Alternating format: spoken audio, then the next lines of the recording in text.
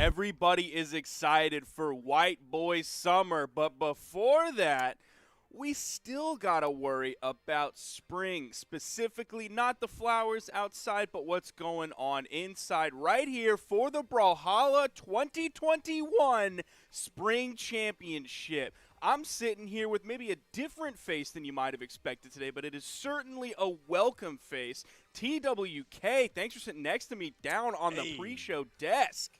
Yeah, I'm very excited for this. I know you've got your own predictions and everything. I always love seeing your opinions on these pre-shows because you do such a good job of like breaking down the history of these players, who are the ones to watch, and why.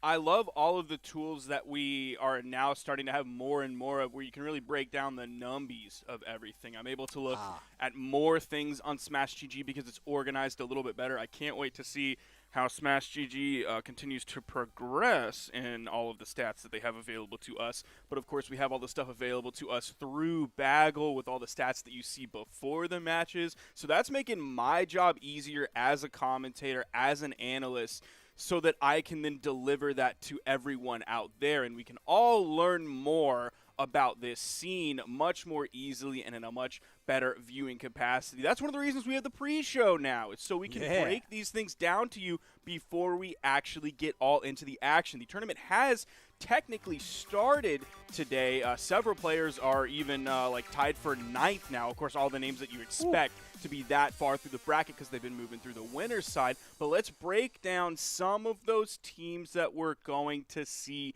today. TWK, because you are the guest today, I'm going to let you go ahead and you start with who you want to talk about. Break it down for me. All right. I mean, you can't – I'm jumping ahead a little bit here, but you can't mention the EU scene without talking about Blaze and Acno. I mean, they are just on such a massive winning streak. It's continued all through last year into this year. I mean, they are the powerhouses. They're the one that everybody is chasing right now. And it's always the hanging question, is this the tournament where that's going to change? I'm actually a little bit less sure right now that this is going to be the tournament, that it's going to change. We talk about win streaks a lot, about the players who have been winning for like, oh, this is his 3rd tournament in a row. This is his 5th tournament in a row. He won all of the seasonal championships in a row, everything like that. Sandstorm is the 2-time and then the 3-time and then so on and so forth. But Blaze and Acno have not lost a 2v2 tournament, official or community, that they've played in with one another since Autumn Championship, not last year, but 2019. The last time they lost a 2v2 tournament was September 29th, 2019.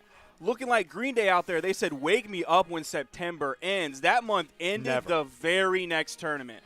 All dubs for them. And that includes a LAN. And not just any LAN. It was DreamHack Rotterdam that they came out on top. And who was there? Of course, a lot of the good teams that you'd expect from Europe. But Boomy and Sandstorm were there as well. And they still came out on top. Man, that is absolutely massive. So you're saying that you would be surprised if that story didn't continue today? Yes. And I hate to say it. I don't know. You don't sound like you're hating it too much. I love it when dynasties end. I love it when dynasties end. It's always exciting to see the guys who are on top they keep performing on top, and once it extends past a little while, I want to see something refreshing. It's impressive, don't get me wrong, when players consistently come out on top, but I'm looking for the NBT, the next big thing. All right, so who are we looking for on that tail end? Who are the ones that are the closest in chasing this leading team? It's been the same story that I've been talking about for pre-show after pre-show. I'm looking at Heisen and Simple. Now, you're looking at Acno and Blaze and their PR. They're actually tied for PR first and PR first because they pretty much have played together for all of the meaningful parts of their career where they're getting power rank points. But I'm looking at Heisen and Simple like I regularly am. The big question that I have this time is, of course we know they're talented players. They're the ones who have come the closest to beating Acno and Blaze. I expect big things from this tournament, but just like when you put a mom in a Pixar movie, I'm adding a big but here, and that is Heisen. He's an extremely talented player. I've sung his praises so many times, and I will continue to sing his praises, but based on what I'm seeing from the mental side of the video game, he has the fingers on the buttons, he has the fingers on the keys, he has the execution, but is the mental there? We've seen him tweet things about how he's just not quite feeling BH right now. He's still been streaming, he's still been practicing. I watched a recent stream from just a few days ago, I believe, of Simple and Heisen practicing together. They had incredible games that were looking really good, but I don't know if it's necessarily right where it needs to be for tournament day. Ranked is one thing, but the mindset you got to bring into tourney day is totally different. I mean, that's absolutely true. Just because any given Sunday, in this case Saturday, anything could happen. So that's something to definitely watch out for, but, you know, there are a couple other teams as well that have really been chomping at the bit, and I know one of them that you've been particularly excited about is ZYDER and 720 Polyshot, who had a fantastic performance making top 3 in the Winter Championship just a couple months ago. I think a similar performance is going to come out of them this time as well. I think ZYDER and Polyshot were maybe one of those teams that might have benefited from how weird Winter Championship can be. Some people, it's winter, it's cold outside, they'd rather stay in bed than grind out the gaming. I think Polyshot and ZYDER did actually grind out some of that gaming, which might be why they found themselves there, but I think a similar performance is going to continue from them. Which one was it? I believe it was ZYDER. He tweeted maybe just a week or so ago that he's going to be top 3 in both game modes. Mark my words. So we'll see if he means that like right now, or whether he means like eventually I'm going to be top 3 in both game modes. I think he's going to get there in 2v2 first, which consequently that's what we got today. I think ZYDER and Polyshot with their Barraza could be going in with ZYDER on the Rayman. I was watching a stream from them recently. ZYDER was playing Rayman. ZYDER was playing Poe. We also could see the Asuri from Polyshot coming out, and maybe even a Nash from ZYDER. That was one of the things he indicated he might be playing this weekend. All right. You know, I've gotta slip in like one kind of outside underdog team that I'm just really excited to see again is Daz and ZYDER. Now, I know you're going to be like, wait, where were they in the Winter Championship? They were actually paired with opposite teammates. So this, I'm looking back at the World Championship last year, where they actually ended up taking 4th place. So this is a bit of a reformation of a team that did really well at the big show last year that I'm just really excited to see again on this stage. Maybe they've got something. I know they were always a crowd favorite because, man, when they are good, they are good. The plays are crazy and hype and aggressive, and it's just like anything can happen. I'm just in it for the roulette wheel today. I think there is going to be some good stuff we could expect from them. Of course, we saw ZYDER play pretty well with Daiku, and then his teammate right after that. I can't remember if it was the same person throughout once he broke up with Daiku, if he stuck with the same person after. But we saw some good, even better plays once Daiku and ZYDER broke up. Yeah. So you've seen ZYDER kind of level up since then. I'm expecting good things from them. Since you want to talk about some of the French boys coming out, ZAPAPY and Stickia are together. And I'm ready for that Azov, man. I want to see some more ZAPAPY, Azov. I'm expecting it to come out. I'm expecting good things. I'm expecting a lot of Axe this weekend. Could be several Axe characters that we're going to be seeing some good stuff from. But one more team that I did want to mention is it's one that we always mention. So it's not like I'm pulling some strange rabbit out of a hat that we don't expect. But Ninja and Pavelski, and one specific reason other than them just being good and expecting them to play very well this weekend is Ninja was practicing some Zol here recently and indicated he might be playing the Zol this week. And of course, we've seen him play a lot of Sidra. That was sort of the character that he really broke out onto the scene with. It might have been sort of like middle of like 2 years ago that we really saw Ninja like come out and consistently come out on top rather than just be like the player to watch that we might see take out a couple killers. So seeing him come in with the Zol pick, I think is very interesting. I am a huge fan of Zol. I expect Teza to be excited once that Zol pick comes out. Yes. He has the cannon. He's going to have Axe here as well, so he's going to have those big moves on both weapons. Going to have a lot of kill potential coming out. We still will likely see a Sidra come out from him as well, but I'm hoping he's going to be leading with the Zol. Yeah, so, you know, you talking about these players, I did want to interject a little bit when you mentioned ZAPAPY. I'm interested to see, does he have any kind of new hyper-type movement going on? Because I know he's been on that Kung Foot grind. Like, he was going crazy with Jala in Kung Foot. So I'm like, is that going to, like, bleed over anywhere? Is he going to have, like, you know, a little extra, I don't know, up and overs that you usually end up having in that game mode just because he's been playing it so much? Now, I haven't actually seen them play Kung Foot, but we also might just see him being the guy that stands in the goal and spams neutral signature, like a lot of those Lucian players that are out there. Looking at you specifically, you've seen people talking about the Lucian Insig spam on the Twitter timeline with regards to Kung Foot. So, yeah, we'll see if that sort of finds its own influence in how he decides to play. I think that's really important to note because Kung Foot has seen a resurgence, not that it was necessarily dead or anything, but by the renewed interest from a lot of people in Kung Foot, we could see that sort of kind of worm its way into the way people are playing twos and even maybe the way people are playing ones. I mean, you know, it's fun, it's interesting, it's a little bit different. So I'm seeing if maybe we got something a little bit different on the docket for this weekend. But yeah, I think those are kind of my main teams to be watching. Did you have any others that you were like, you know, maybe these guys have an outside chance that could surprise some folks?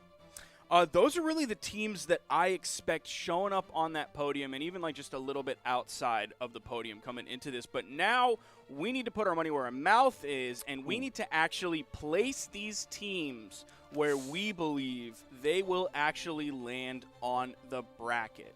TWK, because you're the guest, I'm going to let you run this one first. Give me your 3-1, all of your boys you expect on the podium. All right. I mean, Dynasty is hard to deny.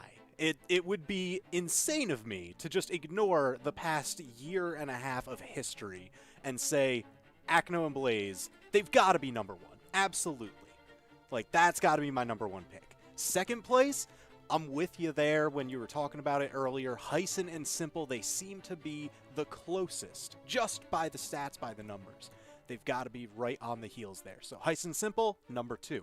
Number 3, my heart's going to make the pick here. I'm going with that Daz and ZYDER. I want to see... I took a little bit of a spoiler sneak peek at the bracket, and I see they're already down on the lower side. But that doesn't mean we're not in store for the wildest comeback of the year. So I'm with it. Daz and ZYDER, number 3. As someone who frequently finds themselves picking winners who end up in the losers bracket very early, I definitely feel your pain on checking that bracket and seeing that result so early on. But I agree with you, man. Anything can happen Once you're in the loser's bracket, that's when the pressure is on. And what do we know that science tells us? When you apply heat and pressure to carbon, it turns into diamonds. But then on the other side of the board, we have my 3 all the way up to 1. I'm pretty much going to mirror what happened in Winter Championships. And I'm not normally one to do that. I'm normally one to look beyond just the recency bias that happens. But like you said, I think there are so many dominating factors and things that aren't really necessarily variables anymore. They've now almost turned into constants. But in third place, I'm going to have JK ZYDER and 720 Polyshot coming out in third place. I'm going to be the one who calls it early that the top 3 in both game modes for ZYDER, I'm saying that starts now. Ooh. Then in second place, because Heisen is such a question mark right now, how he's going to perform today. I mean, he told me that he's played 0 hours in the past 2 weeks. I checked his Steam. That's a lie. He's played 28.3 hours in the past 2 weeks. I don't know what to believe. So I don't know what to expect from Heisen. It'll probably be good, but we don't know how good. So I'm going to limit my expectations to second place. Then coming in the number 1 spot, like you said, dynasties are hard to break. We've seen throughout history all dynasties do eventually fall. But we'll see how long the Acno and Blaze dynasty can hold on. I expect it to continue for at least a little bit longer, at least through the EU Spring Championships. Coming out on top, Acno and Blaze. Blaze and Acno, both players, deserve so much credit for what they've accomplished in Brawlhalla. Acno considers them not only the best team EU, but the best team global. And I am desperately praying for LAN, where we can truly decide that EU2s has leveled up. That is going to be what we see today. I can't wait to get into this bracket on stream. That's going to be it for us going into this. So thank you for joining me, TWK, here on the pre-show desk. Let's get into some of these games. I know chat is waiting for it. I'm waiting for it. Thank you all for tuning in, and we will be right back in just a few moments with the EU 2v2 Spring Championship.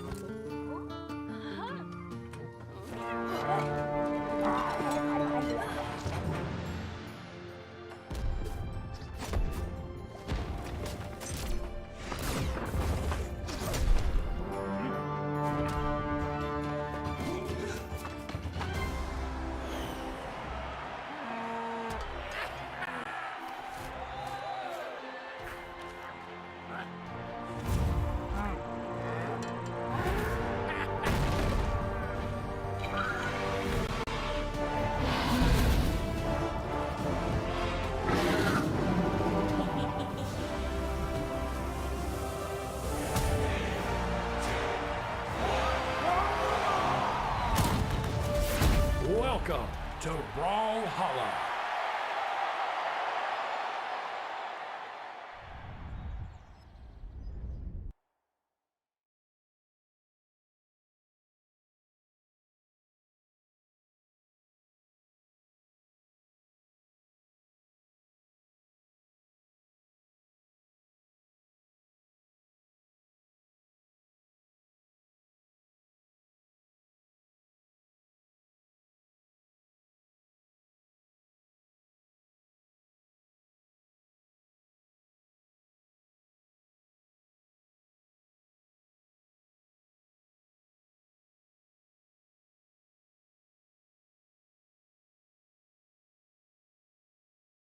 Okay, guys, Spring Championship Europe is happening right now, and we are already in top 12 of the bracket, actually. But let me give you a quick update on what's been happening so far. We are in top 32, or top 12 right now, but top 32 has recently taken place here. Blaze and Acno still in it, on top, of course.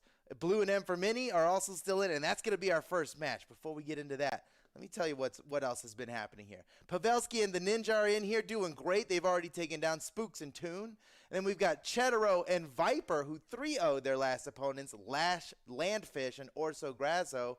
Heisen and Simple, you guys know them. They took out Ariel and QS to get here, but it looks like it was a pretty close match. Then you've got Fosey and Machete fighting their way back up. They had to take down Daz and Swada to get there, and we've seen some really great plays from Daz and Swada in the Winter Championship. Hope they make it through the lower bracket. They're not out yet, but they're on the chopping block, so they got to fight hard to get into top 12 here. And we've got ZYDER and 720 Polyshot. Ooh, they're kind of one of my favorites to win this. And they had a close match against Fridas Ole and Kikse. And then you got ZAPAPY and Stickia. Oh, ZAPAPY and Stickia, some of my favorite guys who won their last match 3-2 up against WaveGod and Tinix. That's your top 12, guys. This is going to be a really, really awesome tournament here. You think you might know what's coming from Europe? It's hard to say, man. Blaze and Acto, can they defend the throne? Is Simple going to take it from them? Blue and M for Mini are looking really good. Pavelski, the reigning champion of the world champion of Europe. What do you think, Taza? Real quick, biased opinion. Who's going to win this? This is actually one of the harder tournaments for me to call. Usually I could just be like, put in the Blaze and Acno card and be like, that's going to be it, right? But in Winter Championship, opening up this year, that rivalry got really close together. In fact, Heisen and Simple knocked down Acno and Blaze and Winter Champs into the lower bracket of Winners Finals and went all the way to the Grand Final reset. Right. Many games played there. It went to Game 5. I mean, that was, it was really close. I wonder. I mean, Blaze and Acno, they've been on top, but they keep getting better. If they haven't been getting better this whole time, they'd have lost by now because these guys are really at their heels. And everybody in Europe is improving constantly.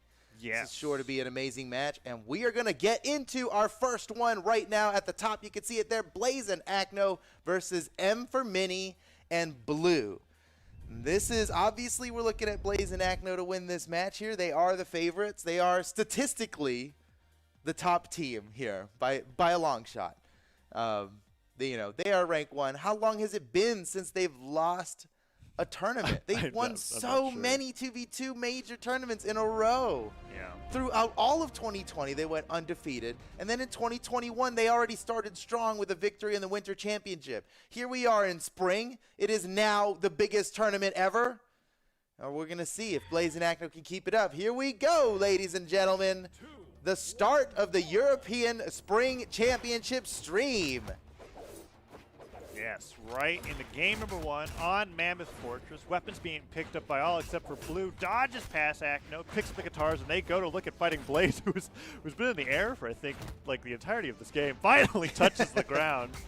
20-second airtime, pretty good. And M for Mini, three dares in a row to a side up. And then Blue slaps him off. Acno might be in trouble here. No, he makes it back. Blue just letting him come back. That's why he let him come back. He was just going to slap him right off again. Acno is down. The first stock lost in this set is Acno. Wow, that was a crazy. All right, what's it going? Oh, he's quick to come back, and Blue's dead. He doesn't have anything.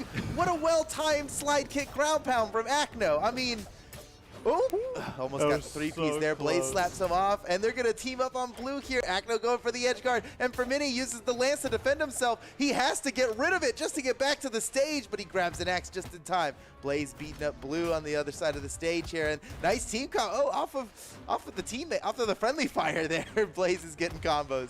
Yeah, there's you can't stop this man. A lot of reversals going on off stage. Blue, or M for Mini finally going down off the top as Blue is fighting against Blaze on the left side of the stage. Oh, the weapon throw off the chase dodge there on Spear, but then Blue gets the knockout before he goes down. Oh, that's an early kill on Blue there. Man, they weren't expecting that. That's unfortunate. That puts them real far behind in here.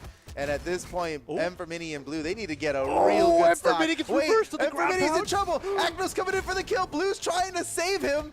And it looks like he got it. No, wait. Okay, no. They're fine. A lot of team damage, but everybody survived. A little bit of team damage there, yep. Those are so all right, Acno and Blaze in that last scuffle. Acno and Blaze really took the lead here. Nice ground pound from M for Mini. A brutal KO on the Acno. That ties up the stocks.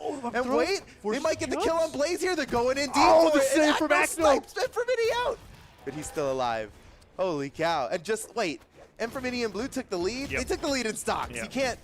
This is a little dangerous here. You look at Blue's health and keep your eye on Blue here because he's got to do something special. I mean, he's in orange. You know, as much as he could be a force in this game, he has to be careful because if he goes down early, he's going to leave M for Mini, and he'll be in a real tough spot. Uh-oh, the 2v1 against Acno and Blaze. These guys are so good at fighting the 2v1. All right, Blue survives and gets a punish onto Blaze for hitting his teammate. This is getting close here. Acno on the blue team, real low health, or high damage. And Blue as well on the red team. This could go either way. Blue takes the Blaze first there. knocking Blue out. Acno's going to get the edge guard. Blue's in trouble. He needs help from M for Mini. Oh, no, he's done. And now it's all up to M for Mini. How is he going to get this done? He can get the kill on Acno and then have a good 1v1 against Blaze. But you know if M for Mini gets hit once here, oh, that's it. Wait, he escaped. A rare miss from Blaze means M for Mini is still alive, and not anymore. That is it. What a good start to this tournament. Blaze and Acno taking game one. Yes, very convincing. M for Mini and Blue, surprisingly to me, were taking a lot of those exchanges off stage and attempting to turn them around, even if at the beginning I was thinking that it wasn't in their favor. A lot of those stocks that were taken off the right side of the stage or left side of the stage oftentimes were started by there was like one person was starting trying to get the knockout, and they ended up losing their stock. And it was the same for either the blue or the red team here, as we're going to see there on that replay. But now going into game number 2, back to Mammoth Fortress. We're running it back straight up. Game 1. Oh, but wait, Acno playing Val now instead of Koji. So a little swap here, not fully running it back. Nice spot dodge from Acno and the punish. Here comes M for Mini. Wow, maybe it's just worth the friendly fire sometimes, you know? So, get the hits in. The hits in when you can. And Blue is taking a lot of damage here. This is not a good spot for them to be in. He's got to be careful. All that damage won't matter if he doesn't die. Wow, nice dodge read. Blue, oh, the spot dodge, he keeps it going. And M for Mini gets a great punish onto Blaze for daring to attack his teammate. And everyone's real damage except M for Mini. He's the healthiest on the field. Slapping Acno off the side. He dies. Blaze dodges between two weapons. Really threaded the needle there. Team combo, nice. Little bit. Every little bit counts there. He does oh my goodness. Jump. Blue and M for Mini are starting to run away with this. Nice team combo. Oh, M for Mini almost got the finisher there. Still great damage. Let's see. Okay, Blue was trying to go in for the sidelight. Does get it. Blaze and Acno kind of cover the same place, but M for Mini can't be any more separated them so much. And now it's 6 stocks to 4. Acno already super damaged, both M for Mini and Blue. They might get a second stock on Acno before either of them go down. What a weapon throw from Blue. He's looking for the finisher on Acno there. He's making it look like he's not paying attention to him, but he is looking for it. And the weapon throw from M for Mini. One good slap from Blue. They're moving their attention over to Blaze. Nice job with Blaze getting back onto the But stage. Acno is still in the danger zone. What are they going to do with Acno? They can't even take leave him Blue here down. at this health. Blue's been this damaged from the start of the game, and they didn't even take him off the top. He gets another stock. He might get Holy another one. cow. Finally goes down. Finally! That was like he got vaporized there. That's how damaged They he got was. one stock on these guys. Whoa, Finally, everybody gets Evermini hurt. saves himself with the chase dodge. What a play! He gets another Off the snare? side, he's still fighting Whoa. Acno here.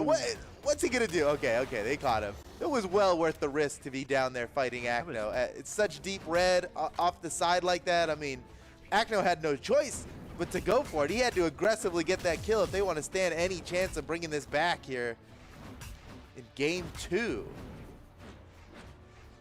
Okay, Acno on his last stock and starting to get really damaged here. It would be amazing if they turned this around, because at this point, Evermini and Blue are so far ahead. There's another stock down on the blue team. Acno and Blaze are they're crumbling. They're crumbling under the pressure of Evermini and Blue right now. Yeah, Acno on the switch over to the Val. Oh, no. Has really just been Evermini in taking trouble. damage. Acno gets the kill. That was great. And that was off of friendly fire. That was Blue making a little mistake there. It ends up killing his teammate. Okay, but look at Acno. Pay attention to Acno here. He is so damaged. Nice play from Blue. Is this it? He just needs to get the edge guard. No, he doesn't even need to get the edge guard.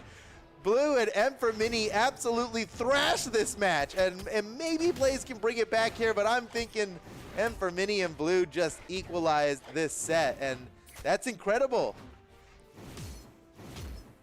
Yeah, I remember at the beginning yeah. of What's he gonna do? the game, you were like, "Oh, interesting." Acno switched over to Val, and then he well, I mean, maybe not exactly the Val, but a lot That's of his those worst game. A lot of those offstage exchanges did not work out for him. He lost those stocks super early on. Blaze now put in the 1v2 against Evermini and Blue, and Gotta give it up to Blaze here, who he fought hard in that 1v2.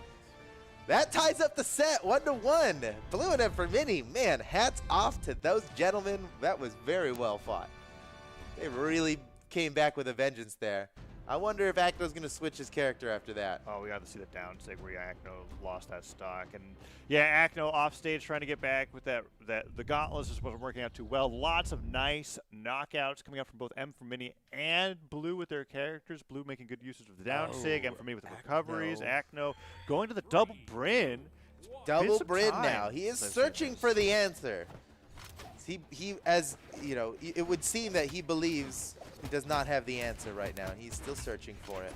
Oh man, and they are just beating up on Acno for that. Man, Blue and Evermini looking really solid. Yeah, Blue and Evermini really going in Good for punish with a game plan in mind against Acno and Blaze, and that seems to be taking down Acno and making him a little bit uncomfortable, right? The whole point of fighting games is to constantly make your opponents uncomfortable. Oh, That neutral wait. gets him. He barely. Oh man! Oh wow. Blaze came down there and protected his teammate. Even though he didn't get a hit off or anything, him coming down there forced Evermini to change his plan. And they got the kill on Acno first. Oh my goodness, Blue and Evermini. Got Wait. the jump Oh, and the side Evermini air. catches him. That's 2 stocks down.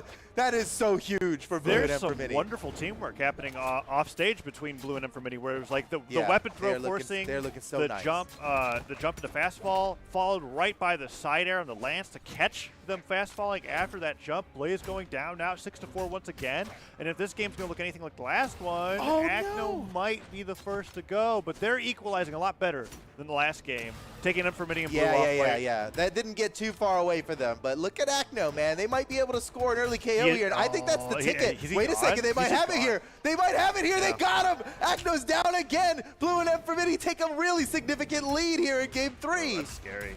Acno taking a lot of damage, having to play off the back foot the entire time. Blaze putting in overtime just to be able to keep the damage equal. But Acno already in yellow, risky going in the orange, but Blue gets hit by the ground. Oh, he barely dodges the recovery, and then the ground pound gets the stock. That was great. Good play by Blaze there. I saw what Blue was doing. He was delaying it, trying to catch Acno with the bottom of his axe. It would have been a brutal play, but in all that time he was waiting, he actually was burning all of his recovery options, and Blaze had the checkmate ground pound. There was nothing he can do at that point. He needed to touch the wall. Blaze knew it, and there's a team combo. Oh my, Evermini and Blue brought it right back. And now Acno's almost gone. dead, it looks He's like. gone. Yes, they got the kill on him too. Again, Blue and M for Mini just running away with the victory here against this tournament's #1 seeded team. And I mean, the stocks equalized at 4-4 at some point, but this is a carbon copy situation of the last game, and we're going to have a 2-1 lead. Rem for Mini and Blue after that spike. Woo, look at that team man, combo. they are not dropping any of those. Blue and M for Mini have taken my heart, dude. These guys are incredible. What's Acno gonna do now? He's gonna switch it up again. Blaze. There's no way he's going back with the double brand after that. No brins at all this okay, game. check out these replays though. Oh yes, right. So that we saw that That was a neutral light good and a plan. neutral I stick love was set up in the fray of a 2v2, right? It wasn't even like Acno's respawning. Yeah. They were just like, oh, he got the neutral light, he's Yeah. gone. They're off the cuff freestyling all this team play. Look at that. Oh man, M for Mini. What a beautiful, beautiful team combo. Okay, Acno and Blaze really switching it up now, going to Bodvar, Ulgrim. Blaze had been staying steady on Bryn, and honestly, Blaze has been doing really great on the Bryn. But they are clearly reaching in to the depths of their pocket here, busted out the picks. Whatever they could do to flip the script here, they got to do something. Yeah, we were talking to Blaze and Acno for good reason just a few moments ago, because they have been in the winner's side of top 8 every single tournament that I can remember, and this would be them losing the best of 5 to get into winner's side top 8. They would be in lower bracket before they even saw that bracket. This is to get into top 8. Yeah, Blaze and Acno not making it into winner's side top 8 that's news. That's headlines right there. These are the champs. Oh, wow, Acno. Okay, that's the kind of stuff. That's the kind of stuff that got Acno to where he is today, and he is finally bringing it out now. Getting the lead on Blue and M for Mini here, but it's a small lead. We can't count on it yet. And for Mini scores the KO on Blaze, equalizing the stocks here. They're looking for it on Acno. Acno scoring some hits here right in the middle of whoa, huge team combo. Recovery into the down six man, from that Blaze was nice. was incredible. Acno goes down, but that was so much damage on M for Mini. Yeah. But they're firing right back here. M for Mini maybe in trouble. Oh, he's gone. Wait a second. Oh, no. Deleted. Oh, that was key. That was absolutely key for Blaze and Acno to take this game. Getting the second stock on M for Mini early like that. Wow, and look at this. They are unleashing. They are not willing to lose a match here in the winner's side of this bracket. Man. It's unbelievable how hard they're turning this M around. for Mini got comboed into his next stock, and the combo kept going. He's so damaged. He finally ends, but He's still just getting combo. oh, I thought that was it for sure. And M for Mini's gone. They caught him! Everybody's out! Holy Less than 2 cow! minutes. Blaze and Acno, man, they came back with a vengeance. And this looking like we're going to go to game 5 here. What a great way to start this Blue doesn't even have the set. jumps to make it back. Blue, he just fell. He has nothing left. How's he going to do this? Let's see. Nice, good You know, start. I wouldn't blame him if he just falls. He's going to fight this out. Let's see what he can do. Ah, hit by the recovery I mean, stop. what a story. Oh, What a he's story gone. it'd be. Oh, they caught him. Wow, caught him.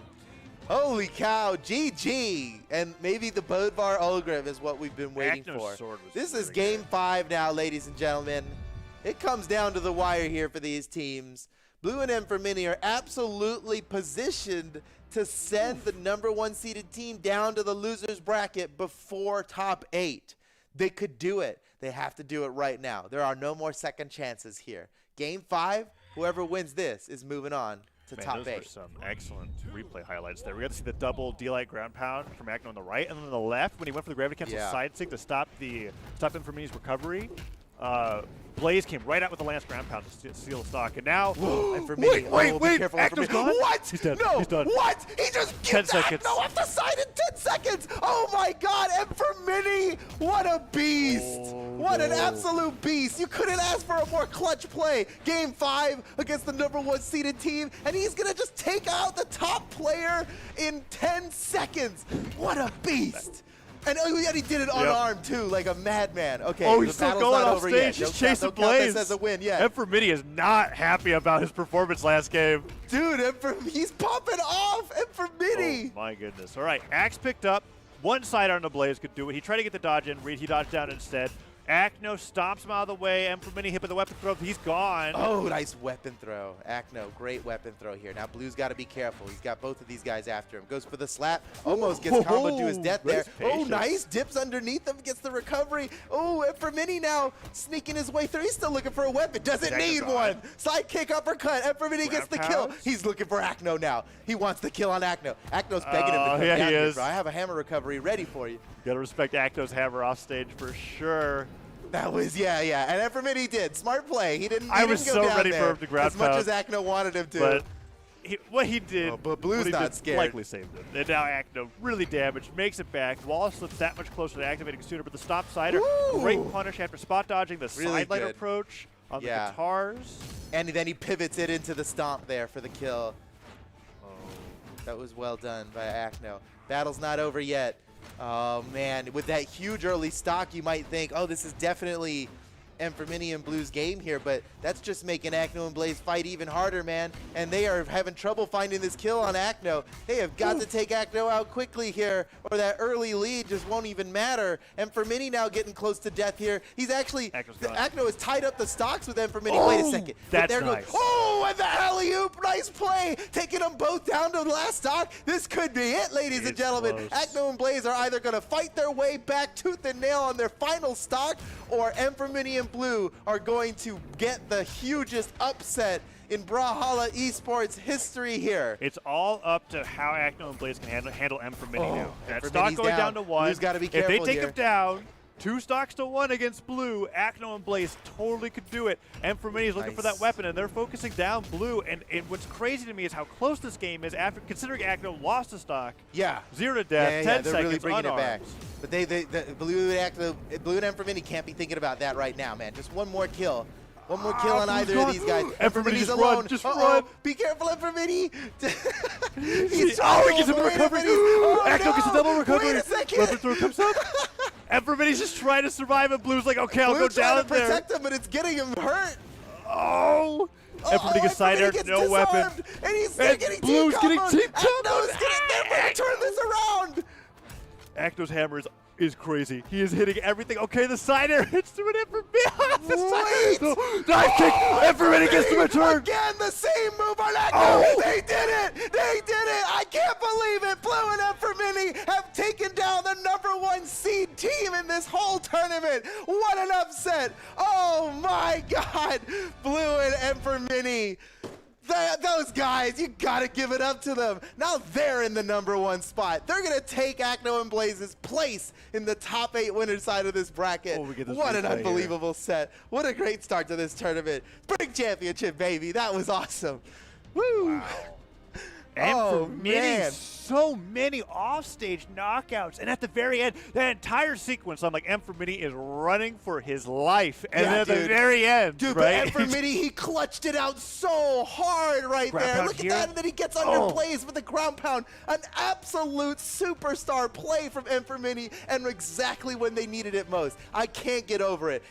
Mini is absolutely the MVP. Until proven otherwise, he is currently the MVP of this spring championship, dude. That was amazing. So clutch. And that's so. I could just say that's so Mini in terms of his performances coming out every year, where there's just one tournament where it's like, wait a minute, you started looking like the best player in EU again. What happened here, right? What Like that. I happened? feel like that's something that happens where Hey, Mini's performances definitely ebb and flow, but today it's looking very good. It was a while ago now, but don't forget that he was the spring champion of 2017, the very first spring championship ever, and he's coming back to reclaim his title. You know, it might seem like a long time ago, and yeah, it was. It's like 4 years ago now, but he was the king of EU at one point. So don't put it past him to take the crown once again. Wow, man, that was exciting. That was so cool. Okay. We promised you a good tournament, and we are bringing it here. Well, Blue and Mini are bringing it here. Well fought. That was amazing. Let's get on to the next match here. Who do we got coming up here? Looks like the Ninja 729 and Pavelski. Ooh, definitely a crowd favorite. That's going to be good. Versus Cheddar and Viper. Very formidable opponents. This is going to be another good set here. Yes, I'm very excited to see what legends Pavelski and the Ninja 79 have got prepared for this particular matchup. I see a Zol and a Val lock-in, and it's going against, actually, Cheddar and Viper haven't really locked in yet. If I was going to guess, I'd say Viper is going to be playing Ragnar here in doubles, but he might have a different legend that he's I hope so. I hope and, so. I mean, I remember his legendary 2v2 Ragnar from back in the day, you know? Yeah. I mean, heck, it might still be legendary depending on what's happening today. If this tournament's filled with upsets, that I'm calling for Cheddar and Viper to win, because I favor the Ninja and Pavelski when it comes to their previous performances. But wow, okay, Wushang and Thatch. That's an interesting Wushang and Thatch composition. Do you to say the know least. anything about the Wushang Thatch team? Let's see. This is gonna be. I'm excited to see Cheddar on Gauntlets. I think when Gauntlets were brand new, he was so good. I mean, he really led the way in Gauntlet innovations. Him and Addy Mestic in the early days of Brawlhalla of Gauntlets being added. And even though he played core, obviously that was the first character with Gauntlets at the time. Switching to Wushang now, he's still got those Gauntlets. I'm really excited to see what Cheddar's going to do with the Gauntlets. Because in my head, he is still a Gauntlets beast, Yeah. And then the Ninja 729 playing Zol, this is kind of out of nowhere, I guess. I mean, he's a really good cannon from all the Sidra play. Yeah, and maybe he's cannon, just like, you know what, sense. Axe in 2v2 is a winning play. And so he's got the best of both worlds there. Yeah, it goes from being a surprising pick to, oh yeah, that makes sense. Wow, okay. They probably wanted more off of that, but they had to take what they can get. Cheddar was unarmed, and the best he can do is hit both of them with a charged uppercut there. Pavelski. Cheddar going in deep, and he has to avoid the ninjas. Whoa, whoa, whoa. These guys are getting crazy. All right, back up onto the stage now. Pavelski took a ton of damage trying to recover there, and that was all off of him accidentally bumping his head off the bottom of the stage, Cheddar falling off the weapon throw, and then just trying to get that edge guard finish. Lots of damage on both the team players on the red team, and there goes Pavelski up the top, spear recovery, Cheddar trying to catch the ninjas landing with some down lights, Viper putting out neutral lights, just keeping them airborne, but Just Pavelski's keeping it back. going. Just keeping And it going. Gauntlets are here. Let's see what he can do with them. Boy, I'm waiting. Cheddar, he lost his gauntlets. All right, here we go. The Cheddar gauntlets. Oh, are you ready for the Cheddar gauntlets? Oh, you almost got it. That would have been amazing. You almost got it. I think a down sig there would have been better than the side sig. Beautiful punish Siders him as he was trying to grab his teammate. Who's going to take the lead? Vipers with the blasters, goes in for that jumping down air. Oh, but the recovery catches him as he fades back, and that's the lead for the red team. They take the stock barely. lead, but look at Pavelski's damage. Yeah. It's a scary, it's a lead you can't get too excited about. And they just equalized it there, taking the ninja out, and Pavelski might be on his last stock any second now. They are really hunting him down. Pavelski's got to be careful. Off the side, playing it safe. What a dodge from Pavelski. Cheddar's going to move his attention back to the ninja here. Pavelski's being awfully squirrely. They are having trouble just landing a hit on Pavelski now that he's almost dead. Oh, well. Luckily they have the Ninja 729. He did not expect the friendly fire. He thought it was good enough to just avoid his enemies. Yes, well, Zol turns out to be a double agent in this game. But maybe. If it's anybody, it'd be Zol. In wait the a end, second. right? No. Oh, man. He's trying to get a little bit of revenge on his teammate for taking him out in the last stock. Pavelski hasn't taken too much damage since he actually hasn't taken any damage since he lost that stock. Well, okay, finally goes down, and there goes Ninja as well. Let's see what happens here. Impressively, he took Cheddar down and equalized the stocks here, but just as fast, Pavelski lost his second stock, and now once again have the lead. This is anybody's game still. I know Viper's got an extra stock compared to everybody else, but Cheddar's getting closer and closer to death, and anything could happen here. With the Ninja and Pavelski looking as healthy as they are. Oh, there we go. Oh, and this is suddenly really they good have for the red team. lead, a significant lead. Not to mention that Now Cheddar's got to be so careful. Oh my goodness, if he gets hit, they are in trouble. Viper's running 3 defense on Thatch as well. So that's just, against Zol, that's just terrifying, because it's like I was looking at a stock lead, I'm going, like, this isn't actually a stock lead. He's 3 axe airs away from being gone at any point in time. Him down. Uh-oh. Oh my goodness, Cheddar somehow makes it through all of that without getting hit. He is still alive in here, and at this point, Pavelski has the same amount of damage he does. It's anybody's game. Oh, but the ground pound Pavelski gets scores him. the kill. Wait, can Viper win the 2v1? It would be so Viper to just win this 2v1 right now. Thatch has got some very deceptively strong signatures, and that's one of them, right? He just swings for so long that he can catch some dodge ins or dodge in places, but they got him. it doesn't work. The D-Light recovery takes him out, and Ninja 79 and Pavelski make that comeback possible in game number 1. Good game. Let's see if they change things up. They don't. Okay, so the only knowledge I have about Wushang and Thatch as a team composition is from what I saw with you and Egg Soup randoming a Kung Foot. And if I remember correctly, down sig on blasters is good for the goalie, and neutral sig on gauntlets hits the ball right into the goal. If they just treat their opponents like Kung Foot balls, exactly, they should have this. Just picture a goal and constantly neutral sig them into that. Yeah, visualize. Okay. Man, that was a close game, and Viper is sticking strong on the Thatch 3 defense. 3, 2, 1. And we're going back to Mammoth Fortress. Okay, settle the score here, gentlemen. The defense definitely didn't make his survivability any less. He was the stock tank throughout that first game until the very end. Cheddar hitting a lot of unarmed attacks, trying to go up for that recovery right afterwards. And the spear picked up. Pavelski once again taking the brunt of the damage at the very beginning. But as the game goes on, Pavelski takes less and less hits. So yeah. Oh, Viper's recovery. What?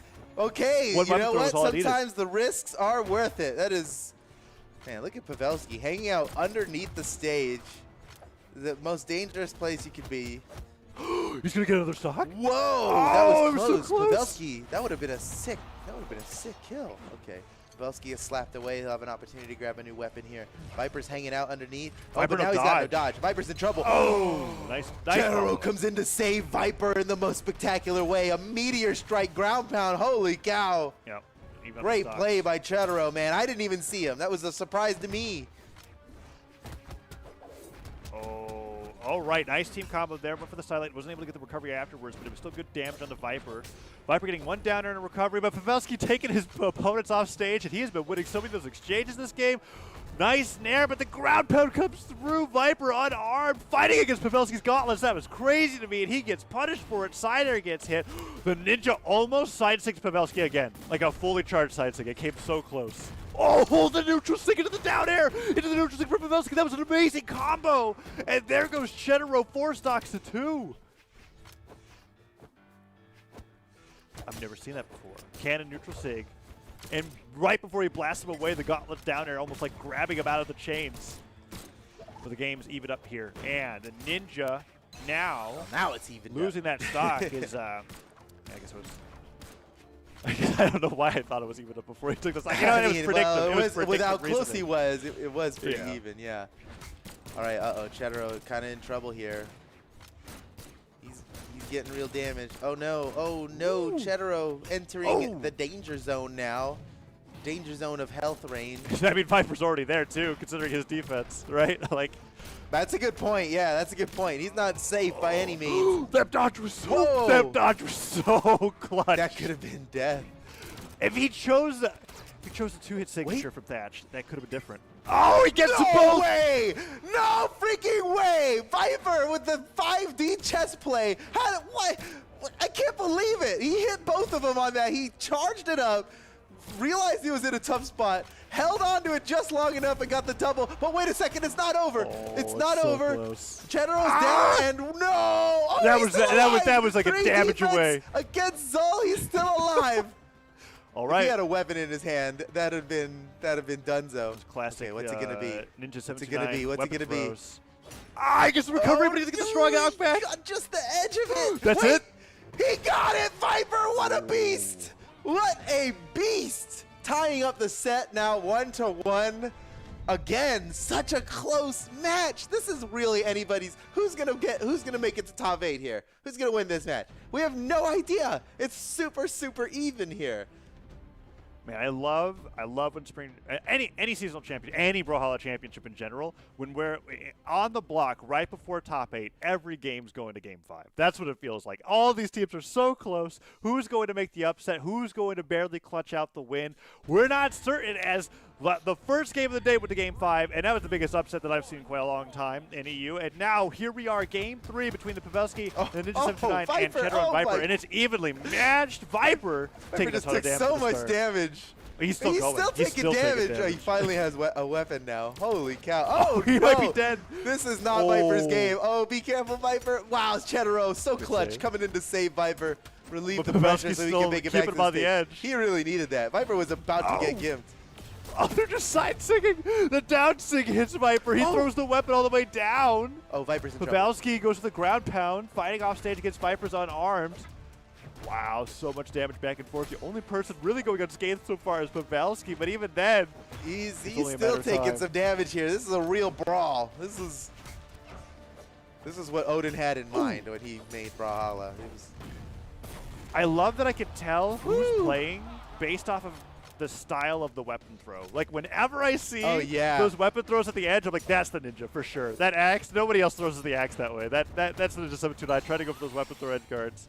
Cheddar getting ground pound. Oh, that was almost a double. Oh, no. Pavelski dies for it. He needed to land that ground pound. He was counting on the chase dodge upward after landing it. Wait, these guys are crazy. Oh, man. Cheddar and Viper. Okay, but you know what? It's still super even. Look at the stocks and health. It's like perfectly even, actually. Man, Viper still willing to challenge Pavelski up the side of the stage. Ninja's been doing a great job of down-sigging with the cannon right as his teammate passes, but as Viper's chasing, so that Viper gets hit. Yeah, I saw that a couple times now. It was really great. He even got a punish with it. Cheddar still alive, but just barely coming back to the stage here. The Ninja goes down. He's on his final stock. Pavelski might be in trouble here. Oh, and Viper took him down.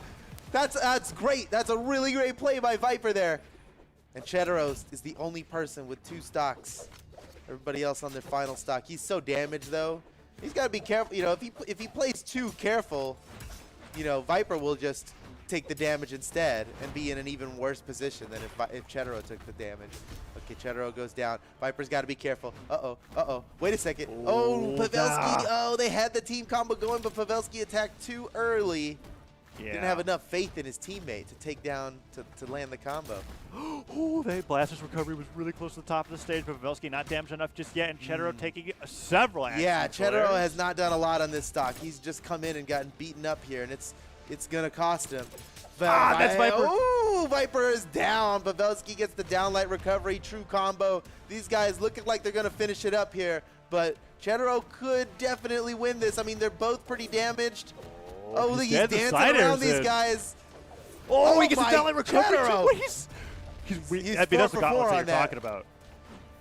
Okay, Let's see if we can do it. He has to get another like weak hit onto Ninja, and then still alive, but just barely. They're weapon starving him now. Cheddar desperate for a weapon here, and that's going to seal the deal. Pavelski and the Ninja take Game 3 and bring themselves up in the set now 2-1.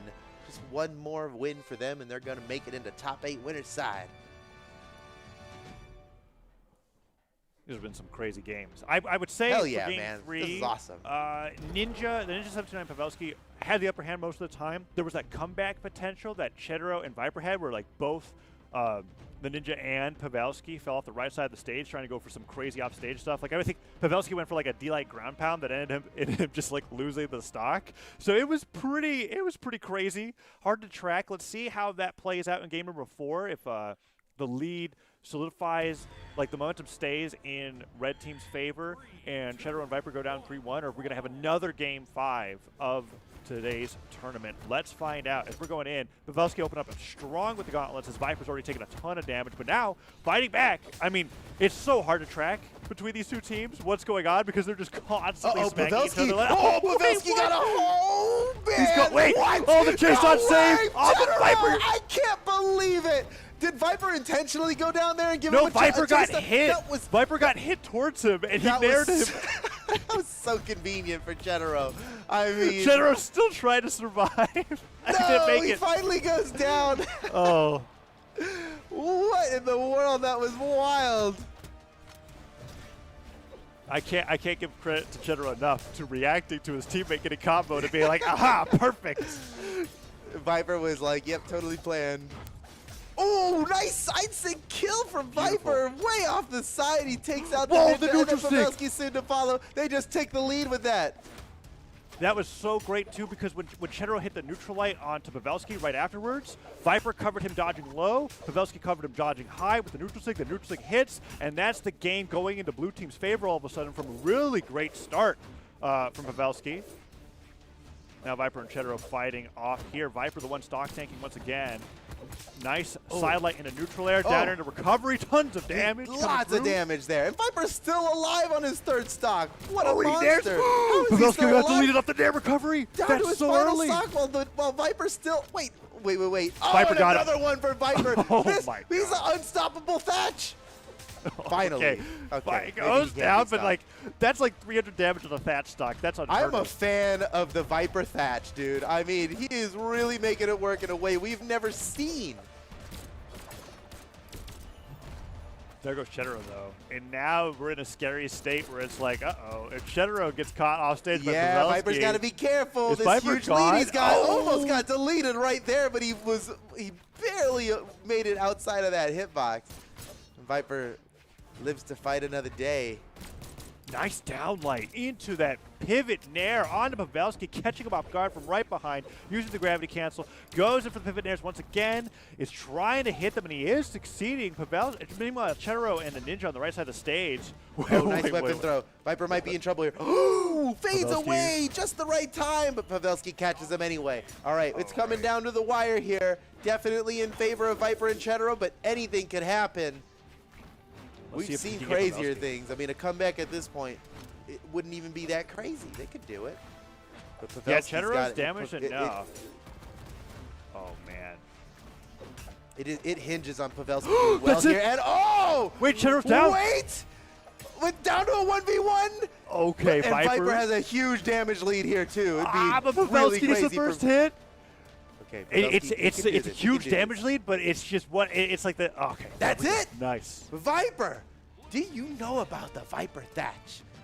And look at his avatar too. It's so appropriate for Oh, Thatch. yeah, it's the that's like my favorite animated avatar that we have. So Oh, far. look, we gotta see these replays, dude. That got wild, These man. games have been really fun. They're just doing all sorts Yeah. of crazy stuff off the right side of the stage. We said, look at that grab out of Cheddar right afterwards. That was so clutch for Pavelski. It's too bad he wasn't able to turn it into a win, but I am not complaining because we get to go to Game 5 now. A game as 5. opposed Did you to have any 3-1. doubt that we would have another game 5 here? This is a real good tournament here. Back Spring to championship, Apocalypse, best too. championship.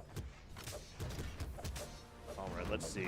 Let's see how this plays out. Oh, Wow. beautiful start from the That Ninja. was so much damage from 4 the hits ninja to a there. recovery. That's another benefit of picking the Zola Oh, over the my. Syndrome. No way! Wow!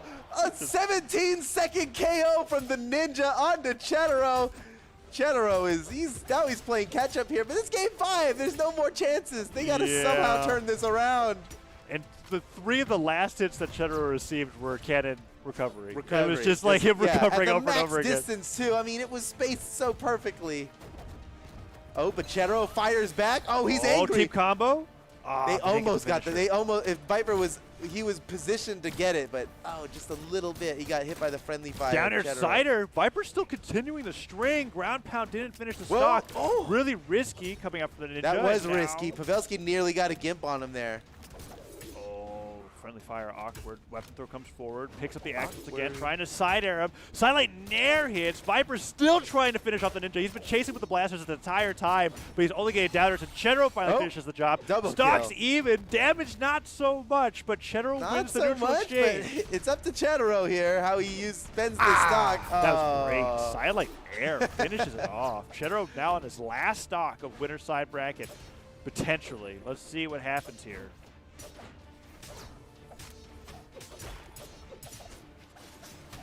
Whoa. Okay, Pavelski. Downlight, down air, neutral light, great amount of damage to the Viper. Goes over to help the Ninja, trying to take down Cheddar first. They know that if he goes down first, Viper will be a piece of cake. Let's see what they can do. Oh, we're not seeing that comeback when Oh, touch boy. catches trying to get off the platform, It's- and that's going to be 4 stocks to 2. Yeah, it's starting to get away from them, but don't put it past them yet. Cheddar and Viper can definitely bring this back. The Ninja and Pavelski both very, very damaged on their second stocks here, but oh no, Cheddar, he's getting beat up on his last stock. Oh my down lane god, recovery no, again. it's getting further and further away. Now Oh, away the by his friendly fire at the teammate. side Cheddar just sync. can't catch a break, and he's down. Viper answers back real quick, but oh man, I don't know, dude. This is looking like it's over. Yeah, Pavelski and the Ninja 729 just deleting Cheddar in game number 5. Viper striking back, and this is the time. There's like this little 5-second window where Viper can put on enough damage on the Ninja to really make this possible. Let's see. Viper's got 2 stocks on contested Hopefully bases. Viper's got a healthy sword here, because if he loses now, oh, never mind. That sword was The about down to get 6. broken. He took too much damage with that sword. And that neutral stick hits means that 1 axe side air, 1 axe recovery. That is it, ladies and gentlemen. The Ninja 729 and Pavelski move on to the top 8 winner's side, where they'll be going up against Blue and M for Mini, who took the spot of Blaze and Acno. We'll see how that match goes down when we get to top 8. Man. Watching that replay, just great execution coming out from Ninja 729 and Pavelski. That neutral stick from Zolf was rarely used throughout the entire set, but perfectly used. Reading that dash off on the platform when it was resting on the left side. And then the finishing blow at the very end. Well played.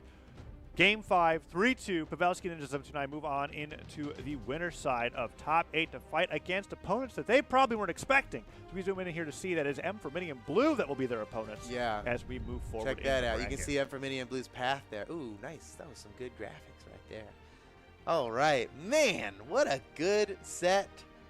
Spring Championship so far, 10 out of 10 here. We are just killing it. Really, really great matches from all of these competitors here. I am so pleased with how well everyone is fighting. I mean, that was such an exciting couple sets there. Let's move on to the next one, where hopefully we have an equally or perhaps even more exciting match coming up here. And it looks like we just might, because it's Heisen and Simple versus Fosey and Machete.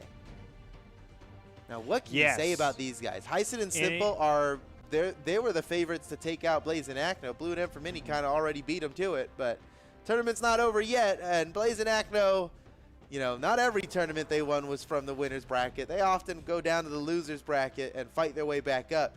Not this early usually, but it wouldn't be a huge surprise if Blaze and Acno still made it back.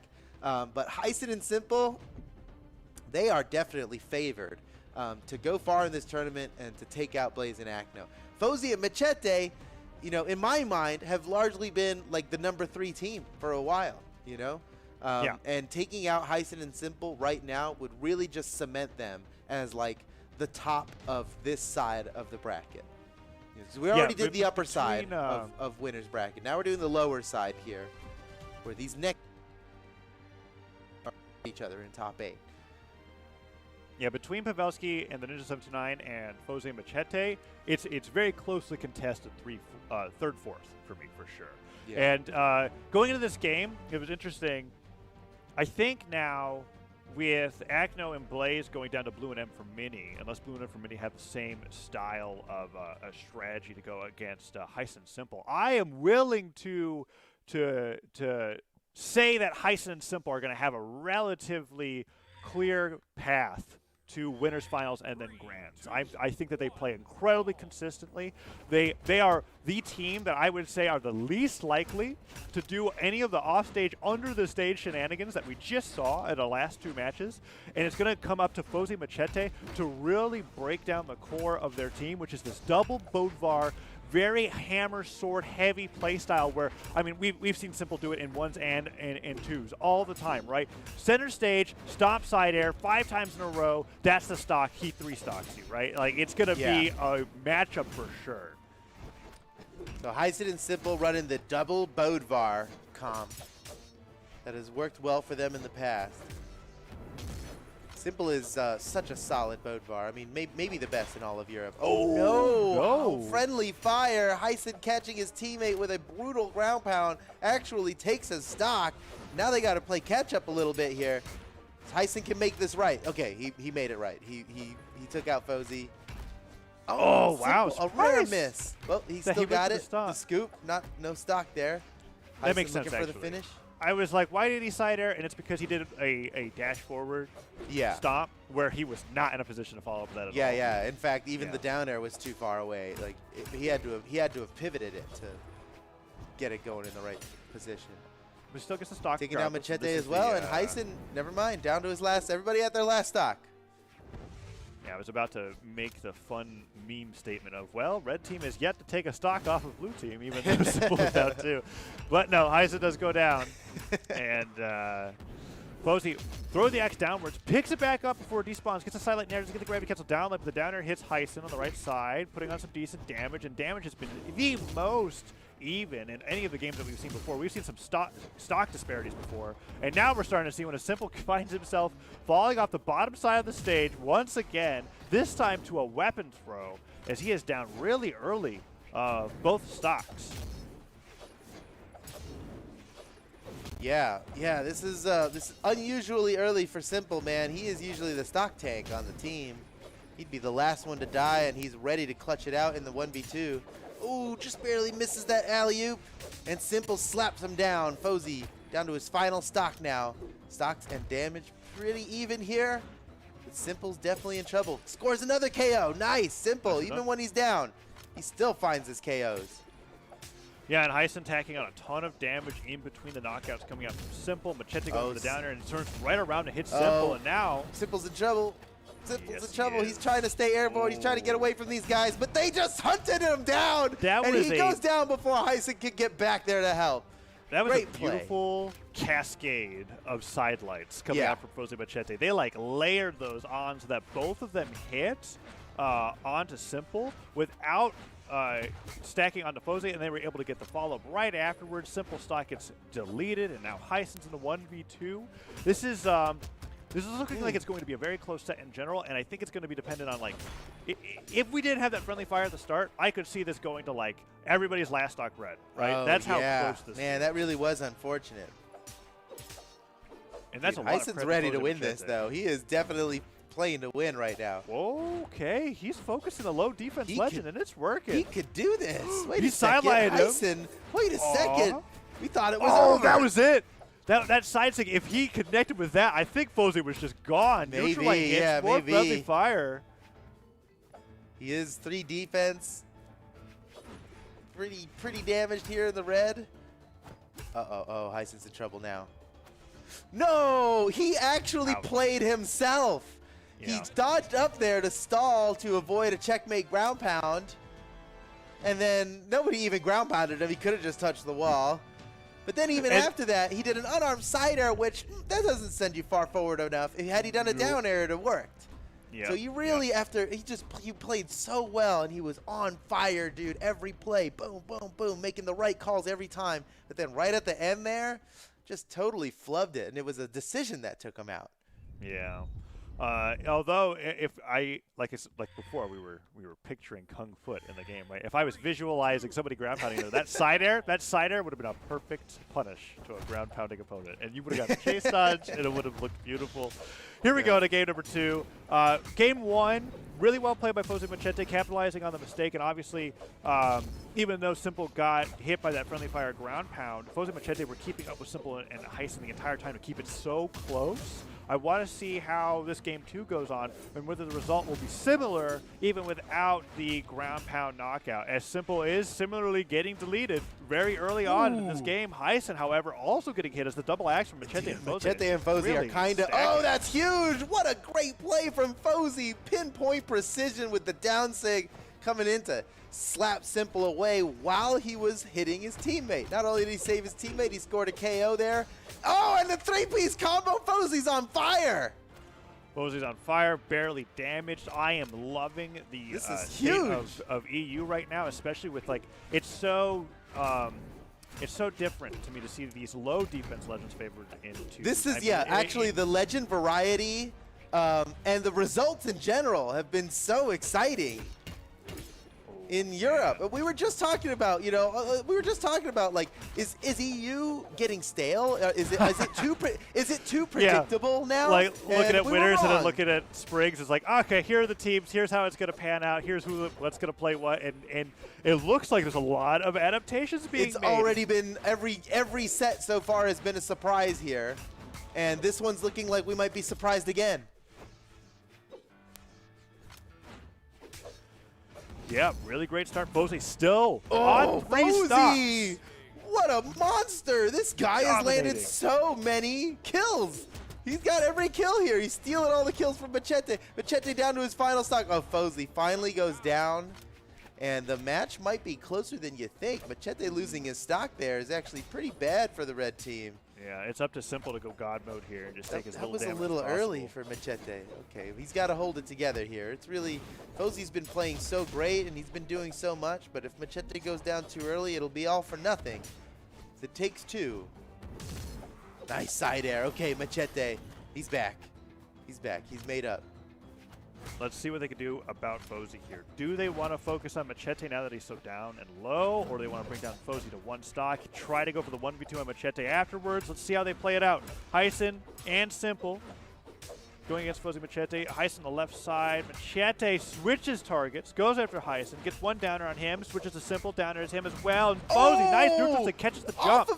Off of the team attack. That was great. Oh, Fosey without a weapon now, desperately searching for one. There's one. How about Heisen pushes him away from it? Oh no, now Machete getting in his way. Come on, team. Oh, Down nice sig, punish on miss. Simple gets a huge punish off of that, and Fosey that. dies This is the for moment. It. They have to yeah, get this Machete is the here. moment. They have 5 seconds to win this right now. They got a little bit of Machete, damage. He got but away. He got away. Machete's still alive here, and that's looking good for Fosey and Machete here as Heisen and Simple are both deep in the red. That's the kill right there. Fosey coming in to clean it up on Heisen now. Heisen without a weapon. They're starving him out. How is he possibly going to get around this? Well, yeah, last time Heisen did a really good job in the 1v2, but this time he has all the damage on him already. Can't even risk hitting him weapon. once. Oh, there's a weapon. He gets it. Blessed. Oh. Blessed by Odin. He's got an opportunity here. Recovery. He can take out Machete, and then no, not happening. That was Another really game smart. for Fosey and Machete brings them up in the set 2-1 now. No, that's 2-0, right? 2-0. Yep. The scoreboard might have faked you out there, but you know. Heisen psych, and Simple it's 2-0. are struggling, and in particular, I think Simple on Bodvar is the weak link here. Without the friendly fire, the results were almost exactly the same as they were in game number 1. He's been losing the stocks too early. Yeah. He's been struggling on capitalizing on these punishes. Meanwhile, Heisen, I'm actually very impressed by how well he's been managing in a lot of the 1v2 scenarios that he's been put into. Let's see, and Simple, I think, in a way agrees because he's off the Bodvar onto the Taros, not really feeling the double Bodvar anymore, going to a more heavy weapon approach. Yeah, for game number I 3. think you're right. I mean, well, they got to change something, and you know, Taros has always been the alternate pick for Simple, and it often works out well. And I kind of like how he saves it for, you know, break glass in case of emergency. Yeah. You know, because the more used to fighting Taros you get, the less effective all of Taros's surprise things are, right? It's getting used to those down sigs and getting used to those neutral sig gimps. So I think Simple's doing this for the gimp potential. If he can land a nice axe neutral sig on Jala in the wrong place, that's a kill, no matter what damage Fosey's at. You know? Yeah, and there's just the force defense disparity there, right? It's like Yeah. Taros hitting so hard already. That's why it was so interesting that Vipers, for me, in the previous set, stuck with Thatch against Zol for so long. Is just because when you get hit by one of those moves, it's like, okay, side light, white to orange. it's like that. But we'll see how this plays out here. It was Simple on the Taros now. Hammer first. Fosey, I think it's a good pick here really for damaged. Simple and Heisen. Let's see if it works out for them. They're down.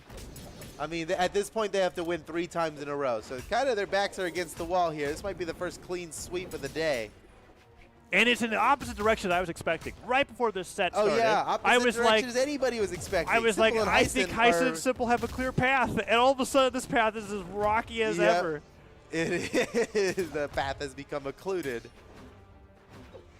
Oh no! Oh wow! Fosey going in for a really interesting neutral sig. Down like And recovery Fosey- hits.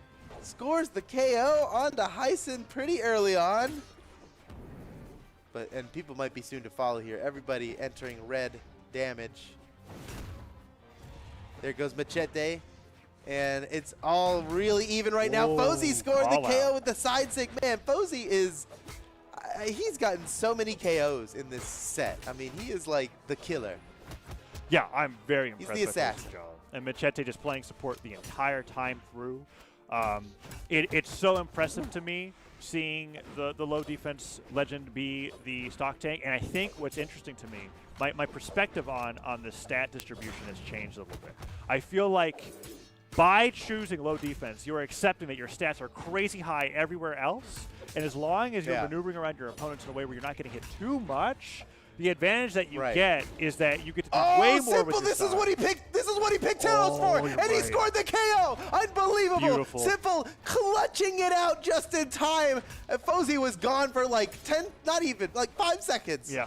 And Simple got the KO in that time. And he, you know what? That was his first neutral sig too of the game. He was saving that for the right occasion here, and they were as little prepared for it as they could possibly be. Simple, I mean, really well timed here, and they take the lead now. Heisen and Simple, right when they need it most. Heisen trying to get that lead back, or trying to cement that lead with the nairs off the top of the stage. Oh man, Machete's taking so much damage. Simple gets the stop side air. Heisen sidelights back out of the stage, and Simple tries to get the alley-oop with the side sig, but does not hit. Neutral sig avoided. Fosey dodgeless. Just gets it back, but Heisen gets the nair through, and Simple and Heisen are That's just gonna do it. Oh, nice alley-oop. Game 3. Man. This is it. He went for the extra damage. I'm not sure if he needed to, but I liked it. It looked cool. Catching with a side light. I think the thought was a sig might be too slow, and that's what it came down to, was going for the side light there. But, I mean, yeah, that could have been a deadly alley-oop right there. It looks like they can take their time, man. They're looking pretty good right now. Just take it easy, you know, be sure-footed here. No mistakes. Yep, there's one. Okay, there's Fosey now. We got to clear him out. Whoa! Okay. Hey, all right. Wow. We're talking nice and easy, but not for Heisen, dude. Not nice and easy for Heisen. Yeah. GG. Heisen and Simple win their first game of the set, and they just got to win 2 more in a row. Otherwise, they're going down. We're on our way to another Game 5, as it should be. As it should be. That is exactly what I want to see. And you're right. The Simple switching to Taros was exactly a break glass in case of emergency situation. That looked so much better in that game.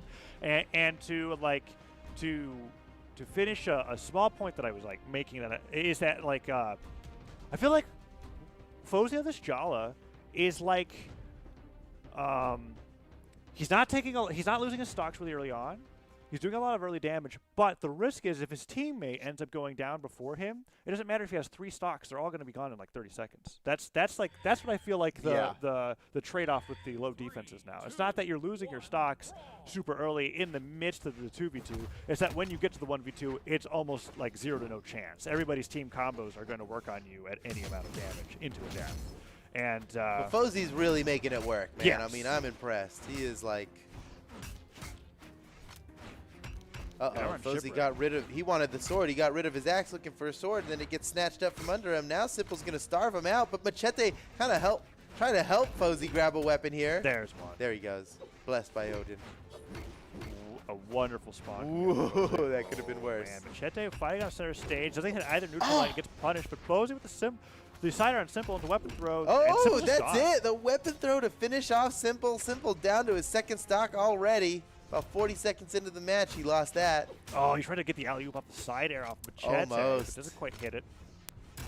What? The down Fosey! Oh my goodness. Fosey's signature usage has been absolutely top-notch this set. And in particular, I'm just a fan of Jala's down signature on axe and sword, because when you use it and gravity cancel it, you descend a little bit. And that whirlwind motion was able to catch them both in the air and grounded. Caught 1 knockout and a lot of damage on the other stock. Now 5 stocks to 4. Fosey damaged. Simple getting a lot of damage on Machete too. We gotta be careful about that. This is what's been happening in these games. Fosey's been living a long time, taking not that much damage, but Machete's been getting focused down. We get into that 1v2 scenario, and that's when Simple and Heisen really have a chance to be able to bring it back. Well, they took out Fosey. That's a good start. Wait a second. Machete might be soon to follow here. Simple coming in for the edge guard. He's getting aggressive with it, and Fosey protecting his teammate, relieves the pressure just in time, knocks Simple off the other side. They have an opportunity to team combo now. Heisen being real slippery, but it's not gonna matter. Machete gets the KO. No, Heisen makes it around. Whoa! Team combo, well played. Now Simple in trouble. It is awful how they are like alternating their presence here. They kill one, as soon as the other one gets back, they kill the other one. Well, Machete keeping Heisen on the left side while they focus on Simple. Great job threatening presence with the lance. Dodges down, goes for the silent. Heisen gets the stomp ZYDER, and that's not even the stock. He just barely avoids the weapon throw. Machete knocked out again. Okay, they finally got him here. But look at Fosey, man. He's got a whole stock on these guys. Well, for now, that's the risk, right? It's like. But yeah, you got the 3 defense, yeah. But I mean, seriously, Fosey is like, man. oh man, he is the MVP. Yes. Make way for Fosey. Is he about to get the killing blow here? Ooh, almost. Boom! Fosey! Holy cow! Whoa, unbelievable. Get out of Fosey's way. He is going to win this set. You cannot stop him. Fosey's showing incredible mastery over Brawlhalla as a character. Not an axe main, not a sword main, but this is definitely Fosey doing amazing on Brawlhalla in general. A lot of these signatures are being used in ways that I didn't even imagine. Like, he hit the tip of the down All of them, too. He made use of basically every signature, I think. The only one he hasn't hit is the neutral stick on sword. Game over. Fosey and Machete take the set 3-1 over Heisen and Simple. And now on both sides of the bracket, the Titans have fallen to the lower side. That means that one of the Winter Championships top 2 are not going to make it in the top 3 this tournament. They are going to knock each other out minimum at lower semifinals. I'm not exactly sure how lower brackets shake it up. Maybe they fight even earlier, but they are going to be meeting before they even get to the top 3. If they get that far, EU has been doing wonders with their doubles development. And now I'm not really certain about the results of any of the matches that we're going to be seeing throughout the day. Yeah, forget everything you know. Anything can happen now. Dude, that was awesome. Really well fought. I really gotta give it up for Fosey, man. MVP of that set for sure. Really, really well done. That Brawlhalla play was spectacular. The legend variety we're getting in this tournament so far has been really crazy. We'll see what comes in our next match here, which is going to be a doozy. We got ZYDER and Polyshot versus ZAPAPY and Stickia. Now, if I remember correctly, ZAPAPY and Stickia are brothers. They are blood brothers, these guys. And they hail from France. So they're the what was it? The Baguette Bros. That's their term, by the way. That's not me. That's fun. The Baguette Bros. They are the Baguette Bros because at every LAN they bring a baguette into the venue. That is. And they even once upon a time, obviously not anymore. Mods have been banned from tournaments, but they used to mod their swords to look like baguettes. So this is going to be a good match here. ZYDER and 720 Polyshot versus ZAPAPY and Stickia. Nash Asuri. Nashuri. Nashuri. I like that. Entering the wilds here in this matchup, we've got, of course, ZAPAPY on his famed Azoth. Been dedicated to this legend as long as I've known him. Yeah. I can remember. It's working for him, I think. I think Azoth's a great character. I think he takes some dedication, and ZAPAPY, he's the guy, man. Yeah. Meanwhile, Stickia on the Bodvar, of course, as we're going into game number 1 on Mammoth Fortress. Oh, that grandpa came so close. It ended up clashing with an attack ZAPAPY put out, and the first stock goes over to the blue team.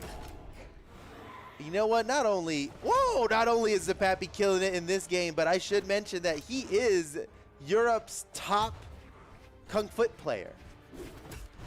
He is currently? the current #1, or at least in the first 2 days, #1 Kung Fu player. And offense too. So he's the #1 offensive Kung Fu player. And he's Does he doing play it with a Azoth? legend. No, he was using Jala, which nobody else. He Oh. was, yeah. They were really defining their own meta, which is just so like ZAPAPY to do, you know. Yes. Yes. I mean, that is absolutely what it's like ZAPAPY to do. ZAPAPY in himself, I know just from both from watching the doubles. Look at that. He's like, I feel like ZAPAPY embodies Azoth as a character in terms of how the signatures on that character were designed to be, right? Like the down stick at the very edge of the stage on both weapons, just using it to catch people trying to get back on the stage or chase them off of it, catching them right at the last moment with the fade back. Let's see what he's able to do here. As the stocks are now really, really close. Oh, nice job getting some damage on the ZYDER. You know what? He is no longer the top of the he's not even close to the top anymore in Kung Fu. But he was on day 1. He was. Hey, and I respect it. He has been preparing and practicing for this tournament that he's in right now, probably. Yep. And he's on the verge of getting in the winner's side top 8 in it.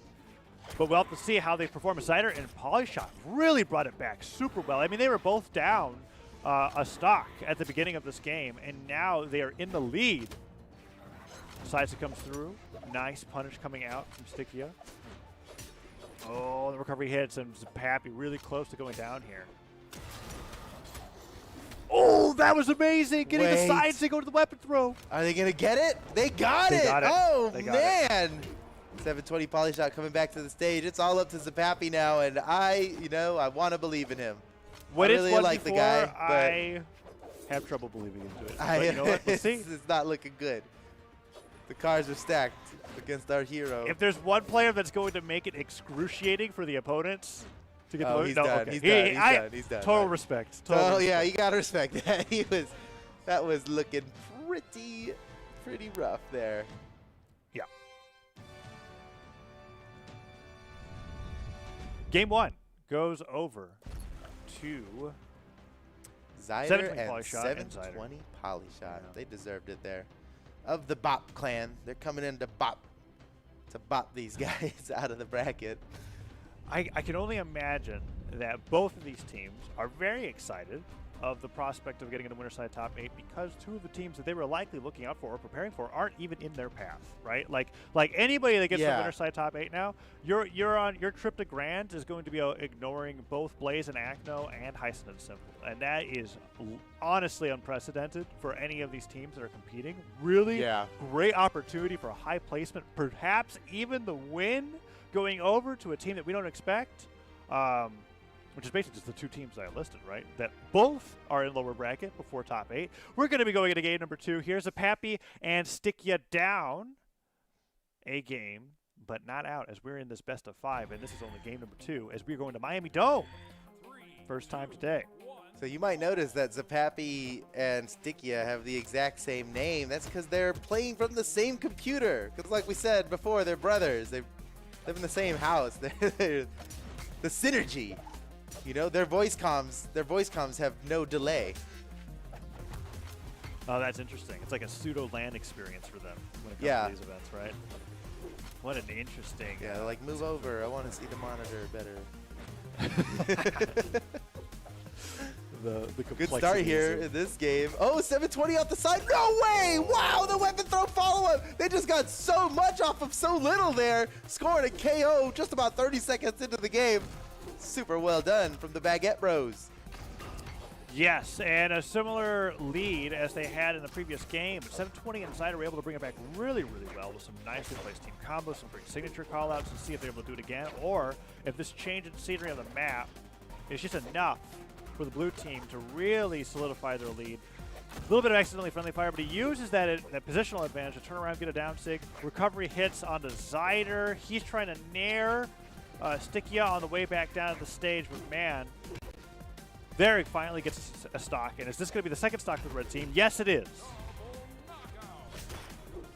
Nice double knockout.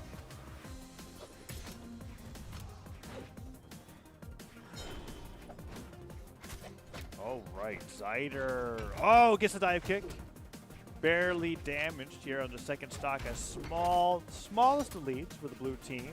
As that downline side air hits, try to go in for that side sig read once again, but this time they're ready for it. And ZAPAPY landing on the ground, putting up the down sig, trying to catch a grounded approach from 720. And it's not working out as that dodge comes through. No dodge for both either ZAPAPY or Asuri. And we've got ourselves a really, really close scrap. 4 stocks to 4. Recovery hit 720. Is ZYDER going to go for the save? No, he gets him with the recovery. ZYDER, and somehow, 720 with the save onto ZYDER. Wait, and then ZYDER with the counter. Wow, that was a real. That was a counter to the counter to the counter. That was like so many things. But Red Team wins. That got layered. Okay, but yeah, ZYDER and 720 come out of that on top, with ZYDER being the only one remaining with more than Nevermind. It was crazy because that offstage exchange opened up with Stickia getting a hammer recovery on both of the red team, yet somehow he went down first, then ZAPAPY hit 720, then ZYDER hits ZAPAPY, and then he goes off the top. It was just... It was remarkable. It was very remarkable. I'm looking forward to that replay. Here we go, though. All stocks even. Red team barely at a deficit, but at this point, it's just whoever hits the strong hit and sig first. ZYDER avoiding the side sig from ZAPAPY, gets a little bit of friendly fire, and that's a lot. They're gonna take that. Oh my goodness, the one small error from ZYDER and 720 Polyshot, and these guys took advantage perfectly, just in time to steal this game away from ZYDER and 720 Polyshot. Tying up the set now 1-1. GG. 1-1, as there's no longer the Game 5 prophecy as of last game, but I am excited for sets that aren't 3-0s, and this is looking really great. No adjustments necessary from their legends. It was an entire map counter pick there. I think Miami Dome just worked out really, really well for how ZAPAPY was playing in that game, and we're going to go to Mammoth Fortress for game number 3. Okay, Mammoth Fortress. I can get behind this.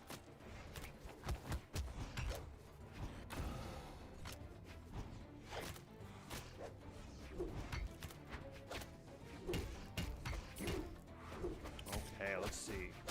Ooh, really 720. Okay, already starting off with a pretty fancy guitar combo there. I like it. Oh, and ZYDER getting some damage. Yeah, they're pulling ahead here in damage. Man.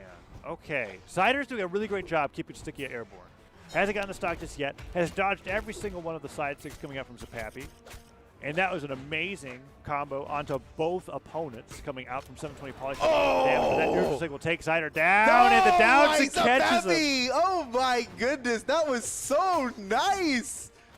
Wow, I can't believe 720's still alive. ZAPAPY's gonna change that. He's searching for this kill. No, what? He got replaced. ZYDER came in there and took 720's spot there. Oh man, and 720. Whoa, what? For his That was crazy. He got haymakered into his wasn't exactly spear a friendly fire kill. That was no. He was going down. It just got in the way. The hitbox got in the way.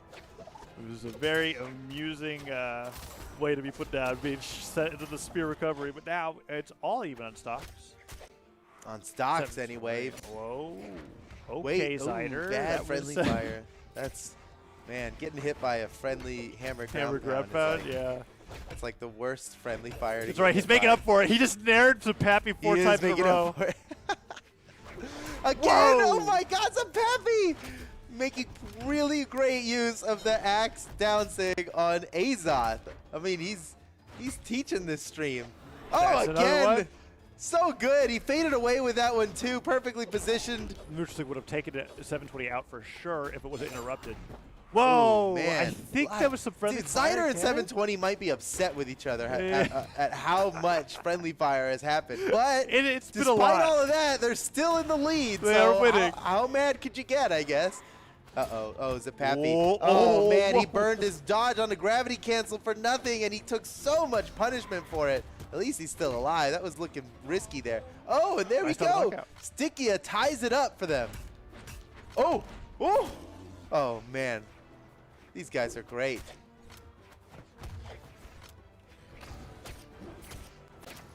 Oh, no. All right, let's see. ZAPAPY taking a ton of damage.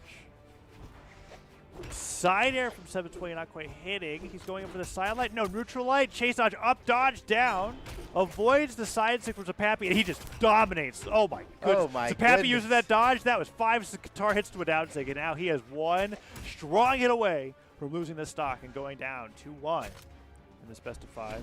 Neutral hits. Oh, there it is. Gone. Now, but hold on, because 720's actually, he's got a damage lead on these guys. I mean, ZAPAPY is one easy hit from death, and you know 720's hunting him down for it. ZAPAPY knows. Look at how cautious he's being. Looking for the opening. Oh, yeah. Wait. Oh, I thought it was down sig for sure. That looked like it was it. Oh, nice, nice. Oh, good damage. That's Woo, it. and then he rotates in at just the right time for the KO. That puts his team up in the set now 2-1. They are just one victory away from winner's side top 8. How exciting. This is such a cool top 8. Oh, let's see. Let's see what we got in this replay. Ah, okay. That was funny. They're showing the haymaker to the friendly fire spear recovery that just got. I want to see if we get that last moment here. Neutral sig. Oh, might not have enough time to go into that game, but I really liked this team combo from them. Neutral light into side air, gets the side light to interrupt them, and when that dodge is gone, and then, the side sig. and he slinks himself in there. All right, here we go. Back to Mammoth Fortress. ZYDER switching it up to Becky Lynch. It's an aesthetic change. I was like, wait, it's that's an not aesthetic change. Yeah, yeah. Epic crossover for Nash as we're going to get a game. Number 4, match points. ZAPAPY and Stickia, 1 game away from winner's side top 8. Really close games, all 3 of them. Coming down to a 1v2 that was absolutely possible in the last game. And there you go. What? Oh, what? Oh, and the alley-oop. Oh, my. They're running away with it. ZAPAPY. My goodness. ZAPAPY and those down really sigs. early down sig. I guess He caught it in just the right place, man. I mean, it was a bit off the ground. Uh-oh.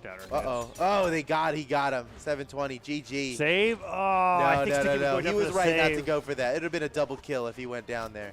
It would have absolutely been a double kill if he went down there. Sometimes you just gotta let your friend die. I mean, there's nothing. Yeah, assess the sometimes you situation. can't save yourself before. Yeah. Okay. Ooh, ZYDER hits. Stocks and damage are even Team here. combo ZAPAPY. So much damage coming through. ZYDER's still alive. Usually he's the one been going down first, but Ooh, there he goes. ZAPAPY, Nice done. and ZAPAPY might be the best signature user. I mean, him. that's what I'm saying. ZAPAPY is Azoth, right? When it comes to how I think Azoth should be played, I think of ZAPAPY. He hits so many of these signatures in such a unique way. Him and Fosey, man. ZAPAPY and Fosey are like these signature masters here. Oh, that was close. ZYDER trying to catch him off guard with the side sig. A lot of damage going on Good to damage. Stickia. Yeah, that was nice. ZAPAPY repositions all the way to the left, faked out, going for a down sig, went for a weapon throw instead. That down sig almost catches the jump. A little too high. We're looking for Down a like KO misses. on either 720 or ZAPAPY. It's going to be one of these guys here. It's ZAPAPY. Oh, man, before he goes down, he's going to do so much damage, though. Off the side. ZAPAPY's got an opportunity. He picks up the bow. He goes back. He goes up to get the weapon. That was probably the right call. Side sig doesn't hit, but the downlight recovery Oh, and he does, and catches that's the 720 star. down to his last stock. And that's it. ZAPAPY! He's a beast! He's a beast! He just keeps turns right taking these around. guys down. He's got so many KOs. Oh, he goes down, but you know what? I felt like ZAPAPY was supposed to go down like a minute ago. To be able to take 2 stocks out, that double knockout, so huge. We'll see what ZYDER and 720 have to say about it, because they are, I mean, this is match point. They have to win this to get a game 5. Yeah. And they're close. Like, I mean, ZAPAPY was clutch there, but that's just how close this game is. Right. Yeah, he needed that. They needed that clutch just to stay in. Down to his final stock. Oh, ZAPAPY, be careful. No, they got him. They got him. Ooh, he got out of, that could have been worse. That could have been worse. Oh, man, he's getting we're hit coming by down into the final moments. arm. Remember, if ZAPAPY and Stickia win this, it's over. Oh, the side stick misses. He gets hit with a nair. Man, a rare miss from ZAPAPY. The timing was perfect, but the spacing was off ever so slightly. Oh, but ZYDER stops side air, disarmed. Is that going to be it for that stock? ZYDER hits, and now it's a ZYDER's double in edge trouble. guard. How's he going to They're get putting around him all down this? 6. to make it through. And they are Chaos. controlling the stage. They're controlling the weapon spawns. Oh, there we go. ZYDER finally grabs a new weapon here, but he's in trouble. So is 720. There goes 720. This could be it for ZAPAPY and Stickia. Are they going to make it in the top 8 winner side? Yes, they've done it. ZAPAPY and Stickia win. Moving on to the top 8 winner side after an incredible performance. GG. Well played indeed. I'm loving all of this character-specific gameplay in the twos. You were talking about Fosey with the Brawlhalla earlier, and then ZAPAPY on the Azoth. Really well played by everybody that's made it into the top 8. Some huge upsets today, and there's going to be some exciting matches coming up as we break into top 8 of the Spring Championship for EU. We are breaking into top 8 now, and I believe that we're going to be going right over to that after this. Let's see what's happening in the lower bracket, though, real quick. It looks like Blaze and Acno won their match, no problem, and they made it to top 8 on the lower side. Cheddar and Viper are currently fighting Wave God and Tinix. We don't know the results of that one yet. And Heisen and Simple still fighting, but are ahead in their match against TM and... who is this guy? Hazard Delta. Okay. So, I mean, Heisen and Simple, they're on their way to top 8. It looks like there's still an opportunity for an upset there. Cheddar and Viper, we'll just have to wait and see. We'll update you guys on that one when it happens. But top 8 winner side coming up next, guys. We're going to take a super quick little break. Don't go anywhere because we will be back with some top 8 action. See you soon.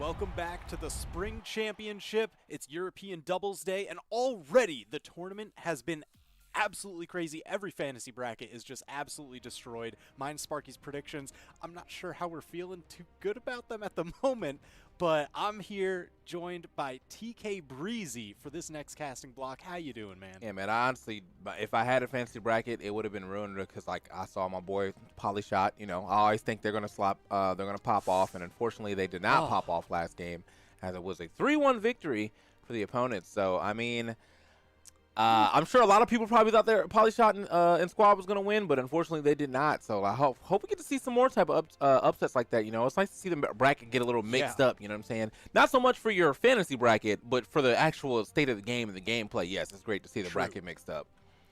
Yeah, and I mean, that's the thing, because, you know, both Sparky and myself in the pre-show had Blaze and Acno and Heisen and Simple as our top 2 picks for the tournament. Both of them are in top 8, but on the lower side. So that means only one of them can actually make it into that top 2 spot. It's going to be crazy. Well, I mean, at the very least, both of them can. Well, are they on the same side of the bracket? Can they at least make top 3 together? It looks like, yeah. Okay, all right. So I mean, maybe not the greatest, maybe not the greatest thing you guys are looking for, but at least at least they can get the top 3. Oh, and we're jumping right into this next match. All right, so we've got Pavelski and the Ninja 729 going up against Blue and M for Mini. Now, Blue and M for Mini, they were the ones who managed to take down Acno and Blaze earlier in the tournament, so this is definitely the team to watch. Okay, all right, well, let's get right into it, you know?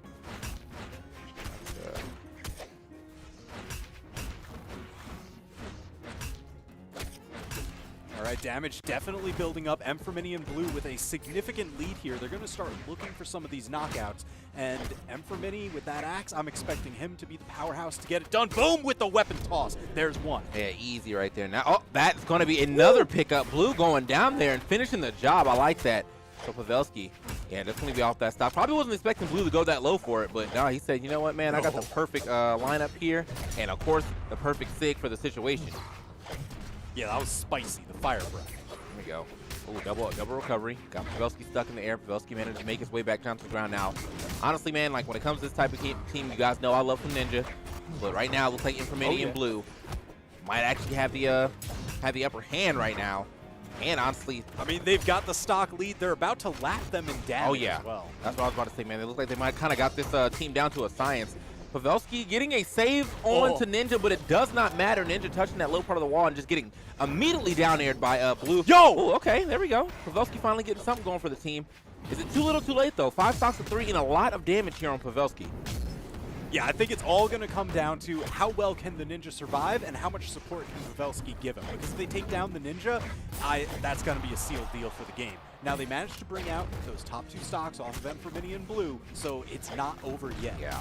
Oh, okay, you can see him actually going a little crazy right there. I was like, should not be a real issue for Pavelski there. Managed to get back to stage and get a little damage, too. Has to get back to stage. Nice down airs. Oh, wow, woo! What a team pickup right there. That was so quick. What an immediate turnaround. Yeah, they wasted no time. It's like, oh, side light nair from the axe. I'm going to cover it with the guitar recovery. Done. All right, come on now. Okay, still getting these neutral sigs every time. Even though on stage, I mean, it's still going to be some good damage. Side stick right there. Going to go ahead and find his mark. And I think he should be able to get back to stage in time. Nice weapon toss, but Pavelski, man, he is just getting swarmed. Oh, just denied from the corner. The hold. Pavelski bet it all on that ground pound. He had nothing left, but now the Ninja left alone. Man, I think Pavelski was actually in great position to do that ground pound, but he hesitated a little bit. And because of that hesitation, it allowed for Blue to kind of move out the way just in time to avoid that ground pound. That would have been a great ground pound, into immediate chase dodge back to the side. But yeah, I think that hesitation really kind of caught him right there. So easy first game for Mini and Blue. Jesus, they kind of went crazy on him. Yeah, they busted out the gate full force. So now we see Pavelski swapping over onto the Taros now. Interesting. Oh, yeah, there's that slide charge looking at the replay. Man, how many of those guitar neutral sigs did he manage to hit? At least 7. Like, I feel like he got so many of them. And great spots, too, man. It's just like, he got KOs with them, got damage with them, put people in bad positions. It was just a good, just all-around good play right there from that Ragnar. Now, really thinking about this last stage ban, and we're going to Miami Dome. All right, pump the jams. Let's go.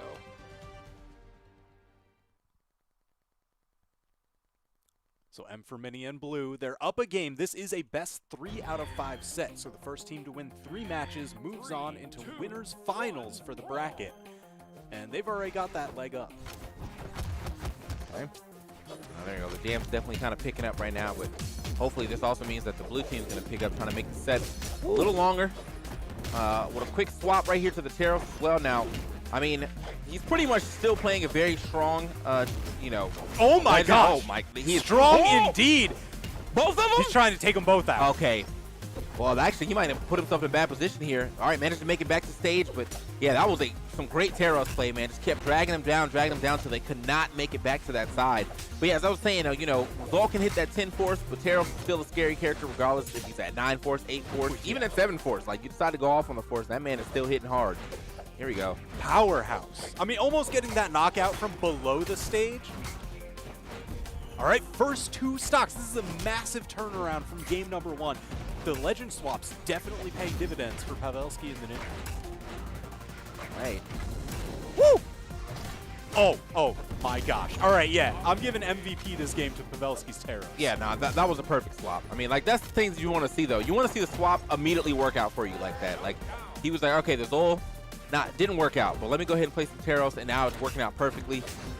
I mean, he is still racking up. No communication there on the fact that Ninja was going to go for that recovery, and I don't think that would have killed, but it was a really good idea from him. He was already up there. I think it was a exhausted recovery too, but he got all the damage, all the spin on it. So, oh man, shouldn't matter too much. There's the save. Gave him just enough distance to make it back. Pavelski now in danger. Blue is out of the equation entirely.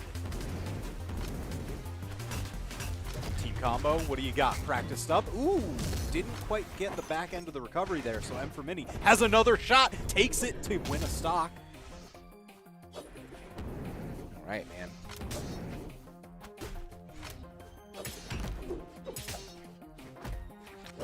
Oh, the coverage that they had over that corner. No way you're getting back from that one. Man, that was domination. And honestly, that's the perfect end screen right there to deal with it. Because yeah, they definitely got to find a way to deal with that Taros. Look at this. Look at this, the replay on the first stock. Oh my gosh.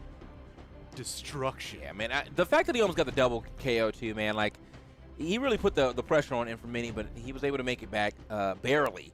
But regardless of that, I mean, they really dominated that second game. So here we go into the third game. No swaps of characters from the red team yet. 3, 2, Not that I'm really expecting one, but, you know, we'll see. Yeah, I mean, it's, you know, we've still got plenty of games left to go in this set. It's 1-1, but man, what an answer that previous game was. All right. They got it away from those platforms in Miami Dome, bringing it back to Mammoth Fortress. What they can do with that. Got that one platform, you know, moves left from left to right. Sometimes soft platform at the end of the stage. Ooh. Yeah, I feel like, Okay. again, that Taros, a beautiful save. Oh, the wall messing him up right there, but he's can't still believe it. fighting. Should be able to make this back, right? Yep, okay. Yep. So that's the thing. All right, this stage, you know, not having those platforms up above, being a little bit more open area, I think this is going to be a lot better for M4Mini to navigate with this lance. Now, unfortunately, that did just get knocked out of his hands, so unfortunate, man. First stock, again, going the way for Pavelski and the Ninja. They're holding on to this tenuous lead. Yeah. All right. So he slides up in there real quick. Oh, quick. Oh, yeah. Quick side arrow, side Easy light out on the alley-oop. stage right there here on this Taros. Taros trying to get back to the stage. Does manage to do it, but he has no weapon in hand and has to juke around two different axes. That was going to be a hard-fought battle right there. Was not able to do it. Pavelski will lose that first stock of his. Well, the only person on their first stock still is M4Mini. Not anymore. Not for long. All tied up. All right, so this is kind of like the exact kind of set you want to see, right? One team just blasts out the gate for game 1. Immediate turnaround for game 2. And then game 3, neck and neck. Ooh. Okay. Nice little turn right here from Pavelski. You know, he was in the middle of that combo. Still managed to get a stomp, I think down air in there. Or down light. Not down light, sorry. Stomp ground pound. But regardless, he's doing good on keeping the pressure up on everybody right here. Okay. Weapon toss. Yep, another stock taken out. The Ninja trying to land. Blue tagging him for some damage. All right, so this is something that you see a lot of 2v2 teams do, and I really love this. When they've got, oh my God. What an answer right down there. in the reticle. Yeah, perfect answer. You know what I'm saying? Like, sure, I don't know what else he could have done there to get that type of KO, like, from the position they was at. So, yeah, that was definitely the perfect answer, going for that stare right after the ground pound miss. He was still in the recovery dropped on his frame. head, he needs help. Oh! The Ninja, no, couldn't save him, and they take the double. Yeah, that's unfortunate right there. I know the Ninja was definitely trying to get down there, but, like, as low as Pavelski was, I think it would have been a better job to just, hey, man, just give him the stock, come back as quick as possible. I'll play a little safe for these next 5 seconds. Okay. Oh, yep, punish on that signature, but Pavelski, he's chilling. He knows he can afford a couple more. Ooh, I like the pressure right there. They're both put on right there with the weapon toss and the neutral stick over the ledge. That was slick. Yeah. Okay. No weapon Trying here. to find a weapon. He's getting starved out right now. M4Mini, he's looking for that next drop. Takes it away. The Ninja still starved. Okay, finally finds the weapon. The Brawlhalla gods have graced him, putting the weapon right over his head. And what did he do with it? Ground pound to delete M4Mini. Oh! Blue left alone. Yeah! Alley-oop all the way up the top. Okay. The alley-oop action, so nice. Snuck up under him, got the recovery for Pavelski to be right there to go ahead and extend that upward momentum with that down air. Super nice. I mean, that was just a straight-up ladder. You know, Yeah. they put the hook in his suspenders, and they're like, you're out of here. Yep. Oof. Note to all Thread you the needle. aspiring That ground commentators pound. out there, do not drink sparkling water before your block. I definitely have the hiccups now. That is not it, bro. Oh, my gosh. Oh, man. 3, 2, 1. It's all right. They'll pop up at just the right moment. All right, so now we're going into game number 4. Pavelski and the Ninja, they're up on a 2-1 lead. So M4Mini and Blue, they've got to find the answer here.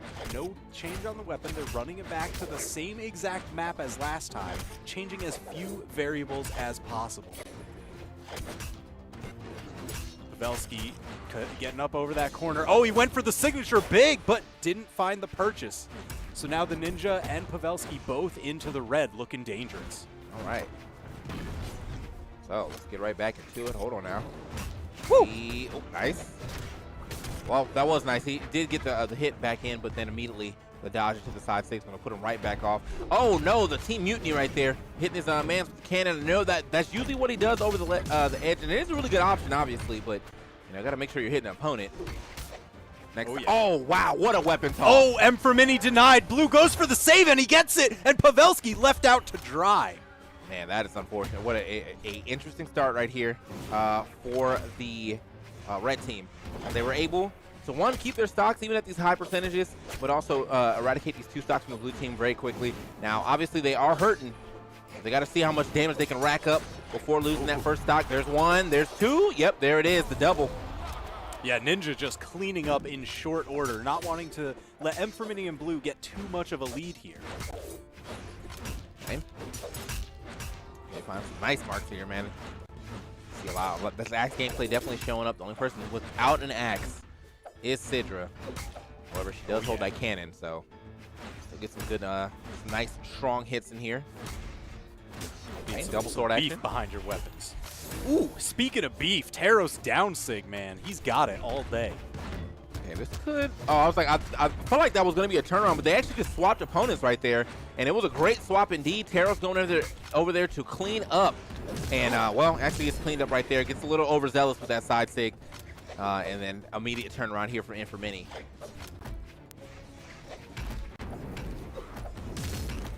Ooh. A little bit of the change, damage building up. M for Mini gone. Blue left alone, and now the Ninja and Pavelski, they just need to take this 1 stock to move into winner's final. Oh, oh, Yo! okay, another one. Yeah, he's. Oh! How was he gonna make it back? There's no way. Like that was pretty much the only angle of recovery he could have went for. So yeah, immediately destroyed there. Man, Check him 3 Sidra times in a row. Yeah, that was Yeah. brutal. oh yeah. So I think that's the set, ain't it? That's the set. That's the set, man. The Ninja and Pavelski, they just secured themselves a spot in winners finals. That's guaranteed top 3.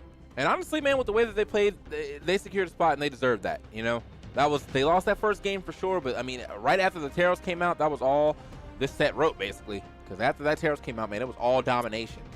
Ooh. So now you can see the bracket filling out there. We've got Fosey and Machete versus ZAPAPY and Stickia, waiting to find out who's going to join them in winners finals. Yeah. And then down there, Blaze and Acno still to play against Wave God and Tinix. Oh man. Ooh, actually, Waveglide and Tinix taking it over Cheddar on Viper. That's a big one right there for sure. So yeah, you zoom in up here. We're getting into our next match. It's going to be Fosey and Machete versus ZAPAPY and Stickia.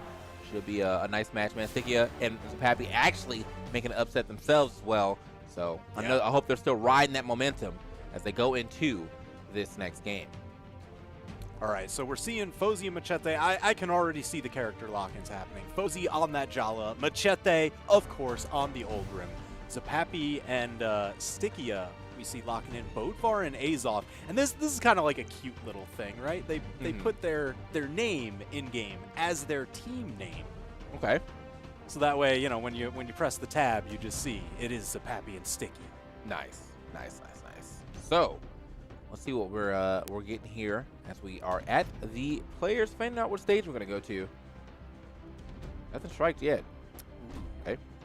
Now, ZAPAPY, I know he's been on that Kung Foot grind in the new ranked Kung Foot queue that's been. I heard put in everybody's game on this the Kung past Foot week. grind, apparently.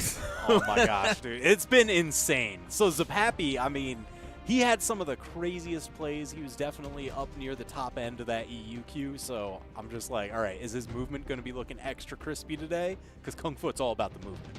Yeah. Well, I'm gonna, honestly, man, maybe that's what I hop back in on, man. Whenever the season starts, that's when I get back on that Brawlhalla. Usually I'm on the dubs train, but maybe I'll get in that Kung Foot train, Oh, yeah. So, yeah, we're Oh, still we striking left it up, open. man. Mammoth Fortress, Great Hall, or Miami Dome. What's it going to be for game number 1?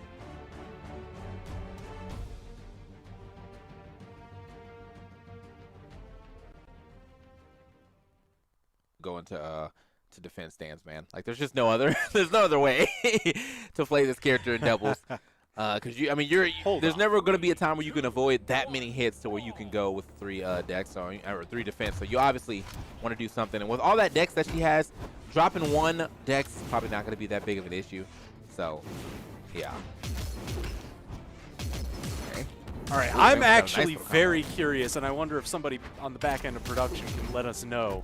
I see ZAPAPY and Stickia with that name and the little 2 behind it. Are they actually playing local together? They have the immediate comms? That's nice. That's got to feel good. I mean, we've seen teams where, like, it's actually 2 cousins or 2 brothers that play together. So I'm just like, are they getting that same kind of synergy? Toast says, yes, indeed, they are local. Immediate comms. In caps. He had to get immediate comms. So he was able to tell him, like, yo, I'm out of here, and just fell for the first stock. Little heartbreaking, not going to lie. Yeah. And they're also, the chat says, and Toast says, they're brothers, if you recall correctly. So good awesome. stuff. They are one of those teams. Perfect. All right. That's got to feel good, man. You know, family bonds over a great game of Brawlhalla. You know, until it becomes ones, then now it's a rivalry. But, you know, in doubles, family bonds, for sure. Oh, yeah, for good or for ill, and right now, you know, they are on the back foot, so they got to dig deep for that anime power-up, you know, do it for your friends and family. Yeah. Yeah, I mean, immediate comms or not, man, it's gameplay that really matters here. Oh. Okay. Fosey, yeah, he tossed the weapon from so far over, and it looked like, I don't know, was he just resetting his damage there? Okay, immediate right there with the side sig, but still kind of rough right here for red team, and still looking for this first stock off of Machete. Machete living, and also with some decent defense here on this character as well, man. I feel like he could be living for a long time. Regardless, yeah, of he hasn't gotten not, caught man. out. Yeah, he's moving. That was the second hit of the recovery, so obviously the weaker hit, and he is still living, almost hitting that barbecue red. Oh, geez. Damage certainly building up on the red team. They got to find some way to stabilize this. Yeah. Oh, it looks like that's what they're trying to do, you know, playing towards the outside edge. They don't want to get caught in any easy alley-oops or combos. Even just full charging the signature, they're looking to try and make up lost ground. Oh, that almost did it. It took a little bit, man. Azov actually looked like he was going for that mean read when he could have definitely went for that down light into recovery, but he went for some type of read after that. Still got the KO on the other side eventually with that recovery in itself. But I mean, all right, I got to hand it to him. They did a phenomenal job on these second stocks finding their footing. They just got knocked out there, but look at the damage that they managed to do to Fosey. They've got Fosey ready to get knocked down, following them to their final stock, and Machete not that far behind. Ooh!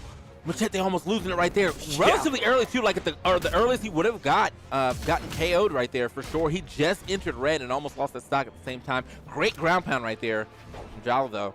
Fosey doing the thing. And now, stuck in the middle. So now it's mainly that question of, will Machete hang on to the second stock as long as he did the first? Yeah. That's a very important question here. Oh no, not a chance. And we got an even game. Pretty much, I mean, the damage only being in these deep yellows is not that bad. Yeah, they've got a legitimate shot here. They managed to stabilize on those second stocks really well, and that's earned them a pretty even fight for the finals. Ooh, okay, scooped up right there. Ooh, man, they were going for the ladder right up there. But unfortunately, Azoth is out. Bodvar left alone and gets tagged in short order. First game going the way of Fosey and Machete. Yeah, man, that was definitely like pretty much the perfect sig right there to use. Just enough reach for him to hit that second hit. But yeah, man, I have to give it up to ZAPAPY and Stickia, though. They were able to make that a respectable game. From that first part of the game definitely did not look like it was going to be that respectable, but they were able to bring it back. And I mean, it was looking like a blowout at first. Yeah, for sure. Like, I thought it was just going to be like, you know, the six stock and a handshake. But, man, they managed to bring that close, so now they've got game number 2. ZAPAPY and Stickia, they are now on the back foot, down one game, but it's best 3 out of 5. You got a little extra runway to work with. 3, 2, 1. See what they can do with that runway for sure. Got to make something stick here now. We're over here.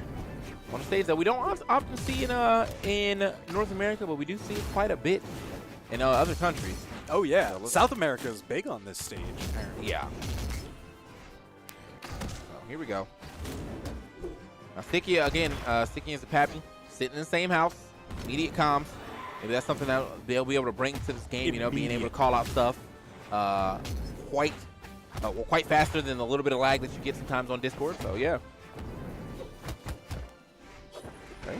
Man, but right now both of them unarmed, and blue team is managing to weapon starve for so long. Bodvar still not able to get anything. And he's taken out. First stock gone. Ooh. Okay. Oh, no. Wow. Oh. Kind of got saved there, man. I thought that was going to be a weapon toss to a ground pound, or maybe even a down air. Ooh, doesn't matter though. Still finds the recovery at the top. So now Fosey and Machete once again have ZAPAPY and Sticky on the back foot. This just kind of seems to be the thing that, ZAPAPY and Sticky, they're always playing catch-up. Oh. Ooh. Hold okay, on. That actually worked out. You can catch up pretty quick if you got that many hands. Yeah. Azoth just summoning them from the depths. Yeah, that was super nice too, man. Like, yeah, he got a little extra damage here on the Bodvar, but like seeing that he was so low, that was a perfect recovery. Trade a little damage for an entire stock. Perfect trade. That's cash for gold for sure. Here we go. Just mail it in right now. Call it in. Check your local mall kiosk. They got all available. Hey. Woo! Ooh. I actually called out that That was jump. quick. Super nice. That was quick. Jeez, I Right. can't believe Azoth down on the final stock already. Uh-oh, getting in the mix with some signatures. There's the alley-oop. Handoff, not yet enough to take out Machete, but the damage shows. Oh, try to go way up there for that recovery. That would have been a easy KO with this man being in that red. I respect No that. way he was living that. So now, ZAPAPY and Sticky not too far behind. They could definitely... Geez. Oh, that's unfortunate. I was like, they can definitely even this up. They can get this KO on Olgrim. Oh, no, his However- recovery's caught. He needs the help, at least for the support. Ooh, okay. Man, Yo, let's okay, go. That was good. Here we go. Turn around. See what they can do here. The down air. Oh, not sure what he was going for there. I thought that was going to be a gravity cancel down sig at first. Yeah, I think he was looking for gravity cancel down light. Didn't quite get to react on which side he was going for, and the moment just passed. Yeah. All right, man. Azoth looking spooky, scary, but not for himself. He's got to watch out. So incredibly damaged. Oh, got a shot. No, the back end of the axe recovery is enough to take him out from that far off stage. And Bodvar again. Oh, wait. He just got another chance. They're guarding that corner. The wall slip's going to take in. Managed to sneak by, grab the weapon, but Machete had that lined up. Yeah, Machete at the end is clutch. Like, I mean, not even clutch. I'll just say he knows how to finish the game without making it look like we're going to get into a 1v1 situation. He's taken both the last stocks in both games, and relatively easy, too. He picks one option, it works, we're out. Yeah, I mean, he's got that chess mindset, right? He's looking the couple moves ahead. He's just like, all right, I need to Space Invaders this. Don't hit where you are, hit where you're going. All right, so now we're going into game number 3. Fosey and Machete, they are one game away from going into winners finals, guaranteeing them a top 3 slot for the tournament. 3, 2, 1, brawl. Okay. How do you feel about this running it right back to Great Hall? Honestly, I don't really feel like the stage was the issue, more so than the fact that I think they need to look more at Machete. Machete right now is he's doing. I feel like he's doing a lot of the work here on the blue team. Not to take anything away from Fosey, he's definitely doing his fair share of work as well. But Machete is the stock tank. He is he's the game ender. He finds good stocks. He pretty much catches them off stage at any point in time and gets the good KO. So really got to look at Machete more, in my opinion, and figure out. Look at that, Jeez. all over the place. Yeah, he just did the hot target swap. How much damage did he just post on the board? Man's insane. Yeah. So, I mean, again, no, Fosey playing. I mean, if anything, Fosey's playing a great support.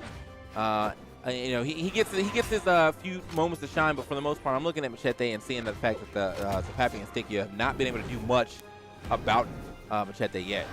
Yeah, I mean, all right, so blue team definitely is like the epitome of that phrase, you set them up, I knock them down. Okay. Because that's Fosey just setting them up and Machete taking them down. Uh-oh. Couldn't get in there to save, but maybe for the trade. No, neither of them getting knocked out just yet. Perfect dodges. Ooh, just enough on the final flare of that explosion. Fosey, I have the power. Okay. Nice. All right, so once again, ZAPAPY and Stickia having to play catch-up. Quick catch-up, though. Still need to take out Machete, man. You weren't joking when you said he's the stock tank for the team. Yeah, no, he's like, I mean, the fact that he is just able to stay on this third stock so often, so long, or his first stock, if you will, so often, so long, is definitely a huge detriment to the red team. I feel like the thing is, though, like, you're looking at him, you're like, all right, I need to get this stock off as quick as possible. And while you're looking at him the entire time, that allows Fosey to kind of go unchecked. Because the whole time, you know, you're looking at Machete trying to figure out how to get the stock off. Now Fosey's just kind of looming around, getting free hits every time you whiff on Machete. Ooh. Man, Machete just so undamaged, building all this damage. Uh-oh, but Fosey, the first one to go down to the final stock. Red team has a solid shot here now. Everybody's down to the final stock except for Machete. They've got to focus Fosey here, I think. Just with the way that the land lays. Get him out and then get your 2v1. That's probably the best course for victory. Yeah. So, I mean, honestly, again, I feel like, yeah, at this point in time, it's looking like they probably should go more for Fosey, force a 2v1, and hope they can, you know, make it very far in that 2v1. Even if they don't do this much more damage to Machete right now, you know, if just being able to get Fosey out of here would be. Problem is, in order to focus on Fosey, you got to get past Machete, and man, that is a tall order. Yeah, and they got some good damage right here on Fosey so far. Look at that, put Machete down. Uh-oh. I think they might have heard us because they are looking at Fosey very hard. Oh my gosh, immediate comms, all caps. Yep. Oh no! Okay. I don't know if they could everyone's in the red though, so even if they okay, I was gonna say not like this. Even if they get the KO here though, they're gonna have to play this so close to the chest. Oh yeah, perfect save. But Fosey coming in and stealing it out from under him. So now Bodvar left alone. All right, is Machete gonna end it? Three-peat right here for the end game? Oh yeah, he's taking the front position because he's got that extra stock to work with. Oh, for sure. Oh wow, try to hit him with a quick dive. Oh, okay, that's the stock gone. But I mean, Machete, you know, he ends these games. He does end these games. He's got the stock advantage, but now we're down to a 1v1. You know, how many 0 to deaths have we seen? This could still be on the table. Incredibly tense, playing for position. Oh my gosh, just manages to dodge the side air. That's going to do it. Machete once again closing out the game. That's a 3-0 victory, sending Machete and Fosey into winner's final. Yeah, I mean, dude, Machete is really playing well today. You know, like the damage, look at that damage. 791 damage. He lived forever. Four KOs. Man, only took 468 damage altogether. Like, that man, he's playing some Brawlhalla today. He's not just padding the stats for today. He's, like, adding up those career stats. Yeah. Looking to get inducted in the Hall of Fame. Jeez. All right, so that sets up winner's final is Pavelski and the Ninja 729 versus Fosey and Machete. Sparky and I were not looking at any of those teams for top 3. So this tournament has just been absolutely insane. Yeah, I mean, like, this is like, the way that this tournament is going down, dude, like, I'm just so surprised at first the bracket and two at like the level of gameplay that we're seeing right now. We're not super surprised at it. Like, it's not like, wow, these guys are playing out of their mind right now, but you know, we've been gone for a little bit. We've been gone for a couple weeks. So, you know, come back and you're you're getting refreshed on some great Brawlhalla gameplay. So yeah. Yeah, and now, so we've got still sitting in that lower bracket. There's Blaze and Acno. They're going to have to go up against WaveGod and Tinix. And then also waiting down there is Heisen and Simple versus Spectre and Spyrocks. So a crazy mix of teams. What we thought for sure would have been top 2, because that's what everybody was looking at, are now just trying to make their way into top 5.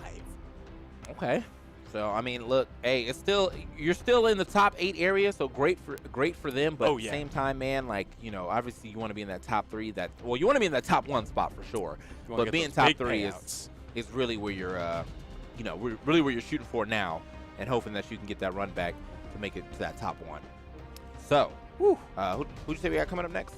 Looks like we've got Acno and Blaze versus WaveGod and Tinix. Okay, yeah, Acno and Blaze, man. I see them with the Bolivar brand. Jeez.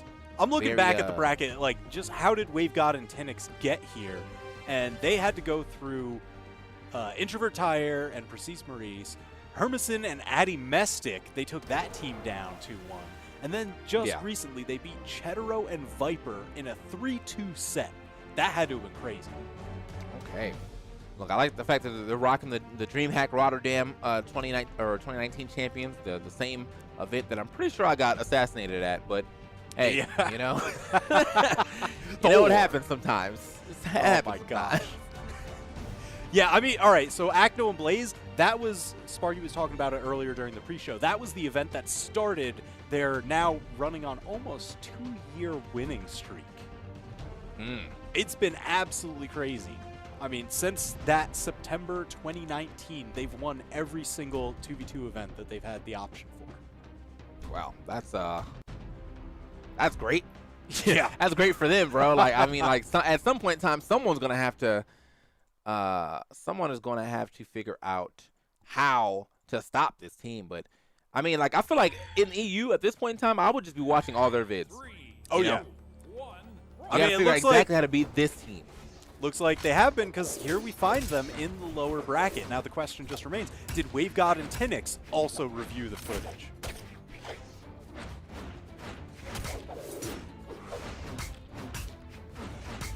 Acno Blaze on that classic Bryn Bodvar comp.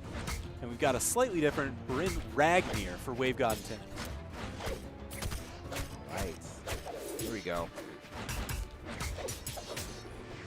Ooh! They just took out Tinix. WaveGod going for the ground pound. Couldn't find it. Acno and Blaze opting to just reset to neutral back on the stage, knowing that they've got the advantage. Okay, that reverse neutral thing. I'm not sure what he was trying to hit right there. Almost hit his teammate, to be completely honest, but... Okay. Acno going down. WaveGod and Blaze, the only ones still left on the first stock. Yeah, now it's really depending on... Okay, there it is. So we're going to get that first stock off of WaveGod before Blaze loses his, but Blaze now got to play it a little closer to... Almost dodging directly into that, where it was a super nice idea right there from WaveGod. Oh! Acno catching them both in a downlight side air. That's a ton of damage, and you can already see Tinix taking so much into the red on his second stock, almost getting knocked out there. Oh, beautiful save. WaveGod definitely only saved Tinix for a couple seconds longer. Acno cannot be denied. Can Acno ever be denied, though? You know?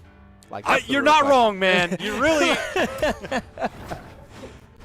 You heard it there, the gospel from the Church of Jesus Christ. That's the good word.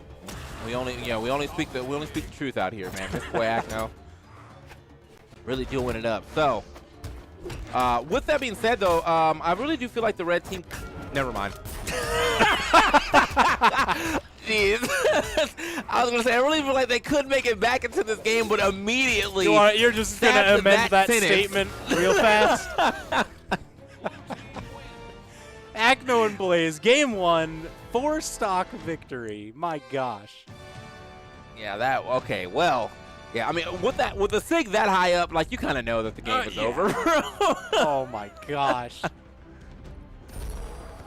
I just love how quickly you were to correct your statement. You're like, first word out of your mouth is just like, cut it short, cut the mic. Yep, just cut the mic. Cut me off. Toast. Toast, cut me off, bro. Oh, man. Woo. Yeah, that was rough. I mean, I really did feel like, you know, before that point, before it went to a 2v1 situation, just one extra stock off could have turned that whole game around. But now Acno and Blaze really showing you why they dominate this region as such. Okay, we got the Asuri crossover on the Tigress. I like it. Yeah. Like it. I am ready for this. We just saw the Kung Fu Panda trailer before our casting block started, so I'm ready. Okay. See what we get here on the second game against Acno and Blaze. It's a lot of scrapping in the center right now.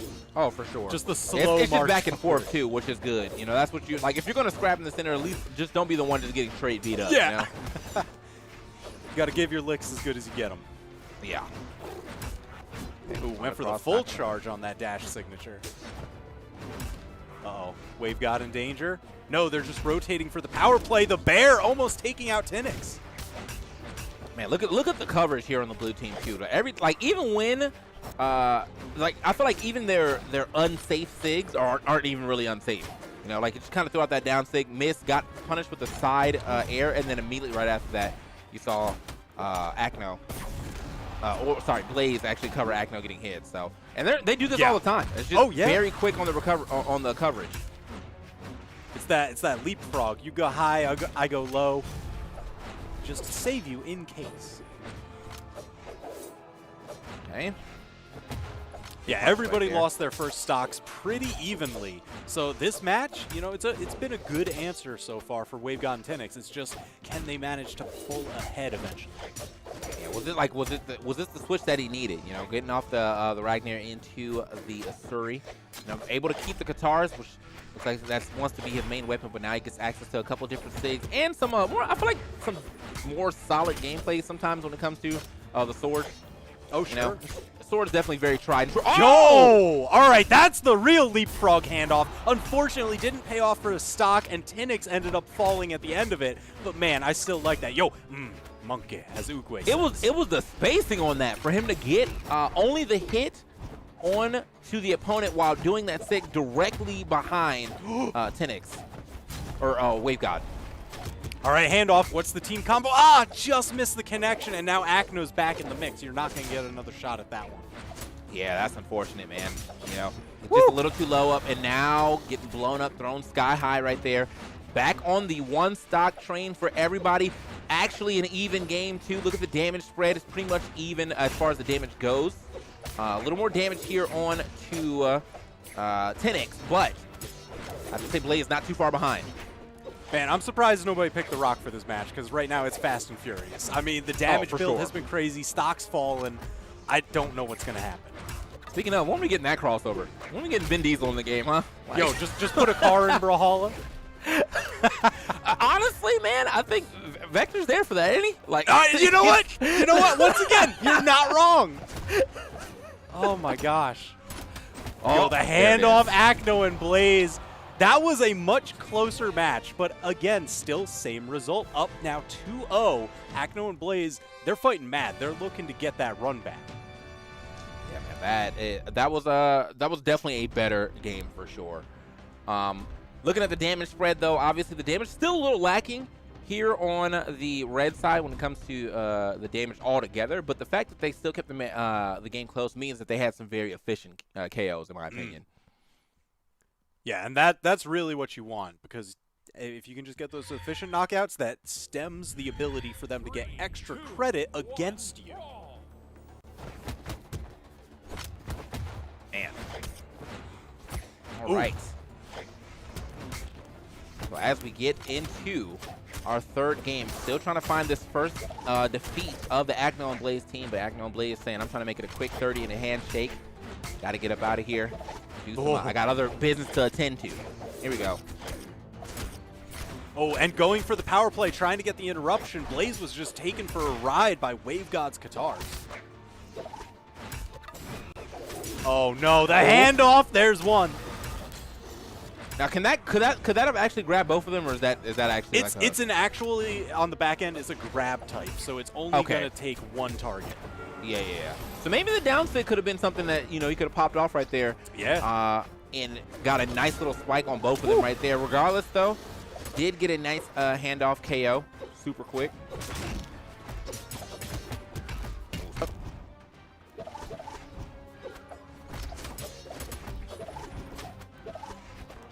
Oh man, they are just sandwiching Wave God.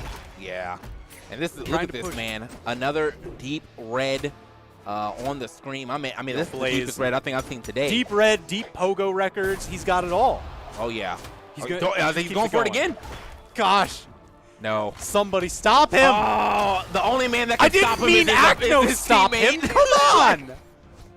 The only man that can stop him is his own teammate. This is ridiculous. This is just actually ridiculous. Oh, no. All right. I mean, the last game was pretty close. But right now, Acno and Blaze are really just running away with this. It's I four think stocks it's to over. 1. Sometimes you got to just throw the towel. Oh my god. Oh, yeah. That's it. That's it. Acno and Blaze, you're right. 30 and a handshake. They're moving on. Man, the damage is even more negligible this time. In fact, it's not even about the damage being negligible. Because the damage is, like, relatively the damage same. is real low for this game. This was it's like just early the knockouts. efficient KOs, man.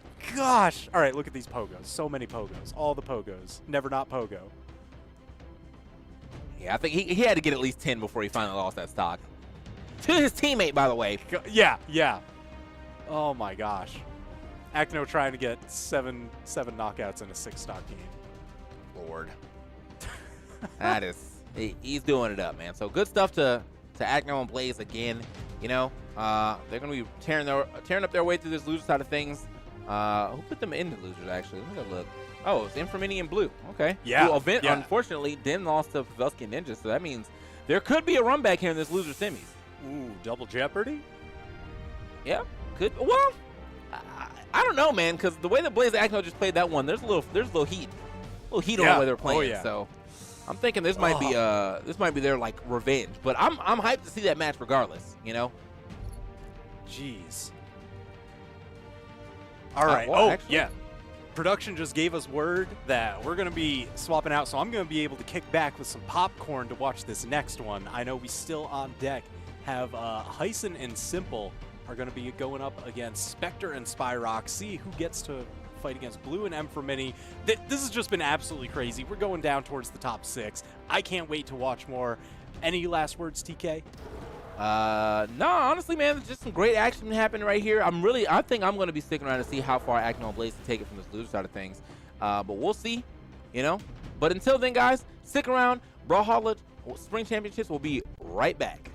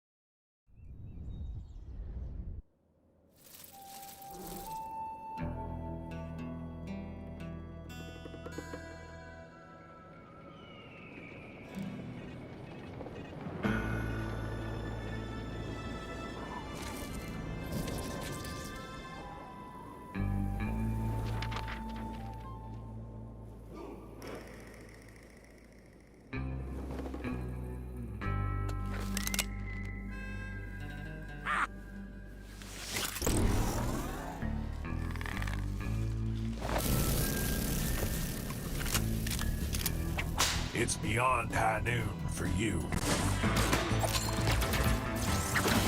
4 shooters are better than 2, kid. I'm ready for a duel. You can't run. I have wings. Target acquired. This is gonna be fun.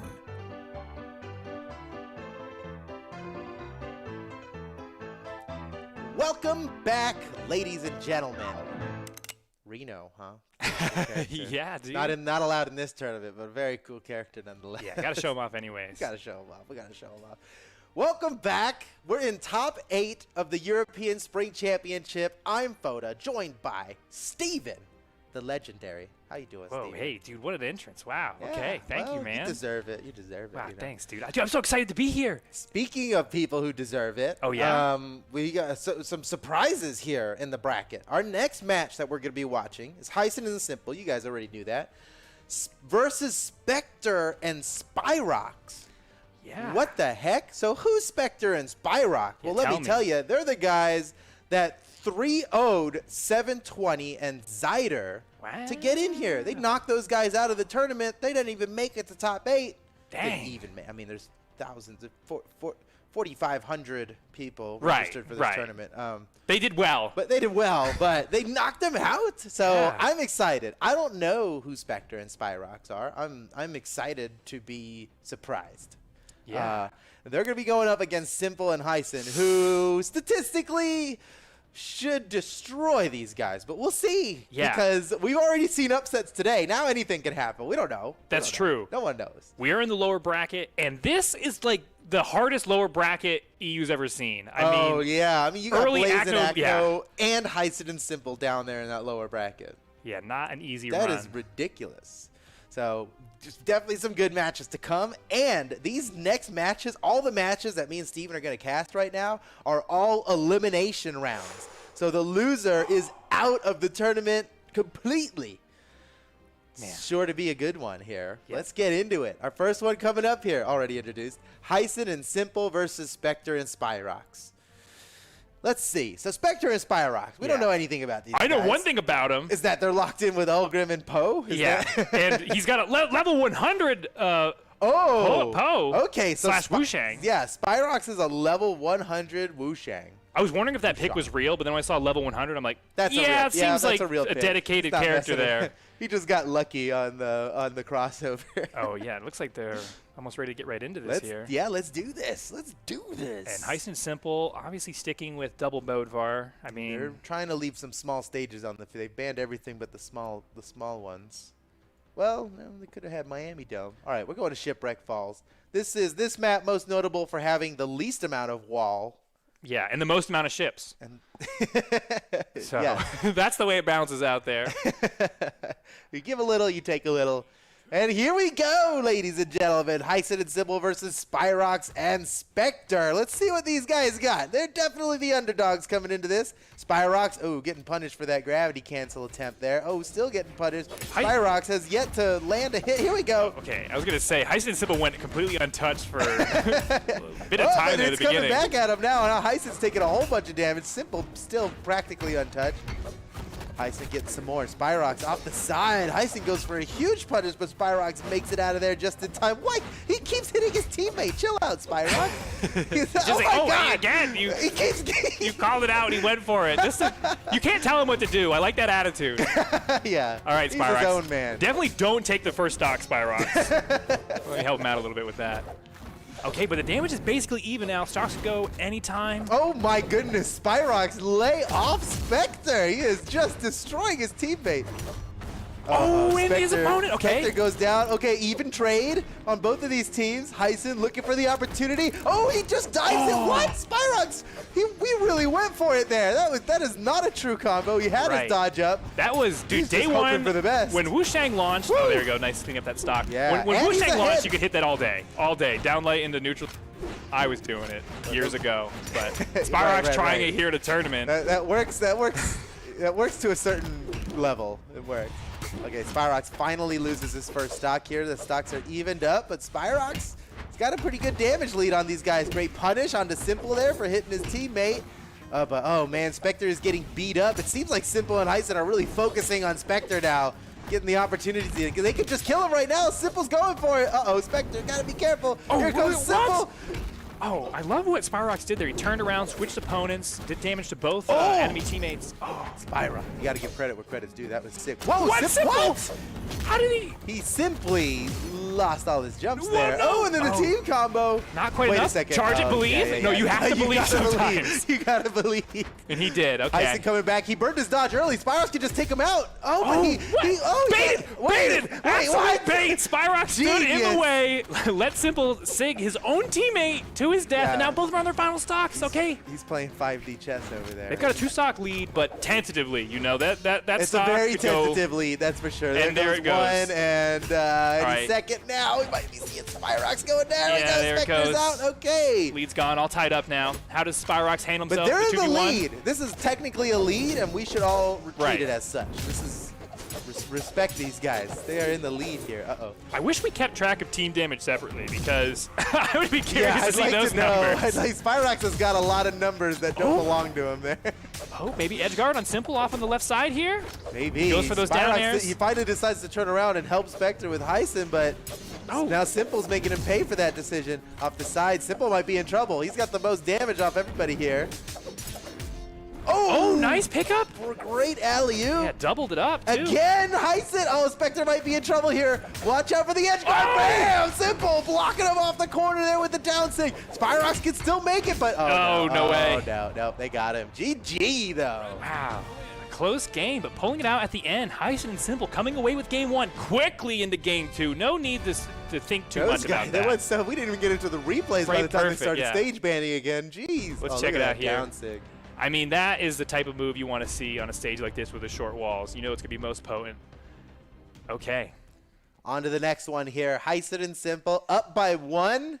But you know, I mean, Spyrox and Spectre convinced me that they have what it takes. They back to could Shipwreck. potentially take this set from Heisen and Simple. Yeah, for On Heisen and Simple here, but if just they imagine. if they cut their team damage in half, they would be in a really good spot actually. Yeah. So let's see if they can make that adjustment here in game 2. I don't think Spectre hit Spyrox at all. I think it was He hit him all once. I was keeping track of okay, everything. okay. I was keeping track of Well, everything, I mean, Foda. A little vengeance, I guess. he got tired of it. Yeah. Oh, nice Oh. combo. Okay. Good damage there from blue team, Spyrox and Spectre. They got it going on. They can freestyle their own combo. Oh, Oh, no. no. Uh-oh. Heisen's really going for it here. Man, And it's Spectre makes it back. so often that Heisen and Simple are able to double up that combo and get both opponents Yeah. mixed up in it. In the midst of combat, no matter how intense, they find a way to get these little combos off that add up to so much. Oh, wait. Oh, I like that play from Spectre. He was trying to anticipate that Almost, recovery, yeah. getting the knockout. Oh, but Spyrocks coming away with the first stock there. Heisen goes down. Simple maybe soon to follow. In trouble off on the edge. All right, I like the way Heisen comes in, breaks the play. No Yeah. weapon in his hand, but just throws out He that relieved uppercut. the pressure for Simple so he Yeah. can get back to the stage. That's big. That's what you need. And Spyrox scores the KO, immediately gets returned, and then Spectre soon to follow. Everybody at 2 stocks now. Tie game. All right, in both these games of the set, they've been kind of lockstep with each other as far as damage and KOs. Yeah. You know, no big pull away on either of these games. Let's see if someone can find it on the second stock. I gotta say, Spectre and Spyrox are out here making a name for themselves, man. This is maybe the first time we've seen this team, no, surely the first time we've seen this team on stream in a major tournament, and a really great showing here. But they're in it to win it, and I think they got what it takes. And this is a tournament. This is the tournament of upsets. We've already seen a couple, so what's another one now, you know? I know, it seemed in the last tournament in the Winter Championship that, you know, with Acno and Blaze, What a great spot dodge to gravity cancel, man. He did the whole thing like we always talk about. He dodged with the dodge part before canceling it and got the punish. It was beautiful. all right, yeah, Spyrocks needs to hold on to this stock. Nice. Maybe Heisen's done. There's no way. There's no probably, way, right? No. Yeah, okay. I didn't know Simple was going to make a move down there for him, but couldn't get there in time. And now he's joined Spyrocks on the final stock. Oh, He can definitely still make it back. Spectre maybe going to turn around and go for the kill, and he gets it. Nicely done. And they are ahead now, although Spyrox has got to be careful, Yeah. man. He's in the orange. Oh, boy. On No. his final stock, as good as Spectre's doing here on stock damage, Spyrox could just He could mess it all up right here. He's in red. He's without a weapon. Oh, He's got to be so no. careful. The recovery didn't kill. Can he get that weapon without dying? Oh, man. Oh, Spyrocks double edge guard? Oh, What? that was great. Oh. He used the momentum to carry himself upward and mantle over the ledge, but he just gets beat down. What do they now have? Oh, wow. Spectre's- Spectre slips out. Nice job. He almost, I mean, when you see a team of this caliber start that 2v1 combo, you think it's over. It's over. All right, here it is. Is it over yet? Oh, no, not quite. Okay. He Do good lives damage, though. once again. He lost his weapon, though. This is bad news for Yeah, Spectre. really tough 2v1 for Spectre. No weapon off the side of the stage. Double edge guard from They're red team. coming in for That's it. it. GG. 2-0 now for Simple and Heisen, but closer than anyone expected, I got to imagine. Oh, yeah. We saw the ... in chat. We can only imagine what is said there. You know, I always have to peek. I get too curious. All right. Man, game 3. Spectre and Spyrocks need to take this game to stay in the set and to stay in the they tournament. need to win 3 times in a row. Their backs are against the walls. It's match point against them, and they have 0 wins in this set. They absolutely need to win 3 times in a row, or they are out of the tournament in 7th place. It's possible, I believe. Still 7th place. That's impressive. All right, here we go. Match point against Spectre and Spyrocks. Let's see what they can do here. All right, change of scenery. No Now we're at legend Mammoth swaps, Fortress. Yeah, they're sticking with. I They're respect confident with their it. legend pick. I gotta say, Spyrocks, man after my own heart with the Poe Shang. Nice. I'm a fan. Ooh. Oh, slips in. the Man, they neutral got signature. so much damage on Heisen there, but Heisen's already returning fire. Okay, but they're doing good. They can get this stock of a Heisen, maybe be another lead. But they started with a little bit of a lead in the last game. It didn't help them out much. Oh, I like that play. Spectre trying to just be Man, look at Heisen. Heisen's shadow, Oh, and man. he is, dude. Heisen Got did it. so much to avoid Spyrocks and Spectre there, but they still caught him. I love that though. Spectre did not disengage. He believed that he could get that stock. Yeah, He did. yeah. But he might be the next one to fall. Woo, looking at the Spyrocks. scoreboard. Wow, that was slick. Slide kick, weapon pickup, ground pound with the gauntlet. Oh, nice interrupt by Spyrocks. Uh-oh. But now he's in trouble on the edge. Spyrocks. Heisen. Oh my goodness, Spyrocks, no! Spyrocks, Oh, wow! wow. He barely made it out of that one alive. Yeah. Yeah, he zigged and Heisen zagged, and that was just enough That's exactly to get what they around needed.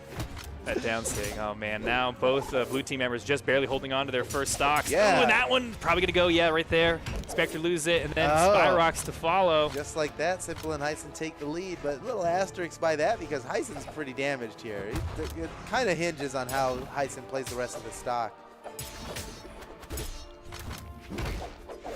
Oh, yes. They were going for that dream double. Yeah, it was combo. it was a crunchy side air, but they just didn't have the rest. Oh, okay. I like that. That signature is so good. Oh, yes, and the spike off the edge. Heisen can still make it back though, and Simple's down there to help him. Oh, nice weapon He's throw. protecting Double it. weapon throw. What? Okay. Oh, Can he get both? He can't do anything to help his teammate. He's got to get out of there. They're coming after him. They're coming after him big time. Oh, Okay, man. okay. Heisen stayed safe while Simple returned back to the stage. Now Heisen deep in the red, and Spectre catches him with a land side air. Oh, the time's running out though. They need to get some pressure on this 2v1 combo. No, they don't make any use of that advantage there. Yeah. It's like this 5-second window where either amazing things happen or nothing happens. Yeah, and unfortunately, nothing's we got happened there. nothing. They are ahead in they- stocks though, but I mean, this is going to be a big swing as soon as those stocks go. Yeah, because yeah, Simple yeah. is They pretty got to healthy. keep going here. They are not in the lead right now. Whoa, Oh my no. gosh! Wow. Oh, that hurt. I have to appreciate though that Spyrocks, like, There they go. he won't like min charge that D-Sig ever. Yeah. He has to max charge it every time, hoping someone walks I'm in. sure he's gotten plenty of kills in the past. Oh, of for people sure. like messing up the punish on it, and he scores it. I mean, Yeah. you know how it is. You Oh, I know how it is, but I know how not that with is. players of this caliber. Heisen and Simple, true. determined to make this losers bracket run. Okay, and this is game 3, and this could be the final game of the set if Heisen and Simple come away with the win. Can Spyrocks and Spectre turn this around, though? Maybe they got to do it now. If they lose this, they're out of the tournament. They're on their potentially final stocks of the tournament right now, and they almost got Heisen down. I mean, this is winnable. Oh, no! Okay, avoids the Wait. bear. Yes, side air gets both of them. Slaps her way back on stage, both of them up on top. Spectre finally able to grab the there rocket goes lance. Spyrocks No, and then and Spectre, and that's it, ladies and gentlemen. Simple and Heisen with a clean sweep, 3-0, take down Spectre and Spyrocks to move on to top 6 of the Spring Championship. Spectre and Spyrocks are out of the tournament now in 7th place, which, golf clap, that is respectable. We got to give it to him. oh yeah, golf clap, really respectable. I hope you guys can hear the clap. Yeah, we might have golf clapped too good, I think. That was a very quiet clap. GG, man. They fought well, you know, even though it's 3-0, like the tournament bracket's not telling the whole story here. That was pretty close. Very respectable performance from Spectre and Spyrocks. A respectable never mind. Almost. Never mind. Almost. If you believed in it like Spyrocks believed in his down signatures, you might have been able to pull it off. You're right. I did not Okay. commit nearly as well. Who do we have up next here? We see the bracket Up slide next, down. you can see it right there on the top. It's ZAPAPY and Stickia, the Baguette Bros versus Blaze no. and Acno. Oh, Holy boy. cow. This is going to be a good one here, folks. Yeah. Blaze and Acno, after having lost in the winner's bracket before top 8, surely sent them into a blind rage, which they Yeah. already took out on Wavegon and Tinix 3-0 in that last match. You guys saw that one. It happened on stream a little while ago. And now ZAPAPY and Stickia, potentially the next victims, I think, have what it takes to knock Blaze and Acno out of the tournament. Is it possible? Blaze and Acno have not lost a tournament since the start of 2020. I know. They are, I mean, truly incredible. In fact, wait, even earlier than that, you could say that their first tournament victory that started this whole streak was DreamHack Rotterdam 2019. Oh my God. This They is have actually not lost a tournament together since DreamHack Rotterdam 2019. That's this is incredible. the longest run anyone's ever been on in Brawlhalla history. Seriously, yeah. So- and it's in 2v2. Right. Which is especially because normally teams change up and like lots of things happen in 2v2, but no, not them. They've stuck together. They've Yeah. been so successful, completely dominating their region, but knocked down into lower bracket so early in this tournament. This will be their toughest finish yet if they can make it back to grand finals. But to do that, they have Yeah. to make it past ZAPAPY and Stickia. Can they do it? They have been, Blaze and Acno have been sent down to the lower bracket before, but Right. I don't think this early. Yeah. This might be the earliest it's ever happened and the biggest losers run that they're ever going to have to do. Look at Acno's stats here. Power rank So 1. much money. And that was all basically in like 1 year that Acno got all I that. know. He came and he took it We all. see some big numbers in earnings, and it's usually over a 5-year-long career. Right. Acno, he basically did all of that in 1 year. It's really incredible. Yeah. And then Blaze right there with him. These guys are such champions. ZAPAPY and Stickia have to bring, not their A game's not going to be enough. They need to bring their S game, dude. Yeah, it's gonna have to be the best 2v2 they play. But I think they're ready to give it to us, man. I know. And All right. ZAPAPY, we've seen ZAPAPY for a while, and Stickia. I'm such a big fan of Stickia and his hammer. Like he has Yeah. been popping off. He has this ability to just go crazy and secure KOs in like the most insane situations. So let's see how they do in game 1, going to Mammoth Fortress. All right, here we go, ladies and gentlemen. Stickia and ZAPAPY versus Acno and Blaze in the top 6, lower side of top 6. It's gonna be intense. The loser of this is out of the tournament in 5th place. All right, Blaze already starting strong, man. I like that Acno starting with Bodvar here. That seemed to work really well for him. He was in the first. Whoa! Oh my goodness, that was a lot of damage. Blaze is lucky to be alive there. But Acno, you know, he switched to Bodvar after losing a couple games on different characters, and I think the Bodvar is finally, he's like, yeah, this is where I'm hitting my stride in this tournament. So now starting with this, I think that's the strongest way he could start. I'm not sure what he would switch to at this point if he lost. Oh, but the first stock, Nice. Blaze down. But look at Acno, man. He's taking him out. He's upset that he lost his friend. Yeah, but I was about to say, Stickia is the healthiest person on the field, only with a slight margin now, and that may Well, be eating up. they Oh, got and they him. got Acno as well. Okay, the Right. Baguette Bros taking him out, taking him down Got the power to play. their second stocks here, but it's not going to mean anything if they don't get a bit of a damage lead here. Nice little team combo there. Oh, Oh, man. you threw him into the weapon Oh, throw? whoa, whoa, whoa. These guys are great. Uh-oh, friendly fire. That's okay. We take a little bit of that. Oh, Still hang on to those stocks. Oh, that's going to do it, though. yeah, he caught him. And now Stickia's in trouble here. Acno. Oh. Woo! right. Sticky decided to die of his own accord there. He wasn't going to get slide kick ground pounded. Right. You would like to get a little bit more of a lead on a team of this caliber when you the last one hanging onto your first stocks, but they still have managed to get a lead here. Yeah, and look at the damage here. They could potentially close out some early stocks. Oh and my gosh, ZAPAPY, I like come on! ZAPAPY. ZAPAPY, dude.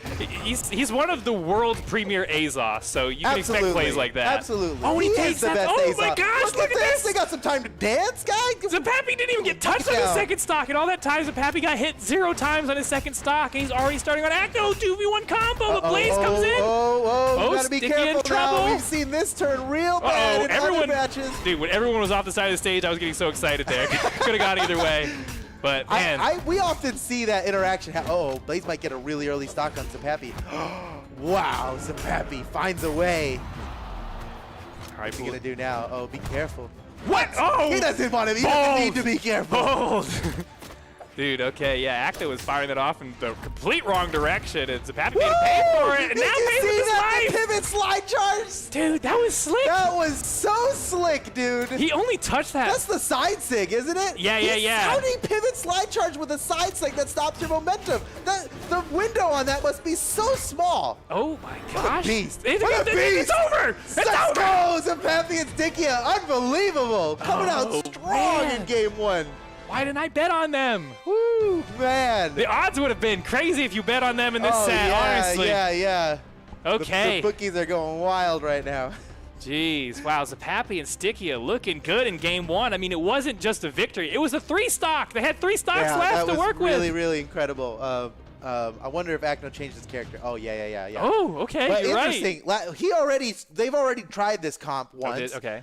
In the first round that we Right. watched on this stream, and they got bopped, dude. Yeah. It was not good. It didn't work out. And I think, maybe something different this time. You know, it was different opponents. Yes, different matchup. Totally, the math is totally different. Whoa, That would have whoa. been so nasty, Yeah, dude. huge attempt, early gimp off the top. I like what Acno's going for. They feel the pressure now. You can see Seriously, it. yeah, you gotta respect that, dude.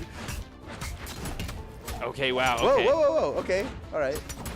Yeah, luckily that got broken up because they were popping off there for a second. Yeah. Damage is even all around except Stickia stands out above the rest here. Yeah, just like game 1, he's able to slip around all this damage. Again, Wait! the bait, dude! Wait. The next level bait!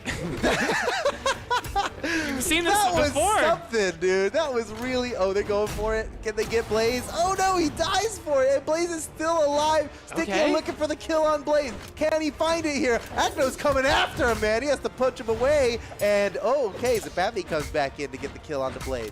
Now Stickia and ZAPAPY take the lead. Although, whoa, that was crazy close. Oh, what a great dodge from Sticky off on the side to avoid that ground pound from Blaze. Still holding on to that first stock. Weapon throw swaps out for the... Oh, okay, now off the edge. Nice weapon throw fall from Acno to try to secure that stock, but not going to get it quite yet. Somehow Sticky holding on. In deep red, though, that recovery's not enough yet. Somehow. Okay, look how bold he's playing, too. Oh, Acno, maybe a little too bold, actually. Maybe Why? a little too bold there.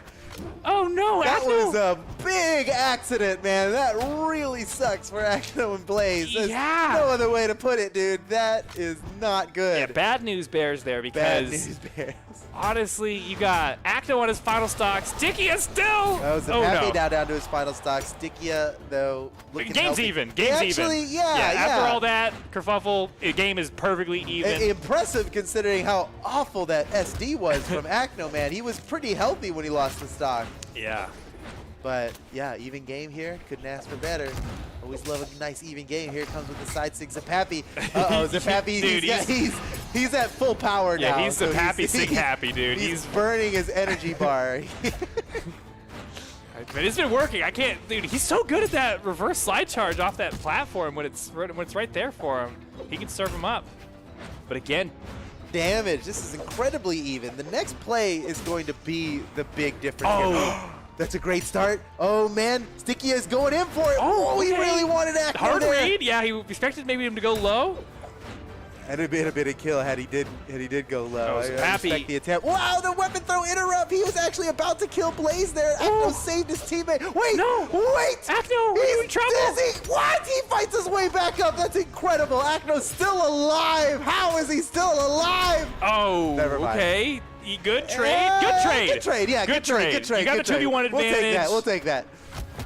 Oh, Oh, man. what? Oh, the 2v1 weapon combo? throw actually hurt him there. That was it. It brought him back into the combo. When you Oh. think it would save him, it actually just got him hurt even more. Now, Blaze is no stranger to the 1v2, okay? And he's made We've his work. seen He's him- carried yeah. the team sometimes with this Oh, exact yeah. situation. Oh, gets the 1v1. ZAPAPY comes in and breaks it up, though. Yeah, great timing there by ZAPAPY. Coming in just when it's needed. Stickia has more health, so he's letting him take point. Don't want to die, though. If ZAPAPY dies, it's actually... No, what? No, not that way. Blaze not like this. Blaze, he's taking advantage. He's taking every little bit of advantage he can from a mistake like that. I know. He actually could win this. Oh, he gets disarmed, Oh, but he though. gets disarmed. Oh, if as luck would have it, man. As fate would have it. Okay, they another got game. it. The Baguette Bros up by 2 games now. 2-0 over Blaze and Acno in the losers bracket. What is happening? Dude, what? This is not in the script. I know. After the Winter Championship, I was going to say earlier, after the Winter Championship, I thought, okay, lather, rinse, repeat. Another year of Acno and Blaze dominance in EU 2v2. Right. I was ready for it. The whole world was, but not today, dude. Look at that. This could be it. Oh, man, these guys must be on cloud 9 right now. Well, can't celebrate too much yet. We have certainly seen Oh, Acno look at and this Blaze big bring change, though. Okay. This is, you know what? When And your Acno's back's got against the the old wall. spring axe. Oh, man, for the spring championship? I'm not going to lie.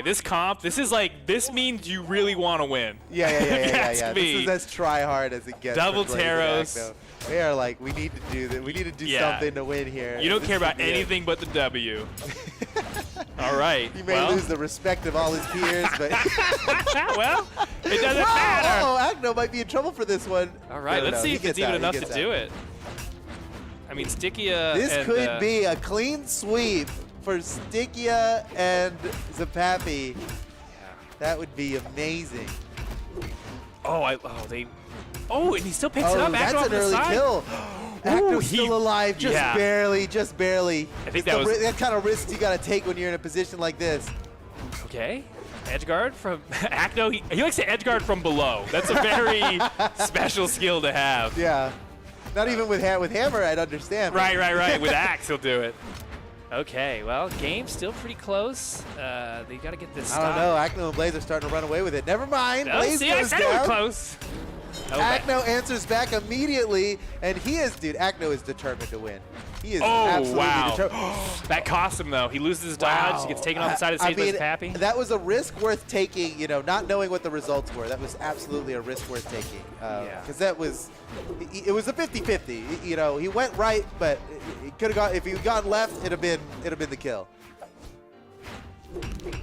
Yeah, you can see they're really going for these bold plays now. Oh, nice. Fastball into the side air off the side of the stage. That'll do it for the second stock. Yeah, that's of big. ZAPAPY. Acno and Blaze are definitely poised to win this here. And you hate to see the win go out of ZAPAPY and Stickia's sails here. I mean, they are on the verge of making history here. And even if they lose this one, they got to keep their heads in the game. I wouldn't mind a longer set. More content for yeah, us here. I mean, Acno really the going for it on the stream edge would admire. guards. All right, Stickia. Oh, no. I mean, what are the odds Stickia can pull off this 2v1 I don't against know. Acno and Blaze nonetheless? They are like some of the best two in a 2v1. Oh, Ooh, boy, accident yeah. there. That's going to cost him. It costs him everything! Yep. Oh, he That's sells all another it takes. stock. One tiny mistake, and Acno gets Okay, killed for if it. he gets hit once, it could literally be all over with a 2v1 combo. We know they've got a handful of 2v1 combos in the bag to pull But from. with double Taros? Of do they course, have one? dude. Yeah, You know probably, they're ready for probably. this. They'll just be chain neutral sigs back and forth. Okay. Like those, Stickia is still putting up a good fight here. He is determined. I mean, he knows his win condition. He has to stay off on the side here. He has to try to find a quick stock on one of them to get the 1v1. Yeah, I mean, it's got to be quick. Even Stomp Cider might be too long. Because they'll come and get a punish for it. Oh, my goodness. Gets He disarmed. has so many unanswered hits.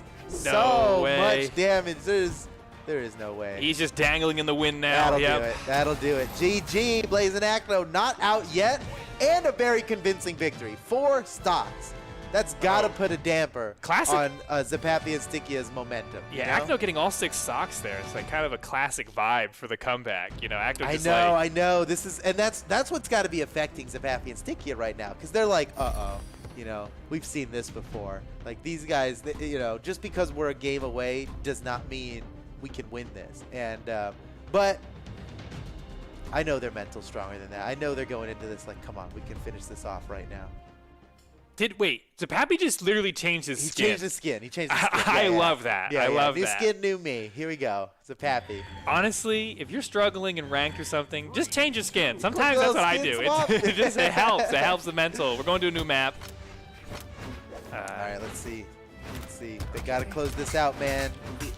You can't let Acno and Blaze take him to game 5, or Yeah, or the the momentum. farther they get, the harder this becomes. Very true, very true. And especially with this new team comp of Double Taros, you know, they beat their other team comps, but they have not been able to get a win over the Double Taros, so. ZAPAPY is so flashy with these side sigs, man. I love the here it goes again. Oh, what? Yeah. Here it goes again. What? That one was for you. I don't Yeah. even think he thought that would hit. Wow, but he hits another one. He's going to keep doing it, dude. Okay, well, I love the tri-ply for a map for him now because he's just making such good use of it. That's a good point. Yeah, this map's really working out for ZAPAPY here. Oh, no, whoa. they double. Oh, what? Oh, okay. Okay, Give well. a little, you take a little. That's That trade did nothing. It equalized the game, it just and we're moved still the game here. forward. Yeah. For rate of play and Wow, nothing else. nice neutral sig. It's not even enough to kill Blaze. Blaze lives to fight. They got to take this guy out soon. He's on borrowed time, Blaze. Yeah, most damage on the field right now, but game is still so close. They got him. They Okay. got him. And ZAPAPY is still rocking Oh, 3-star. Whoa, what? whoa, whoa, whoa, Dude, whoa, whoa, whoa, whoa. I love whoa. that. Oh, he's still Whoa, going for it. He's still ZAPAPY, going, he's the unarmed even. madman. I love it. Whoa. Oh, Blaze almost caught him for that. Oh, nice sig. Holy No, dude, cow. Acno was like, if I see one more side sig startup, I am going to just destroy you. And he did, taking that first stock off of ZAPAPY there. Now game is tied up, 2 stocks all around, but a slight damage lead for red team coming into Yeah, this. But slight. They really got to get a kill on Acno here, man. You can see how defensive Acno's being. He's really making him come to him for the kill. And Acno's taking as much advantage of that as possible. Look at this. He's still unfazed. Wait, can they get him now? They got to get him now. oh, he went this screaming in with that ground pound, though. is getting dangerous. Oh, what? Okay, ZAPAPY ZAPAPY coming back to the stage. recovers high, loses the weapon. No, he picks up the bow. ZAPAPY was the only one with 3 stocks just a second ago. Now he's at the same health as everybody else. Oh. Oh, they caught him! Oh my goodness! Wait, Oh, okay. quickly Evened return up fire, the though. stocks. Stickia in trouble. He lost his weapon. He's coming back to the stage. ZAPAPY having to deal with a 2v1 while Stickia's gone. Stickia's got to go grab that weapon on the other side of the stage. Blaze knows it. Oh, Wow. my gosh. He let him come in there, and he took the stock immediately. And they now take the lead. Acno and Blaze, they were playing from behind a second ago. Still such a close game, but they do have a little bit of a lead here. Okay. The pressure that Acno and Blaze must be on. Can you imagine? Everyone is expecting him to win. I mean, everyone's what? just waiting for him to lose. I can't believe Blaze does it. Stickia saved his teammate. That was so clutch. I got somewhere between slick and clutch. Wait a second. Oh, that's nasty. But he gets out of that before taking too much damage. Oh no, Stickia is out. What happened? He died so fast. He had 3 stocks before anybody else went down to 2. Okay, Oh, wow. That's the type of 2v2 synergy you like to see. He's 2v2ing with the other team. But still It's seems looking like a game 5 here, bro. yeah, huge uphill battle for Stickia to come away with this. I don't know if he has it in him in this 1v2 against Acno and Blaze. They on their were double so Taros. close to taking these guys out, and at this point, it's looking like we're going to game 5, and it must be hard not to let this affect your mental. If you're ZAPAPY and Stickia right now, how else could you be feeling other than desperate and worried? That's true, yeah. I mean, they had it. They had it 2-0 over these guys. And now we're in game 5, and they're playing this new comp that must be getting in their heads. Yeah, I mean, since they switched over to the double Taros, they have not lost a game in this set. So that was the you know big they're locking momentum in swing. with that one again. Of course, Oh, yeah. man, I am so worried for these guys. I know that they have what it takes. Blaze and Acno as well. I mean, you gotta know, can you imagine just everyone's looking to these guys, waiting for them to lose. Another skin swap. I love Zapapy's like, what is the skin that will work for me? This is the skin that's going to make it. I can like tell. Okay, back to Mammoth Fortress. You can see there that they were leaving all the platform maps because I guess, you know, Zapapy really likes to make use of those slide charges. Oh, that's a great, yeah. Don't give Zapapy any more platforms. That's a good idea. Yeah, they went from the option between 2, 3, and 1 soft platform. They went 1, so I see what they did there. Oh, okay. Wow. Oh, Zapapy is being real aggressive right now. Ooh. Oh no. Oh my goodness. Oh my goodness. Brutalized. Oh, that's such an early kill. Oh, how are they possibly going to stay in this game after that? It's not looking good, this man. Is looking like Blaze and Acno, man. Anything can happen still. Too early to say. But an early kill like that, regardless of what it means for the game, what it does to your mental. You know, these guys have been, they've had the lead for so long, and now all of a sudden, now they're at risk of losing this set. Up until now, it was, we can still win, Now it's, we need to come back. For the first time in the set, they are playing from behind. And oh no, it's getting worse. It's getting worse. Okay, Zapapy's got to not get picked up by too much damage here.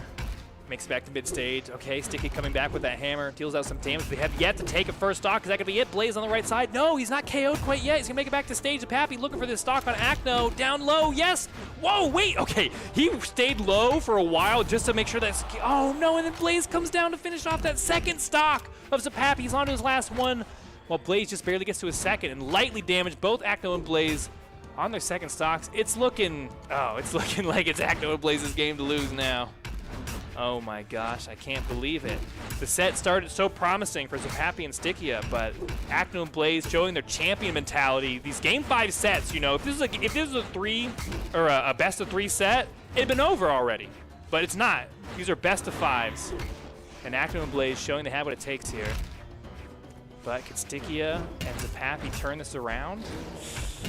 I don't know, Zapapy is so damaged on his last stock. There's no way. I mean, no, we have to believe. We have to. Somebody's got to believe. Chat. Somebody out there has to believe, please.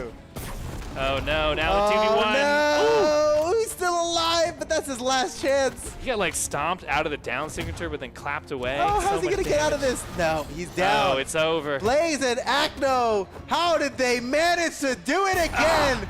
2-0, and they still brought it back. A reverse 3-0 from these guys. Absolutely unbelievable. I thought this was it. For a moment there, we all thought that this was it. This was when Acno and Blaze finally get knocked out of a tournament. But it's not happening yet, guys. Blaze and Acno are definitely still in it here. I can't believe it. A reverse 3-0. Holy cow. Maybe they're tired of like people rooting against them because they're like the top team, so they try to put themselves in the underdog situation. Maybe that's what it is. I don't know, but they are making this losers bracket run right now. They're intentionally putting themselves in the underdog situation. Yeah, we see they make it up there in the loser semifinals. They play better from behind, that's for sure. Unbelievable. Well, the Baguette Bros are out of the tournament in 5th place. Shoutouts to them. Really, really well played. Yeah, that was an amazing set. They pushed it all the way to Game 5, but could not come away with it. Man, they were up 2-0. Unbelievable.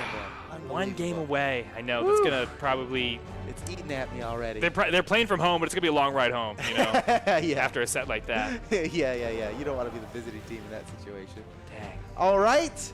Up next, ladies and gentlemen, we've got Blue and Emfamini, the guys who took out Blaze and Acno to begin with, going up against Heisen and Simple. Now, if Blue and Emfamini win this, we get a double jeopardy up against Blaze and Acno again, the redo, the sequel. But Heisen and Simple are definitely, I mean, obviously they're favored to win this. They're just straight up higher seed by a good margin. Right. But who knows, man? With everything that's happened so far, who knows?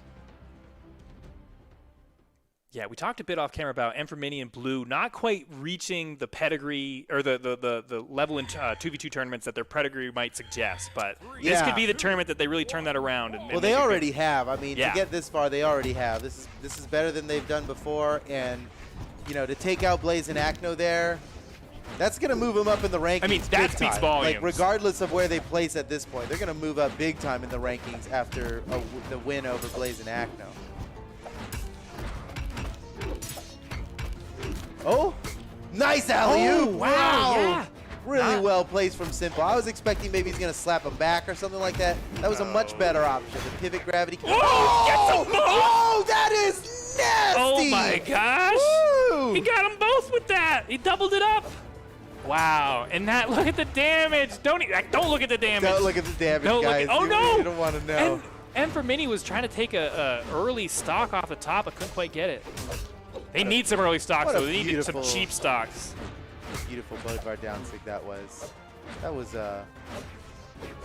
People dream of getting a down sig I was like about to that. say, yeah. That's like your fantasy when you're using that signature. That you can pick them both up like that. Okay, but you know what? Emperor Mini and Blue have not taken too much damage on their second Yeah, stocks. they could. If they can just score some KOs here, they'll equalize it before it's too late. There's okay, one. there's one. Can they get another? They've got the 2v1 advantage. He's Simple. looking for it. He's looking for it. It's up to Emperor Mini. And Oh, not what? quite. Yeah, sends him to the far corner. Was the farthest place he Wow. could have tried to KO him at. Doesn't quite take it, but man, is he so close to getting knocked out. I mean, Simple. but he's held on to Oh. it long enough. Wow, I mean, I like he that. did his job. Even though he lost that, it's the work on that stock was done. Emperor Mini is one hit from death at this point, and Heisen's looking like he wants to take it right now. Simple's gonna catch him. Yeah, takes it already. Team combo, weapon throw, almost. I like that. The he same was too side far to combos combo with everything right. else. There's nothing else that could hit him there, so he tries to throw the weapon. It's a great play. I love seeing it. Yeah, same side combos are kind of tricky to set up, and they made their best run at it there. Here goes Blue down to his final stock. Simple and Heisen have a significant lead here that will be hard for them to drop, honestly. I think Oh, they might have this one in the bag, but obviously Emperor Mini and Blue could bring it back. Just need one good gimp. Can bring it back. Uh-oh. okay. Wait, Blue. this is it? Wow, Emperor Mini. Oh, he actually put himself in danger. Everybody's to get on the that side there. stage. Whoa, whoa, whoa, whoa. Oh, Emperor Mini's in trouble. Emperor Mini's in trouble. Wow, Blue saved his life. That was so good. How did nobody die out there? How did Yeah, no Emperor stocks Mini, left? I mean, at least Emperor Mini seemed like he was going to go down. But, oh, what a play. Okay, Blue we take that trade? sending them all out. And, Oh, no. Oh. No, he died. He you know, yeah. that was the right move. That was, that was for honor. That was for honor. He He's- ruined it by killing his teammate. Yeah. So, you know, in a sign of respect, he SD'd. Yeah, that was a go next and right it- there. Go next. Oh, man. Okay, well, we saw some life from them at the end there, but I don't know. That really seemed like Simple and Heisen were dominating most of that game. So I'm not sure what Blue and Emperor Mini can do to change this up. Oh, no. Don't even show this replay. Okay, this isn't the one. Oh, it is the one. No. Oh, God. Everyone's heart breaks at the same time. Oh, yeah. All right, on to the next one here. Same stage, same characters. That was like in baseball when you go to catch the pop fly in the infield and you like basically just run into somebody. The ball falls on the ground.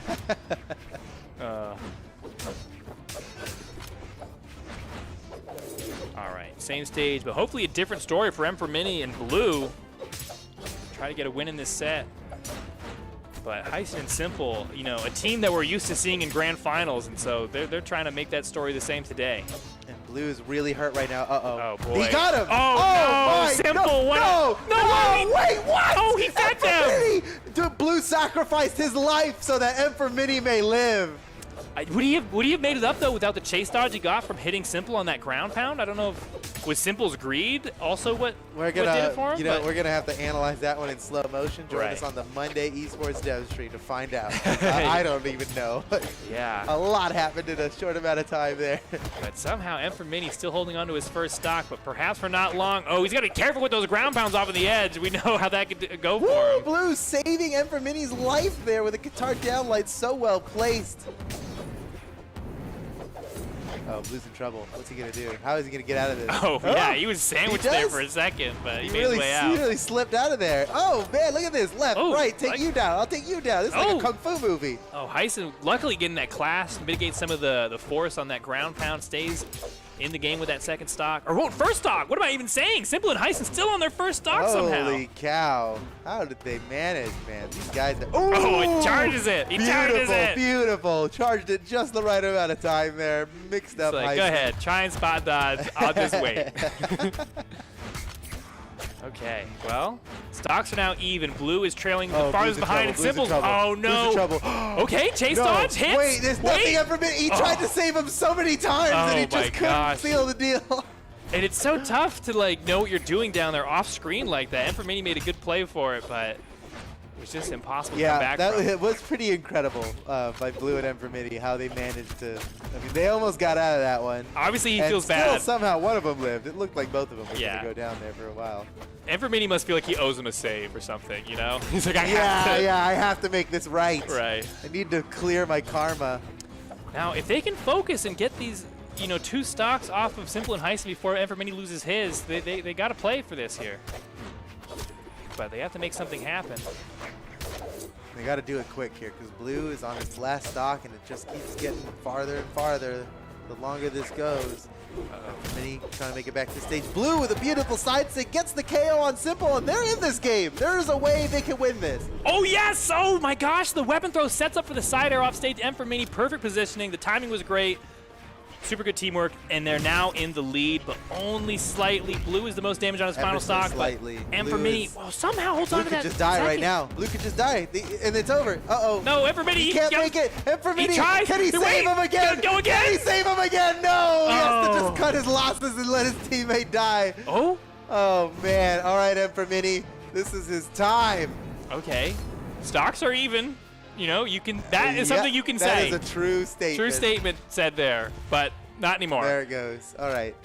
Oh boy. All right, Empermini. I think he can do this. He's got to get lucky with a weapon spawn, man. I mean, Heisen and Simple are obviously going to be weapon starving him. Yep, there goes Simple, taking that weapon away. And they're going for double sword. They've got something they're cooked going to up steal for that this. one too. There's nothing he can do. There's nothing he can do. What is their double sword combo they have cooked up? They've had the choice. They've been determined to keep the double sword. Yeah, clearly. There's another one. Oh, wait. Oh, he snatches through. It. Well done. Sneaky. Okay, picks up the axe. He didn't even take that much damage too. He can. He can do this. I believe in Empermini. Oh yeah. I know. He has to play pretty impeccable here, intense. But he's got Heisen. You know, Heisen's getting close to being knocked out with his signature or some good play close to a kill box. But you can see Heisen's playing back because of it. And Empermini trying to find his way in. Oh yeah, big bold play that leaves him open for punish. Could have been worse. Oh, wait. Okay, yeah, retreat Simple. Go to the other side. Pretty smart for Simple to go that way. Oh, man, they are just whittling him down with 1,000 cuts. And now again, left starved of a weapon. Almost got him with the teardrop weapon throw. Man, I can't believe he had that axe for its full duration. It's already out of his. It already got knocked out of his hands. And that's another one. 2-0 in favor of Heisen and Simple. They just need one more win for the victory. Winner of this moves on to a guaranteed top 4 placement. Yeah, I'm wondering if Acno and Blaze, if they're like looking for Heisen and Simple to do their dirty work and take out this team that took them out, or if they would be more excited for the rematch. I don't know. But I bet they want the rematch. Either way, it is not up to them. It is up to these 4 players right here. Going into game 3. It could all end here. Match point here for Simple and Heisen. Just one more victory, and they're moving on. Okay, all right. So we go to Apocalypse now. Smaller walls, the big difference between that and Mammoth Fortress. Yeah, stage is a little smaller too. Yes. Platform never goes level with the stage like it does in Mammoth. And you know, you got a clock here to tell you the time. So that's yeah, I think that clock might be broken. I've never seen the hands move, but you know, it's at least right twice a day. It's 3 o'clock. It's 3 o'clock. It's close. Yeah, everybody knows. Okay, what happens? Oh, man. Yeah, it's so vulnerable when you're sitting there full charging that Lance recovery. And maybe it gets evened out by how well Blue is playing. I mean, he's barely gotten hit, and he's been taking people down. He's been building up a lot of damage. Look at his health. He might score a KO here. Uh-oh, off the side. Wait, maybe. Can he get him? What? Oh, he goes low. Oh, he's in trouble. Goes the other side. He's got to get around, but they're coming in quick. Oh, no. He covers it perfectly. No! He was doing so well. Yeah, Blue with the mismatch there. He didn't have a weapon. He went unarmed against a hammer, and that cost him. Yeah, he got under it, and then it just got real bad there. Oh, Okay, but the they're close, though. Evermini still hasn't taken that much damage. That could They're be looking enough. at the stock of Not Heisen enough. off on the side. He's gonna get it. Oh. They're chasing down Heisen right now. They have to kill Heisen like immediately. Every moment he's on the battlefield here is like, oh he's no, dealing out oh damage, no, too. Oh no. Okay, they got it. Wow. ZYDER from center Jeez. stage is enough to do. I That's know, how much damage really, he took. Really powerful slap there. Give credit to Blue, the only person I've seen today rocking Katars in 2v2 in EU. Okay, Evermini, nice chance against. Okay, Heisen comes out there with a little bit of a boost. Teammate. But Whoa! Oh, Whoa, double dunk? double neutral sig. One more. Oh, he even went for it too. Oh, no! No, he's fine. He's fine. no, he's. Oh, Oh well. I thought Blue was in trouble, but Evermini was the one. Evermini wasn't fine. Oh no. Simple. Can he get this? They are stock? in Blue. this, man. Oh, he's got nothing. He's got nothing. He needed a neutral there. He needed the chase dodge there, but he couldn't get it. Down to their final stocks now. If they can get the kill on Heisen, they can tie this game up, and they stand a good chance of staying in. Okay. Maybe one more. A weapon he throw? can still make it back. Dang, Heisen did a good job holding on to his signature. Okay. They need it. Okay. This is it. Evermini and Blue are fighting for their tournament lives right now. Yeah, Sybil completely denied them anything on that power play. But now the game, yeah, perfect tied up. Everyone on their final stocks. Damage is basically even as well. But Evermini and Blue are the most desperate to get this win, to stay in the stock and to stay in the game and stay in the tournament.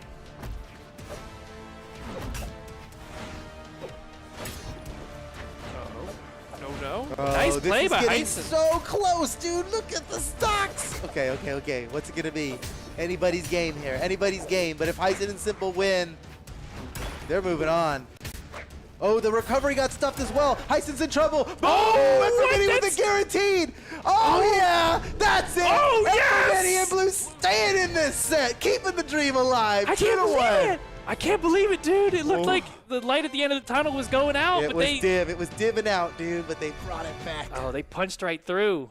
I can't believe it. That was insane. And for Mini popping off on that final stock, making it happen. The double dunk That was really was beautiful. important Double for them setting dunk, this and up. then Evermini he even got a couple extra hits there with the chase dodge ground pound. It was beautiful. I'm not going to say Evermini's ground pound there is what killed Blue, but well, kind of was. Again, now if they can mitigate any of those team damage, team KOs, they are all the better positioned in this set. All right, so they finally got a game in the set. It was a close one, though. Let's see how game 4 goes. But content to play it out on Apocalypse. I like that.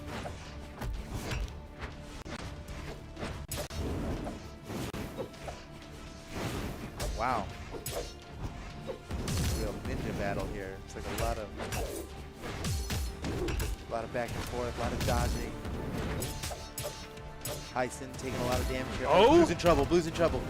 Okay, he's good. He makes it Yeah. back. Oh, but they send him right off again. Andy's disarmed, and his teammates out the side. They are in trouble here, my man. But gosh. wow, they fight their way back up. How'd they make it through all that? Incredible. No, Blue! Oh, no. Okay, What? wait. What? And then Evermini scores the first KO on Heisen. What a Oh, play. what a He's read. still going. Let's go, Evermini. Mini started that gravity cancel side sig while his opponent was behind him, knowing he was going to leap in front of him somehow. What a read. Okay, but blue team both so heavily damaged. Blue's crazy off of the edge. Why is he goes so far off of the edge? I know. He keeps putting himself in harm's way, but he keeps making it out unscathed, and he's better for it every time. So it's hard to argue with him. All right, well, we will see Simple, okay, in trouble. more, Heisen one comes more, down. one more. Nice. Whoa, Oh! whoa. They were about to kill him, and now he's... Wait a second. Evermini, No, wait! What? How did What? that happen? Okay. Yeah. have to look at that worked slow-mo. out. That was... Yeah, When I saw really super Blue slow-mo for load that. up that ground pound, I was like, why? Evermini's right below you, but he released at the right time. He didn't let it auto-fire, he released it, Yeah. and like, with precision, took out his opponent. Now everyone's on their second stock, but Blue, Oh, wow, team comboed out. nasty. Oh my gosh, Wow. and quickly makes it way over to the other side of the stage, gravity cancel, side heavy, what? Just Unarmed? like that, the match is... Ooh, It's looking decided here, but it is I'm looking, not ready to call it. Yeah, we obviously can't call it yet, and Blue is trying to make something work on the edge to get a quick stock off of Simple, but so far denied. And Infamania getting caught up in the middle with both red team opponents picking up damage from both. Oh no.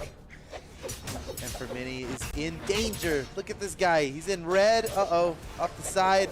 Now blue left in the 2v1. He makes it. Oh, no. Slams his teammate now. Nice. Okay. And for Mini with the. Oh, Oh, another what a one. shutdown. That was needed. Gotta finish him off. That's it. That'll do it. Is that That'll it? do Yes. it. That'll Okay. do it. Yeah, don't down go to down. the final stocks. There's a glimmer of hope, but it is dim. It is dim and it is tiny. It's a little twinkle of hope. How Yeah. could they possibly do this when they're? Oh, what? Oh my gosh. That was spectacular. That was honestly a spectacle. Dude, synchronized swimming? Yeah. Is there that next was, sport, maybe? That was choreographed. That was Yeah. that was like a fight scene from a movie. It was dude. beautiful. Yeah, that's gonna, Yeah, that that's was gonna like go in the anime. when Indiana Jones and the kid are fighting. Do you remember? Yeah. I don't, but they're fighting and they do the same moves or something. Look it up. All right, let's see if we can see it here. Oh no, okay, that was yeah. And then let's see. We need some slow on it. Look at this. Oh, that was pretty. There's no other way to put it. That Yeah. was pretty. All right, well, ladies and gentlemen, we've got our top 4 decided here. It's Pavelski and the Ninja up in the upper bracket here, going up against Fosey and Machete. That's the winner's side of this. And then going down to the lower side, we've got Blaze and Acno versus Heisen and Simple. Those are the only 4 remaining teams in this tournament with over 4,500 people registered for this tournament. And these are the remaining 4 best teams. Man, man. Those were some good sets. I was real excited about that one. And guess what? We've got even better sets coming up here because we are about to get in top 4. But first, a super quick break. Don't go anywhere. We'll be right back. Thanks for watching.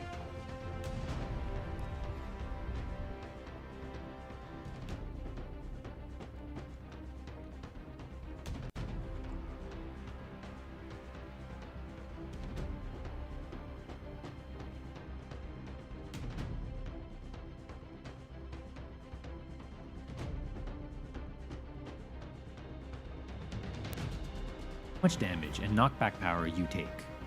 Speed, which affects your ground and air movement speed, as well as acceleration. Once you've leveled up your favorite legend enough, you will unlock stances. Stances modify your stats slightly, by removing a point from one stat and giving it to another.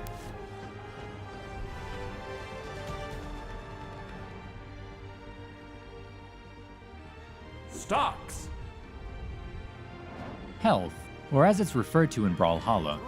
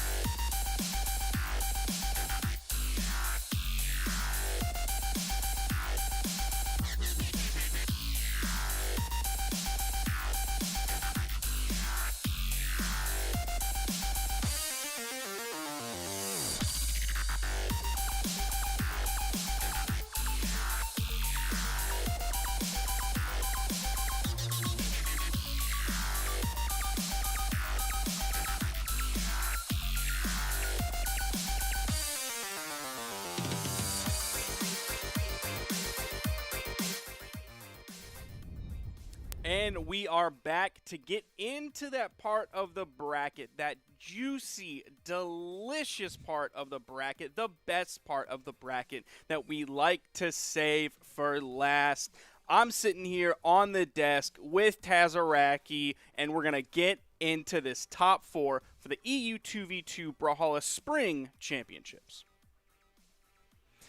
Yes, I will be casting the top 4 with you, Sparky, and it has been a while, and I'm looking forward to it. It's going to be great, and it's super crazy to me when it comes to EU because the two teams that I'm used to seeing in winners finals and grand finals are now going to be battling against each other in the lower semis for third, fourth. So one of them is going to be out before top 3, and that's not even the matchup that we have coming up next. The first matchup that we got of the day is in winners finals, and that's between Pavelski and the Ninja 729 and Fosey and Machete, two teams that, while I was talking with Foda earlier, cast at the beginning of the tournament, that I would say are probably tied for third, fourth in terms of the best teams in EU, are now sitting up there ready to dethrone what I consider to be the top 2 teams. Yeah, that's something interesting to note is Fosey and Machete getting this far and taking out the teams that they did is a little bit surprising. It's not as crazy as some of the other upsets that we've seen today, and I want to take this little aside to mention that to give credit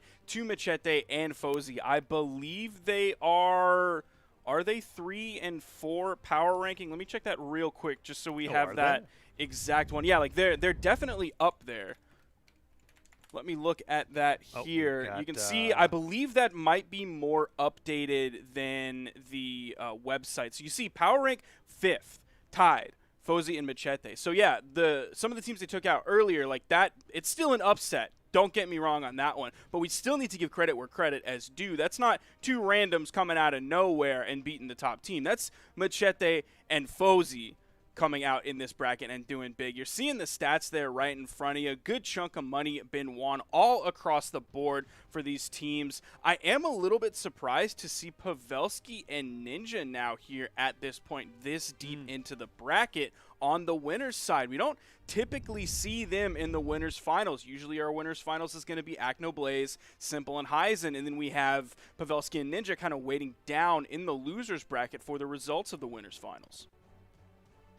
Yep, it's very topsy-turvy here in the Spring Championship. We've got the teams that are normally in the lower bracket and the upper bracket and vice versa. But it's going to be really interesting to see who comes out on top between Acno, Blaze, and Simple and Heisen. They're used to fighting in grands with bracket resets on the table, but instead they're fighting for 4th, and only one best of 5 will be had later in the day. But before that, we have to figure out who is going to get in the grands as we get into winners finals between Pavelski and the Ninja versus Fosey and Machete. Now, we are seeing Ninja going into this with the Sidra. That's sort of the normal pick, but he did start the day out on the Zol pick. I'm not sure exactly when he made that switch, but that switch is not surprising whatsoever. We are seeing Pavelski coming in on this Val pick. That was sort of his leading character. That's what he's been practicing a lot lately. From Pavelski, we could also see a Taros today. I can't remember if we saw that in any of the games today, but he's definitely been practicing that on stream. Yeah, very curious to see how this matchup plays out against Fosey. Fosey has been playing on an incredible level with Jala, specifically when it comes to the character signature kit. There are a lot of players that I think select characters for their weapon combinations, but Fosey has really made the character Jala herself work very well. And a nice follow-up on Machete's sidelight Nair there to get that sider, to get the guaranteed damage and put Pavelski deep in orange.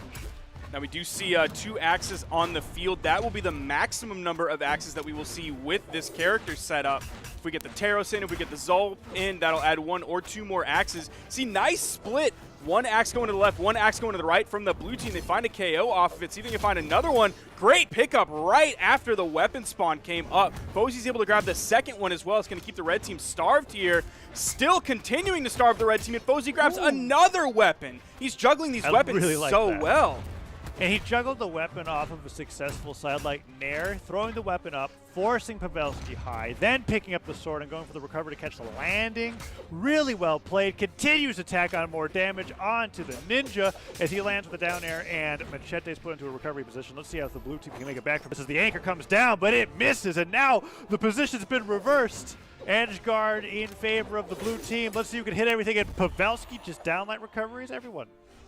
That is going to be a 1-for-1 trade, which is not going to be in the favor of the red team that took out the Ninja and it took out the Machete. So if you look on that top right corner, Fosey's still very deep in the red, but it's deep in the red on the first stock. So not a good trade for the red team. Blue team still definitely in the lead here. Pavelski's going to have to be careful. Look how far that neutral light sent him. That actually sent him off screen. Now Pavelski's over on the edge. You see those big cannon hits coming out, but Fosey comes in. Is he going to pick up the double? And he does.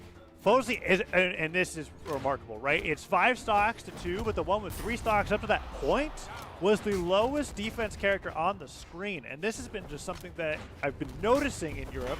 Well, Machete goes down really early, though. Is that the low defense legends, it doesn't seem to be mattering. It only matters once they get into a position where they might be in a 1v2 where it's like, oh, well, then they don't have much health to survive the team combos. But man, Fosey has just been untouchable on this character. Using that side light to stop Pavelski out of that recovery and continue to tack on more damage with the stock lead that he has. But this is the weakness of the team, right? Is that while Fosey is not dying at all, Machete is near death, almost going to lose the stock. That side stick was just a little bit of damage away from doing it, and then Fosey being put in that 1v2 is in a really tough position. Yeah, this game is all of a sudden taking a turn for the worse here for the blue. They were definitely in the lead. Yo, the turnaround on the side sig, that is actually going to hit Machete, and that's going to get the KO off of it. This is one of the few scenarios where I put the favor in the 1 in the 1v2. Let's see if he's able to avoid any of the combo starters. He's got to watch out for downlight and neutral light on gauntlets. Whereas sword, neutral light, and downlight are definitely going to be the scary things. So just Fosey wants to be careful where he lands.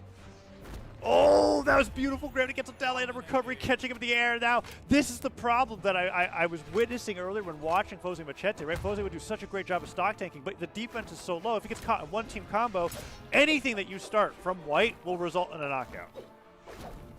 Oh, I thought that was it. Oh, no, This is bad for Fosey. He gets through it. It's going to give him a couple more chances to possibly pick up a KO. There's one. He grabs the recovery. That was such an amazing combo of weaving in and out, just carrying Fosey around the stage. But now Fosey in the 1v2 picks up the axe, hits 3 hits to Pavelski, disarms him, and is one solid hit away from taking this 1v2 as a victory for game number 1 in Winners Finals. Sword picked up, downlight missed. Gravity gets a downlight into neutral air, down air. So much damage on the Fosey, and now it's anybody's game. Can Pavelski get the side stick on gauntlets and take Fosey off the screen? Or will Fosey get on the stage, get the D-Light recovery, and end it all? Oh! Somehow that doesn't take him off the top. That neutral sig almost did. Pavelski is going to fall, and Fosey takes the dub here. 734 damage from Fosey. He also took the second most damage in the game. Fosey's Jala is unreal today.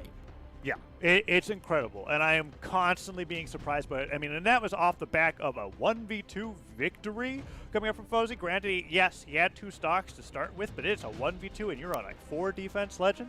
He was able to make that comeback at the very last minute with that recovery, and like you said, nearly taking 600 damage on this legend is incredible.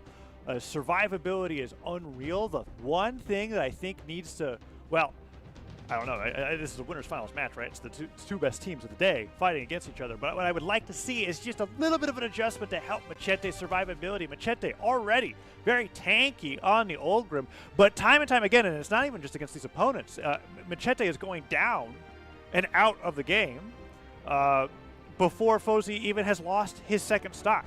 And this has been happening very consistently. I wonder if they could patch up that problem. They're on their way to looking like one of the most fierce teams in Europe, for sure. Meanwhile, Ninja79 and Pavelski are staying to these legends. It was very close. They did what they needed to do. They got Machete out early, and they just flubbed the 1v2. If they go into another game, focus on that game plan a little bit more, Machete can't adjust, and they get Fosey in the 1v2 again, but they have higher health. I could see them winning every game from here on out. Let's see how this progresses as the map banning has begun. And it looks like we're going to... Ooh. That's very surprising. I was about to write off the Great Hall as even a possibility, but out of the 3 maps that were left, that is where we will be going. In game number 2, 1-0 in favor of Machete and Fosey after that amazing 1v2 comeback, and now we are on a map with an incredibly high ceiling. Fosey's not going to be able to get those knockouts off the top with sword recovery nearly as well as he was able to in game number 1. And all of the weapons are spawning here, and everybody's got one except for Machete, who is being carried towards the top of the stage by Pavelski on the gauntlets. Fosey Getting hit by the Gauntlet side air. Pavelski's trying to get back onto the stage. Silent misses. Oh, and there's the Ninja trying to bring out that down signature on the cannon. Machete fighting everybody off the left side of the stage with the lance. With the neutral leg ground pound hits Pavelski into the neutral stick from Fosey. Weapon toss forces the dodge, but Fosey's not in position to get the ground pound. And Pavelski makes it back, but that was a ton of damage. An amazing combo. Sidelight Nair sends Pavelski deeper into the orange. That neutral stick, despite the high ceiling of the Great Hall, takes him off the top, and the lead goes to the blue team in game number 2. Ninja here to try and get an answer KO onto Machete. Not able to quite find it just yet. It's a down heavy from the wrong side of the stage. Machete still living here. Fosey in the middle of the stage goes over to the left side, starting to take some damage. Lead still favors the blue team. Definitely after they grab that KO, it's a little bit closer to the red side. Shouldn't take much to take out Fosey just based on stats, but the way that Fosey's been playing today, that might not be the case. Okay. Nair comes in off the top. Fosey just kind of pushed it a little bit too hard, and look how the red team is able to capitalize off of taking Fosey off the top. Definitely the strength of every team that's had some success against Fosey and Machete so far is just beating up Machete when Fosey is off the map. And look at that, Machete fresh stock, not fresh anymore, already in the red. Pavelski similarly taking a lot of damage from Fosey as they try to get their bearings. That downlight Nair interrupted just barely by Fosey's sidelight. Neutral light Machete is looking for the takeout over here on the Ninja, getting the dodge to go through that weapon toss and almost would have honked him on the head. Yeah. Oh, Pavelski set flying. Will the Ninja get the revenge knockout onto Machete? Weapon throw goes forward, misses, and Fosey and Machete take control of center stage. And that has been some really cool axe maneuvering that I've been seeing from Fosey and Machete throughout the day. Is this like cascade of axe sidelights where one sidelight hits and the other one immediately jumps over to continue the sidelight chain into each other to get as much damage as possible. But Machete goes down. And now it is 3 stocks to 3. Fosey, though, with the quick snipe on the side stick. Is that going to be it? No, he doesn't get the kick. And then Ninja makes it back. We are almost a completely even game here. Pavelski's a little bit more damage than Machete is in the final stock. Ninja's going to go down. The 2v1 situation, Pavelski just going to stick over on that corner, throw out those sort of zoning nairs that might hit someone that's just a little bit too close to that corner while providing himself a little bit of a defensive area over the top. Fosey still living on this second stock. Even that final hit of the neutral light from Machete hits Fosey, but it doesn't really matter. Not going to be a KO move. Machete, he's looking for a big play. Oh no, he might get punished on it. There's the dare. I've seen Pavelski take people out with edge guards like that before. That was a great adaptation, though. That's exactly what I wanted to see from Fosey, right? That's Machete being in a situation where he's going to put Fosey in the 1v2 again, and Fosey dropped everything, went to the bottom of the stage, and provided the support for Machete to live a little longer so that Fosey doesn't have to work quite as hard in the next 1v2 that looks like is about to happen. Let's see if Machete is able to avoid the attacks the Ninja's putting out. Anchor avoided, ground pound avoided, center stage taken back. And Fosey's trying to get a down sig onto get an early knockout.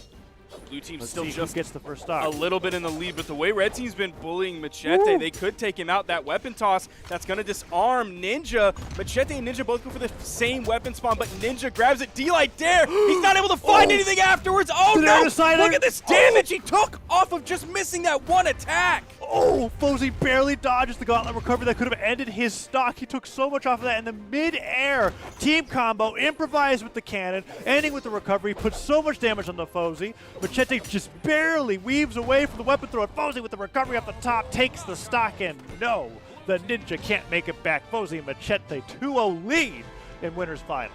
Machete surviving on that final stock right there towards the end was so key to that. We talked about him getting bullied a lot and dying before Fosey despite having more defense than Fosey does, but his turnaround at the end of the game, look at how much damage he took compared to everybody else. Fosey took 564, Ninja took low 500, Pavelski took mid 500, Machete took 665 damage. Way more than anyone else. And I think a large part of that survivability is credit to Fosey identifying when he needed to go down and help Machete recover. There was that moment on the bottom right side of the stage where you and I were both saying it. Machete, we thought he was going to go down. Fosey dips down there, throws the weapon away, uses his unarmed attacks to make sure that he can recover, and Machete survived the rest of the game. Amazing play coming out from the blue team, and now 2 legend swaps coming out, or a legend swap coming out for the opposing team, as it's now ZYDER and Taros on Shipwreck Falls for game number 3. Are Fosey and Machete going to 3-0 their way into grands? That would be incredible. Let's see how it plays out. It's certainly possible, but with this Teros coming in, taking out Machete might have been a problem last game, averaging 222 damage per stock. That might be why Pavelski's coming out. Oh, no. It's his first stock. That is so rough, dude. Look at the difference. Ninja hasn't taken a single hit this game, and he ended up killing Pavelski in orange. Yep. But they are unfazed by it. The second that Pavelski picked up a weapon, Ninja lands, gets a neutral light, alley-oop comes out from Pavelski with the axe side air. Recovery from Machete, interestingly enough, I think saves both of them by hitting Fosey. So now Fosey has a little bit longer to fight with the stock, but that's it. He knows it. He fast falls out on the other side. Machete take it down, and dude, the Ninja's still not touched. He still hasn't been hit. I had to look at the timer to see how long he had been in this game without taking a single hit. It was over a minute before he took his first hit. And because of that, Red Team is like hugely in the lead here because Pavelski didn't take too much damage on his second stock despite going down so quickly. Oh, and the Ninja almost got a recovery after the weapon thrown to Fosey. Weapons being denied from the Ninja, but I don't think he really cares. He's really living up to his name there, just avoiding everything. Getting a ton of hits, and down air from Machete comes through, but doesn't get the jump read. Another down air hits, ground pound avoided, recovery sent back, and Pavelski on the left side of the stage goes down again, and this is looking troublesome for the Red Team. I mean, the Ninja is playing on another level, but Pavelski at the same time is kind of getting destroyed after this Teros swap. I'll be really curious to see how much damage Ninja has actually done so far in this game. Because if he's not taking damage, that's normally pretty fantastic. But if he's also not really doing anything in the process, then that's why Pavelski's on his final stock. Yeah. Not to mention that one of those stocks was taken by the Ninja. Yeah. So it's a rough look. I like that idea from Fosey. Fosey recognizing, hey, if I'm just going to keep getting neutralized away by the cannon here, and Machete doing the same thing. This is brilliant. They're falling to respawn to help their teammates instead of spending all that time in knockback, doing nothing, and making the 1v2 disparity that much greater. That was sick. Fosey hit the side light, knew he couldn't get the side air true, so he chase dodged forward, turn around, did a neutral sig to rise him up, and hit the Ninja. That was great string extension. Woo! The Ninja, he air dodged Machete's side air. They canceled the air dodge into a neutral light to hit Fosey away. Ninja is playing out of his mind. Downlight hits on the Pavelski, uses it as an activator for the chase dodge. Oh man, he is close to losing that second stock. Maybe he loses that. Oh, okay. Can they get Pavelski here? Sidelight sider, weapon throws going up, forcing the dodge. No dodge in sight. Oh no! He dive kicked into the ground pound. Machete can't save him. Oh, this is the hardest 1v1 that Machete has. Let's see if he can do it. The Ninja has been playing incredibly, and he goes through 1 hit, 2 hits, 3 recovery towards the top. This is going to a game 4 for sure, unless Machete with 1 sidelight now just needs 5 more of those. Sider hits. Machete makes it back, does not. Dodges right into the recovery. Wow, let's take a look at those stats. Oh, Ninja did the most damage in the game while taking the least amount of damage in the game. He was just actually on fire. He was just playing really consistently throughout the entire thing. He wasn't like making any giant major plays in the moment. He wasn't gimping anybody at white. He wasn't grabbing an anchor that was taking someone out on the corner in orange or yellow. He wasn't racking up double KOs. He was just playing really well throughout the entire game. So it didn't seem like he was doing anything like that crazy. His strings weren't huge, but he was just adding up small strings throughout the entire thing. Almost 600 damage. Also picked up 5 KOs, by the way. So he kind of put that game on his back a little bit. A little bit, I'd say entirely. That was a stellar performance coming up from the Ninja, and with the forgivable mistake of taking out his teammate's stock at the very beginning, and even more so actually that it's impressive to me because something that happened is after that occurred and Pavelski respawned, got a weapon, they just changed it right into a team combo the second that they were on the ground. So they didn't even worry about the fact that happened. They just continued towards their win condition and succeeded. Now into game number 4, they are at match point. But the last game was a victory for them. Let's see how this plays out, as no legends have changed from the previous game, and Machete and Fosey are continuing to fight for their way into Grand Finals. And we're not changing map whatsoever either. We are back again on Shipwreck. Nice bright and sunny spring day here. Shipwreck Falls. man, that is a downer and a neutral from Machete. That's a ton of damage. Pavelski returning the favor with his own down air, but not nearly as much damage. Both back splash. Double down air, sideline cider off the right side of the stage, into the neutral sig, ground pound. Okay, Pavelski, you're kind of getting a little crazy here. The chase dodge of his teammate saved him all. My gosh. Got the save, got the KO. Pavelski's nuts right now. He must be embarrassed from what happened last game. He is, first of all, he ground pounded his teammate and it looked like it was going to be a team KO, and he was like, okay, I'm not going to make the same mistake that my teammate did last game. I'm going to not only save him, but secure the KO, give ourselves a huge lead here on the red team. Still putting out damage, has Machete in the orange. Sidelight Nair turns Machete red, and the D-Sig for the KO. Pavelski's going crazy. I'm pretty sure, oh my god, he gets another down. I'm pretty sure Pavelski's damage is already at 500. Like, it has to be. It has been non-stop. Wailed on his opponents. Finally goes down to that first stock, but Machete's on one. Fosey deeply damaged in the second. And a Taro signature of any caliber would take down Jala at this amount of damage. Machete reads the dodge, gets the neutral light, gets a nice sidelight Nair, but the Ninja in with the save does get a little bit of extra damage as Machete recovers high, and now the 1v2 for Fosey while he gets back onto the ground is looking pretty rough. But that sides to come through in Pavelski. I mean, he just got out of the second stock, and he might be out of it pretty soon. Blue team's bringing it back. Oh, nice GC down heavy from Pavelski to get the follow-up there. Even though he was unarmed, he was able to throw out a heavy attack, find the side air for the KO. Machete's done. Fosey's on his final stock, and he's staring at 4 big, mighty stocks from the red team in true EU fashion today. At least at this point, I think we're going to a Game 5. Yes. And I know Fosey won a 1v2 earlier, but this is a little different than that last situation. There are 4 stocks, as you said, on the board. Fosey puts that down, so trying to catch him off guard. But when you're in this scenario, it benefits you immensely. You should just stop and wait for what their opponent's going to do, because you've got another person that can react to whatever they go for. I say that, but that was a pretty unorthodox option. Okay, double knockout from Fosey. Let's see what happens. Fosey feeling good about it, but the second both members of the red team respawn, it's completely different from the situation that we just saw. Is it, though? He just got a sidelight Nair on Axe, got out, and forced some friendly fire. He's downlighting the Ninja. I mean, if Fosey can force the Ninja and Pavelski to be impatient. Recovery hits, doesn't get the neutral stick, but gets the cider. 2 ciders. What is happening? Sparky, what is happening? Tazza, look at the top right corner. Nothing major has been done to the red team. Are you sure because about look at that. Look at that's all it took. That's all it took. It was major. Okay, Sparky, I understand that nothing major had happened to them, but it was about to happen. He hit like 9 clean hits in neutral in a 1v2 without taking any damage. That's what I was getting excited about. And that is worthy to get excited about, but it's like Hank says in Breaking Bad when he's trying to catch Walter White. He says, Walter White has to get lucky every single time.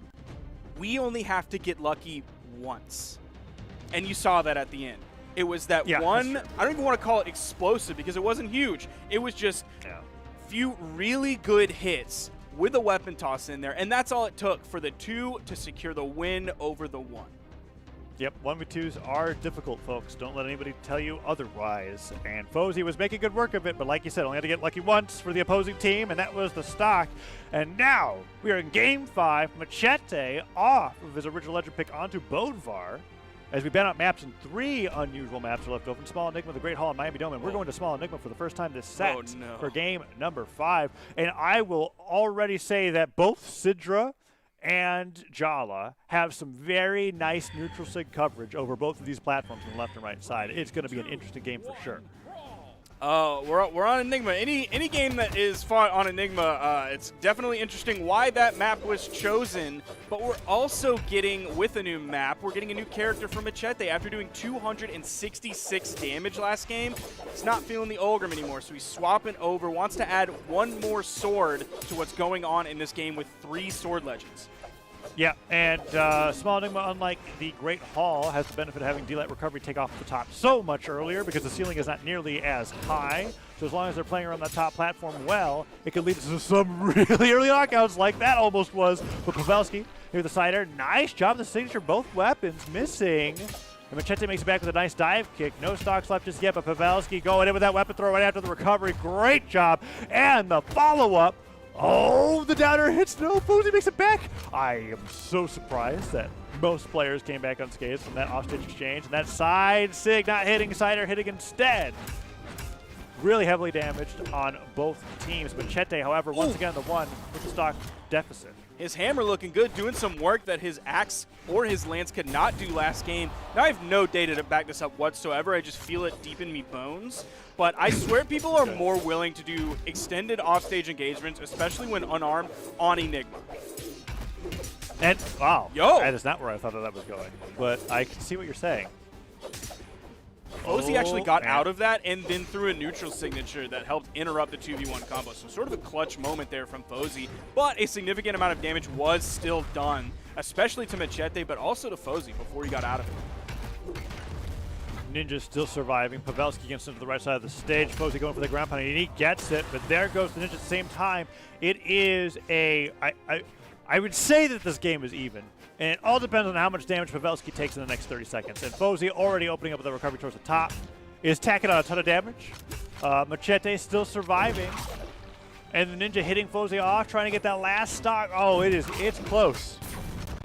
Got that stock off of Fosey. They just have to clean up Machete here. The weapon toss gets the dodge, and Machete cannot make it back. It is now 3 Solid stocks lead to now. 2.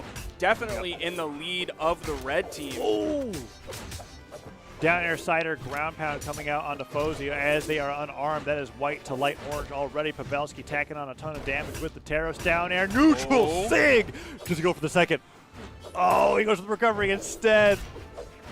Keeping it tame here in Game 5. Definitely wants to get in the grand finals as they're about to perform the reverse 3-0, but no! Ninja taking off the top. Can Pavelski survive in the meantime? It looks like the answer is yes, but Machete getting that sidelight dashing away from the down sig, who is going down first. Oh, Ninja's starting to bully Machete. He's completely separated from Fosey. Fosey's in the red, Machete's in the red.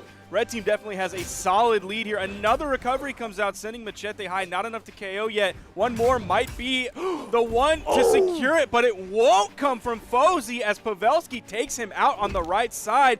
Hammer side air hits both members of the red team. They're split. It gives Machete some room, but they come back together, converging. The weapon toss and then the follow-up from Pavelski to take it off the top here in Game 5. Ninja and Pavelski come out victorious and move on into the grand finals. What a performance. The Taros coming in clutch for the reverse 3-0 to get into grands. An amazing best of 5 and a matchup that I would be excited to see happen again. But it's going to be up to our 2 Titan teams in the lower bracket to make that decision, as we have the players that were both in the winners finals and grand finals of the Winter Championship of 2021 just a few months ago, duking it out in the lower bracket for this losers semifinals match. Now we see the character picks right in front of us, or at least we do. Y'all are looking at the bracket to see Pavelski and Ninja move into the grand finals. That means Fosey and Machete are going to be going down all the way in that Game 5 situation. And I think that was sort of an upset. Pavelski's coming in at PR3, Machete's coming in at PR7, and the Ninja is actually behind Machete at PR8, according to Brawlhalla.com/rankings/power. So not sure exactly how up-to-date that is, but that is the most up-to-date data that I have access to. We're moving into this next one, and we're coming in with a double Bodvar. And there's one thing I do want to note. Phazon is currently streaming right now and did mention that with respect to a few teams, by and large, when teams come through with a double character, Phazon sees it as kind of a lack of teamwork going on, that they don't really fully know how to play around one another on their main characters, so they just pick the same character to kind of make it easier, take a little bit of a lazy way out. Now, he did say he said that with respect to a few teams. Specifically, he mentioned Blaze and Acno, and then I'm sure Simple and Heisen are in that boat as well. Well, and let's add some technical reasons as to why that is. Yeah. And that is because with how DI and basically how DI, I don't know if we can actually call it move scaling, but basically when you hit somebody with the same move multiple times, it allows them to drastically control the direction of which they get knocked back, right? And so when you choose two of the same character, you are multiplying the amount of scenarios where that might actually occur. So a big reason why a lot of really seasoned doubles teams want to go for two different characters that at the very least have as little overlap with weapons as possible is so that they can avoid those scenarios where their opponents can have control over the direction that they get hit while they are getting comboed. So keep that in mind now that you see a double Bodbar coming out here. And we're actually seeing Blaze and Acno kind of swap characters around a little bit as well. Not a surprise to see definitely the Koji coming out from Acno. That's one of his regular characters that he plays in twos. But I'm not sure about this Teros on Blaze. Yeah, when it comes to Europe and doubles, I kind of just give every character a pass as long as it has either the hammer or the axe. It's like, okay, well, I'm certain that they're going to be able to play with the character to a certain level. But so far, looking amazing for Acno on the Koji, as I know Acno's Koji is pretty insane. And now going into game number one, that double knockout, starting it off in the Crystal Temple is looking great for them. Simple and Heisen, however, are fighting back and trying to get this first stock off of Blaze. That Cider hits. I don't think Blaze touched. He's just gone. Acno in position for the nair save. Acno does go down for it, but Blaze survives where he originally would have not.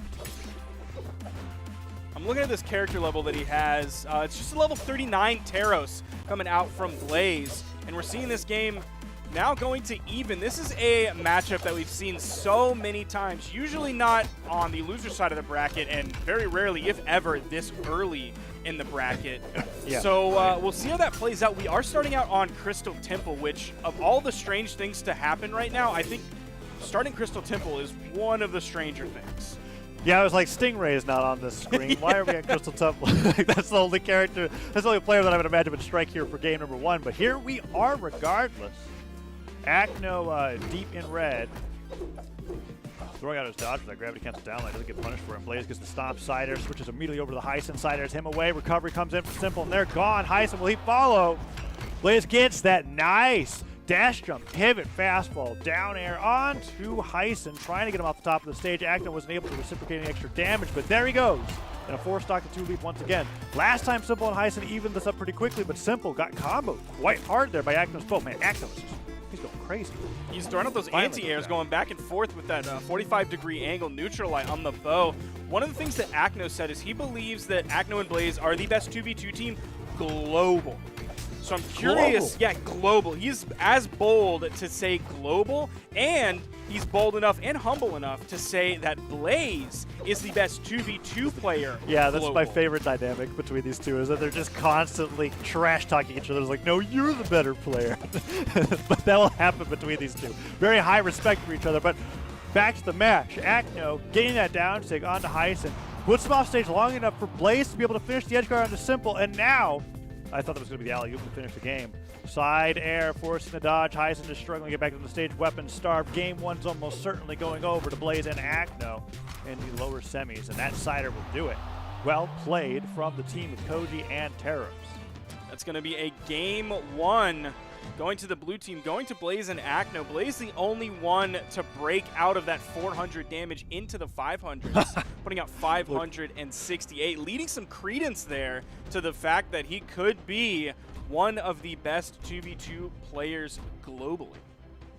We have now 3 different breeds of Teros on the screen. We've got a force stance Teros on Heisen, a default stance on Simple, and a deck stance for Blaze.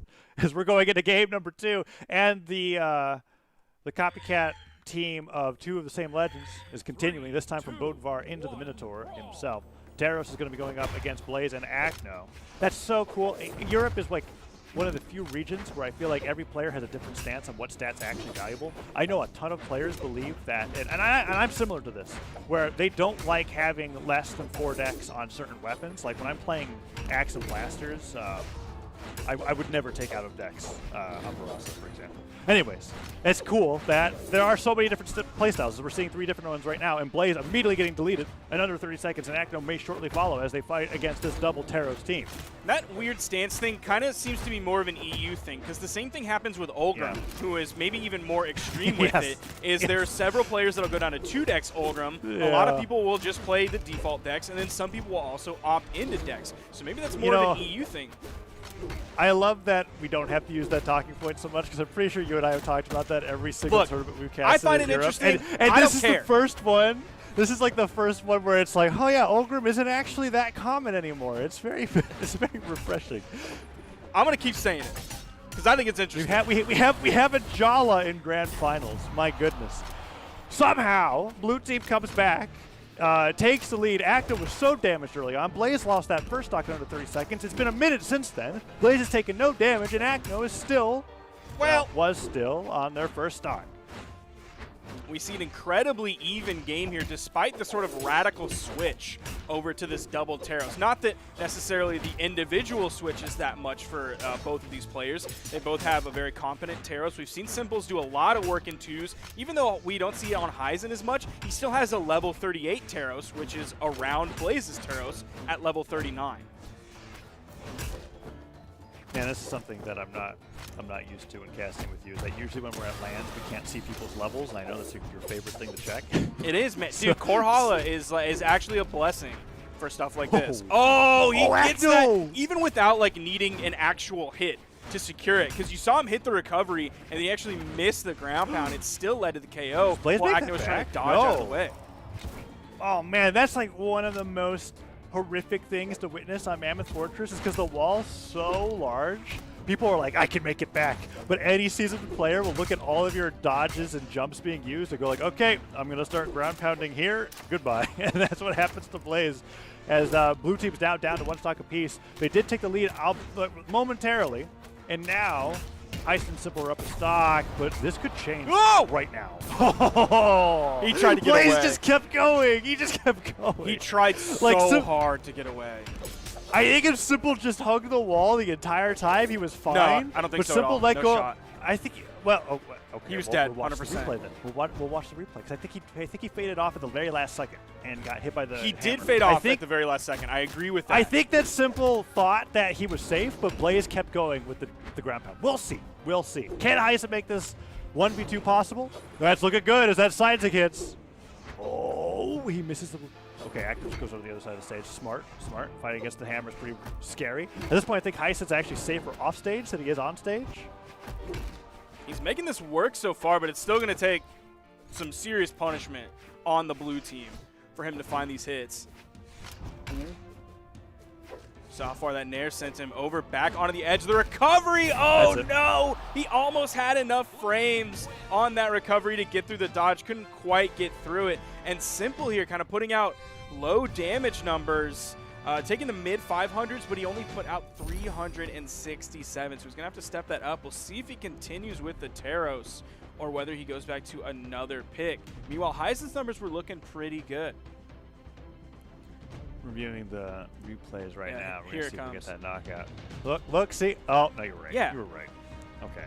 It was weird because he had the wall touch. Yeah, he definitely did but fade I off. think he was gone. I think he was gone no matter what, even if he didn't. Yeah, that was sort of a damned if you do, damned if you don't, because he went. Which is a really good ground pound placement. It is. That's just really good. He went towards the wall to get away from Acno, and Blaze knew that, so he covered the area where Acno couldn't cover. And because he had to go that way, he was sort of forced into that. He tried to move away from the wall to maybe get under and around because that was the only safe place. But obviously, you ain't moving that fast.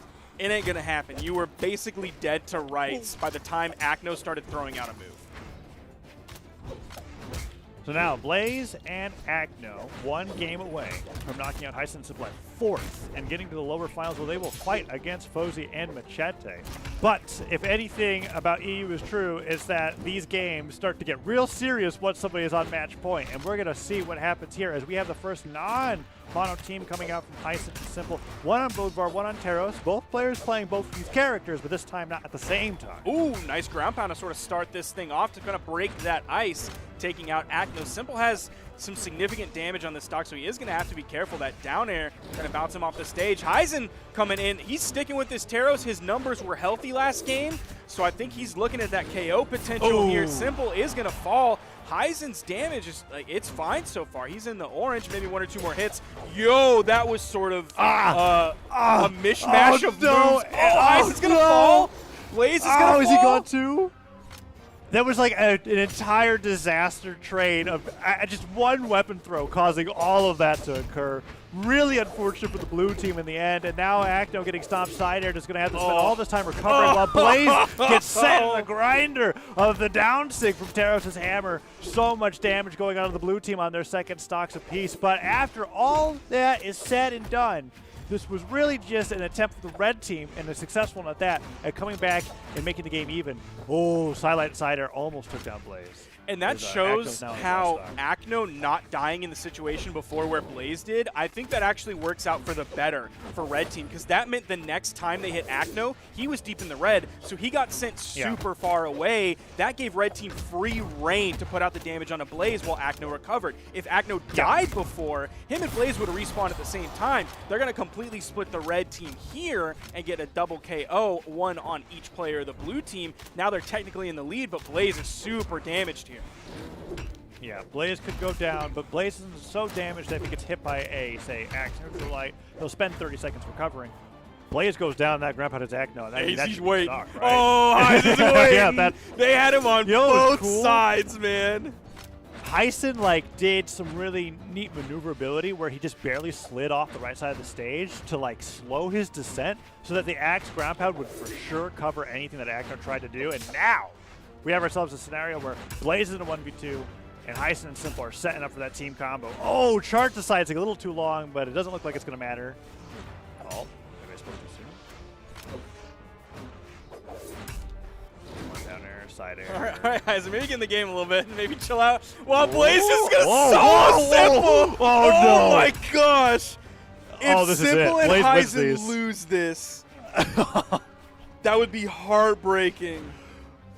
Already in the losers bracket, so that means it's done. Blaze fighting this damage. He missed one side air. Heisen is playing so carefully. He's panicking for the weapon throws. Blaze disarmed too. On up side air. There's nothing. Weapon spawns perfectly in favor of him. Hammer picked up. He doesn't get the nair. He goes for the stop down air. He slid too far forward. He couldn't follow up with the side air. It's so close. The weapon throws down. Blaze just wants one stop. Uses his dodge. Oh, he neutralizes. They both just run away. The nair hits. Blaze doesn't get hit with the weapon throw. Stop side air. That's it. Blaze wins. Blaze gets the stop side air for the KO. You gotta know that Heisen is just kicking himself after that stomp dare didn't connect. That's so brutal. I really want to see that moment again. We'll be getting to it. It's tough because when you do those dash downlights as hammer, you have to make that judgment call about whether you need to pivot or not pivot the down air right afterwards for it to connect because the side air won't hit in time. Oh my goodness. Look at that. It was so close. The nair hits, I think Blaze just gets the what does he get here? Here comes. There it is. Stomp. Wow. Side what a call air. out. Oh my gosh. Blaze and Acno versus Heisen and Simple. It didn't happen in the winners finals. We didn't just see it happen in the grand finals. It happened in the losers semis. And it was a 3-0 from Blaze and Acno. And that means we've got 2 matchups left for the day. Blaze and Acno 3-0ing their rivals, Heisen and Simple, in the lower semifinals, have progressed to the lower finals against Fosey and Machete. Well, they'll be fighting a best-of-5 to see who gets to the grand finals to have that rematch against Pavelski and the Ninja 729. Very exciting matchups coming along. Are Blaze and Acno, despite going down to lower so early, and by early I mean pre-top 8, which I guess that's early. It's early for them. Yeah. Are they still going to be able to win this and be the reigning champions? I am excited to see because they have a lot of challenging opponents today. The crazy thing is looking at their losers bracket run once they got in the top 8, like Blaze and Acno 3-0'd Wave God and Tenix, not a surprise. Then ZAPAPY and Stickia, of all teams, took them all the way to Game 5. I would not have expected that. Then going into losers semifinals, they just ran over Heisen and Simple 3-0. There were some close games, but they still ran over them when you're looking at the bracket 3-0. So what did ZAPAPY and Stickia have that just kind of magical recipe of ingredients that got them all the way to Game 5 against Blaze and Acno? And will Fosey and Machete either find the same thing or their own recipe of ingredients? I'm telling you, before ZAPAPY and Stickia got knocked out, I was comparing ZAPAPY's level of play on Azos similar to what I was seeing with Fosey and Brawlhalla, where it's just such a mastery of the legend that a lot of their success came from his ability to use down sig on Axe and side sig on Bow in those scenarios for team combos where he was just getting the knockout super early on, and that really put Blaze and Acno on the edge there into that Game 5 scenario that you said. It was great seeing them play today, but they're not going to be the matchup that Blaze and Acno has to deal with next, as they are getting ready to fight against Fosey and Machete. Yes. Yeah, so the two like really kind of special teams today were Blue and Inframini and Fosey and Machete. Blue and Inframini, they were the ones that took out Blaze and Acno earlier, so this isn't a salty run back. Fosey and Machete were the magical team that took out Heisen and Simple earlier. So this is the first time we're seeing this set today, and based on what Fosey and Machete did earlier, I am so curious as to what's going to happen here. I mean, if I'm just looking at the pure statistics in my brain, I think Blaze and Acno are going to come out on top, definitely. I'm thinking it would even go so far as a 3-1 in favor of Blaze and Acno. Yeah, and all of my attention is going to be on Machete going into these games. If there's been one consistent factor in every single set that I've watched with Fosey and Machete, is that Machete tends to lose his stocks really, really early, and Blaze and Acno are the kind of goal-oriented doubles players that will take advantage of that. Not to mention that Fosey, despite dipping into that defense stance, taking out decks, making sure they have 4 defense, is still an incredibly squishy legend. The Great Hall is going to be the stage for game number 1, and let's see how Machete's survivability plays against Blaze and Acno. This is the first time that these two teams are going to be meeting all brackets.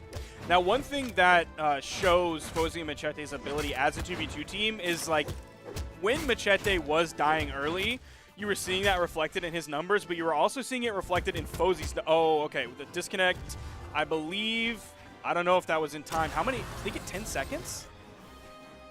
I think it's in the first 10 or 15 thought it was seconds. 10. Either way. It was definitely past 10 for sure. Well, we'll find out in a moment based off the score screen. All right. Because we're this deep in the bracket, they might just give it to him, but I actually don't know.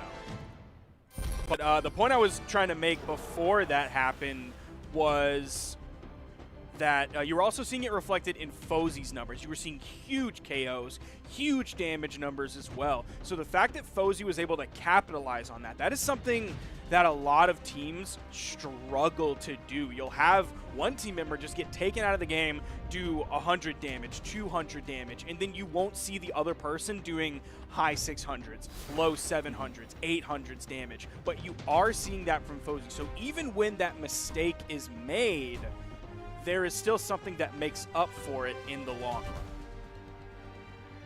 So it seems as though we're going back to the stage that we were just on and getting into the real game number 1 between these two teams. Very excited about it, as we've got Jala and Olgrim versus Taros and Koji. So we are getting a full redo of that game. We are... jury, strike that one from the record. We're going to cross that out. We're going to redact it. That last game did not happen. Forget all about it. This is game 1. Here we go. Already fighting off stage. That is a classic Fosey Machete thing. We're just gonna be it's usually the right side of the stage, too. It's at the left. That doesn't seem to be the case when they're doing that off-stage gameplay. Machete and Fosey going back for center now. Acno using a down just to get the heck out of dodge. Side stick hits, and he gets immediately punished. That weapon throw comes in. If you're in a 2D fighting game, do you like to be on the left attacking the person to the right or on the other side? You know, I've never thought about it. Okay. So I don't. Yeah, well, I'm just going to make a generalization that I can't really back up, but I assume most people want to be on the left attacking to the right, so that might be why it's on the right side, because you have the wall to your left, you put your back to the wall, and then you're attacking the person to the right. I have some evidence that I can back up to that, and that is usually 2D platformers in general, when they were side scrollers, would scroll from left to right. Yeah, you're exactly right. That's very smart. So that might be why people will fight on the right more often than the left. Yeah, that's interesting. Anyways, I'm not sure if that's applying to everybody there, but that is a very curious psychological observation as we're going into the game 1 of this losers finals, and it's a solid lead for the blue team. They just lost their 2 stocks, but yes, Machete and Fosey both equally damaged as they are at a little bit of a deficit, and both just surprisingly goes down first. Down air almost sent a Machete off the top of that high ceiling. We mentioned it earlier. Neutral air still not KOing off the top. Neutral air still not KOing off the top.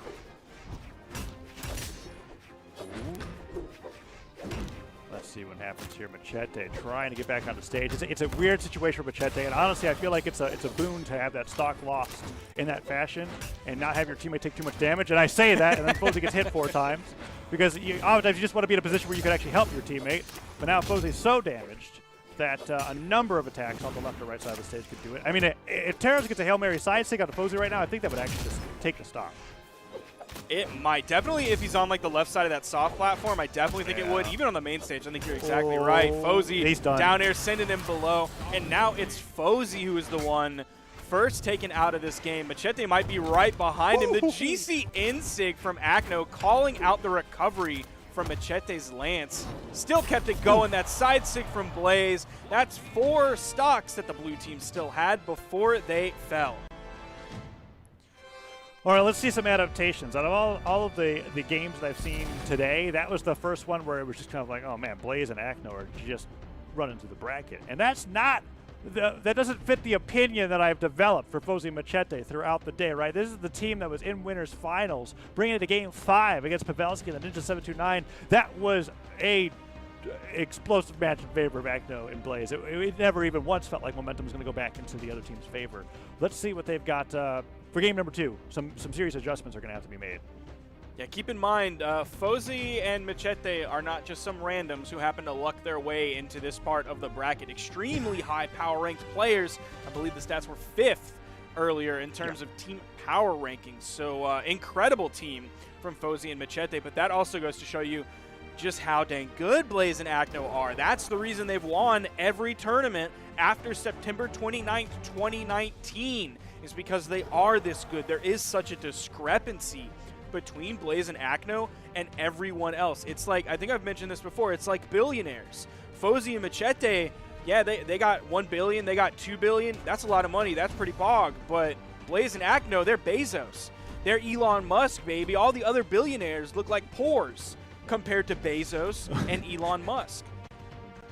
Oh, we got the first legend swap from Fosey, all tournament, at least that I've seen.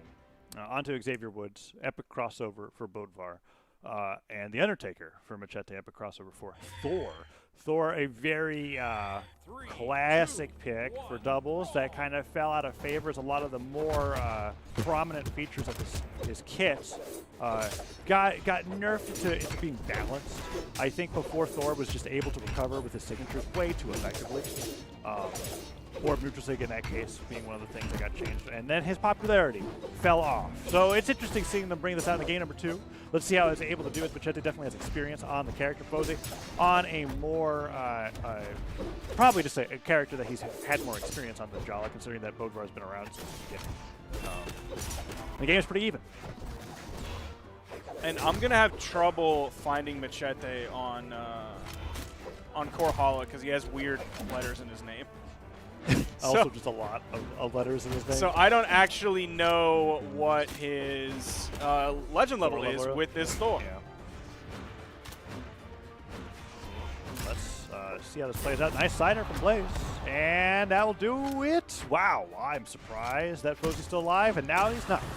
And it is 6 stocks to 4. The team combo immediately starts on the Machete. The neutral doesn't hit, but they continue to get even more damage on the Thor. Tanky legend, but I mean, get hit 10 times, doesn't really matter how tanky you are, as Acno just hits several recoveries in a row. I mean, this is, Acno and Blaze definitely seem to be freestyling a little bit in game number 2. A lot of gravity cancel unarmed downlights coming out.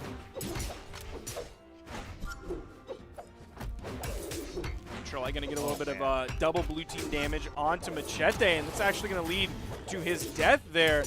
Oh man, almost found that sidelight as well. That would have led to some serious damage, but a good amount of damage was done onto Fosey's stock while Machete was respawning, to the point that I believe he's in red, or at least 1 hit away from red. That ground pound Acno is going to interrupt it early there. by going on the platform instead of holding down. Going to get the Fosey's gonna make it KO back. onto Fosey, and now they turn their sights onto Machete, basically doing what they just did to Fosey, getting the That was so KO. cool. Blaze and Acno still with 4 stocks, just like last Oh, game. let's go. Recovering the Almost. side air off the top. Gets the down air to send Fosey to the left, and Fosey's just like, what am I doing? What do I have? Oh, he makes it back. Fosey saying, why am I still here? It's just a suffer. And there, he's going to die. Acno and Blaze take it out. It at least went down to 3 stocks for the blue team before it was I've over. watched a lot of Brawlhalla Sparky, and this is a struggle for Fosey Machete for sure. Blaze and Acno are sweeping the floor here. This is rough. Let's see what they got for game number 3. I really want to see some. They're like. The Photo talked earlier with me about like a break glass in case of emergency legend pick, and at this point they're just breaking glass, right? Like they're desperately searching for something. I think I saw a Scarlet hover. Yeah, Scarlet and Olgrim are going to be coming out for game number 3. Blaze and Acno are destroying them. Let's see if they've got what it takes on this game number 3 to start the reverse 3-0, or is this going to be it? Are Blaze and Acno going to go to grand finals off of this next game? We're about to find out. I would not have expected this dominant of a performance from Blaze and Acno Based on what we saw today. 3, 2, 1. It was very impressive. Even just normally, I don't know that I would expect a 4-stock into a 3-stock. A 3-stock that was almost a 4-stock. Let's see what Fosey's able to do on the Scarlet. Definitely used to seeing Fosey in Scarlet. Let's see how it plays out here. As opening up so far, blue team having the same lead that they usually have. Machete boxing Acno away, but Blaze interrupting that sandwich by hitting Fosey away on the other side. Puts Machete into a bad position. Stomp Sider doesn't quite connect. Fosey with the side sig with the friendly fire. Oh, but maybe he can turn around to a knockout for them. Blaze doesn't get the down air. Oh, Okay. Fosey! He wanted it too badly. He wanted it, but he... well, anyways. He might get it anyways. But oh, Machete goes down. No, Blaze somehow surviving team combo setup. Neutral sig and a neutral sig. So much damage coming onto Fosey's fresh second stock. And Acno fully charged with that side sig as long as he can. Blaze finally goes down, and Fosey, after that blunder, takes a ton of bonus damage. It is now almost on his last stock. As that alley-oop didn't quite connect, but the neutral light did. Oh, he gets a down sig. It was the fake out.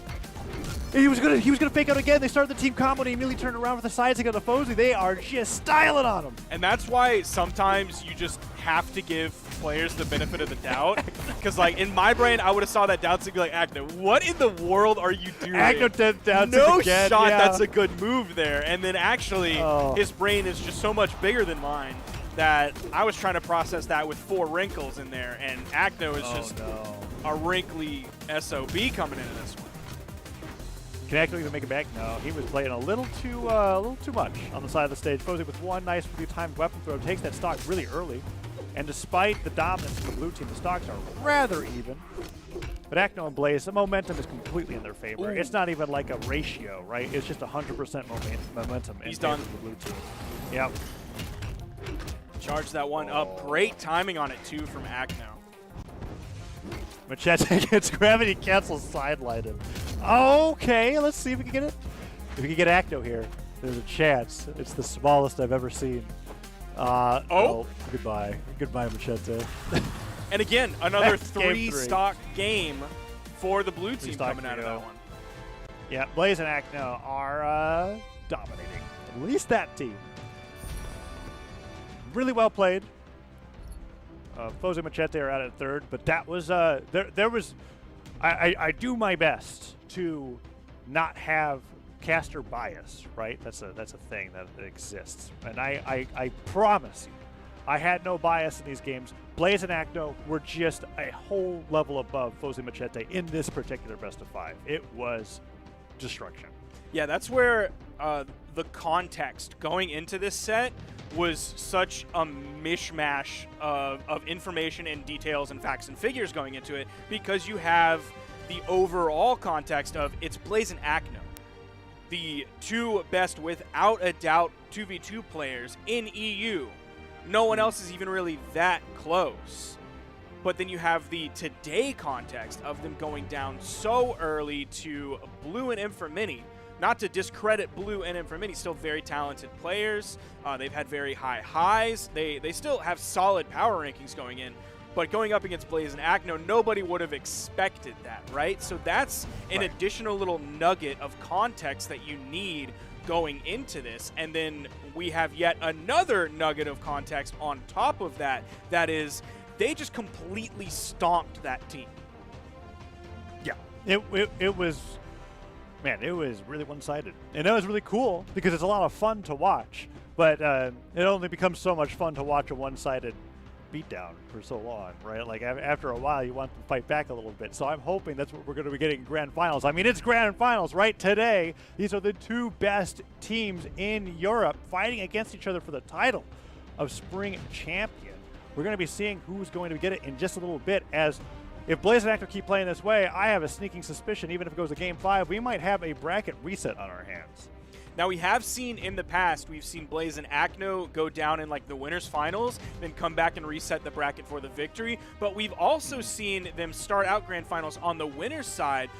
Most recently, I can't remember exactly when that was. It might have been either Winter Championship or BCX. That Simple Winter Championship, they went through the lower. They went through losers. Sure. Okay, then it was So, BCX, where Simple and Heisen came up into grand finals through the losers bracket, and actually they got the reset before ultimately losing.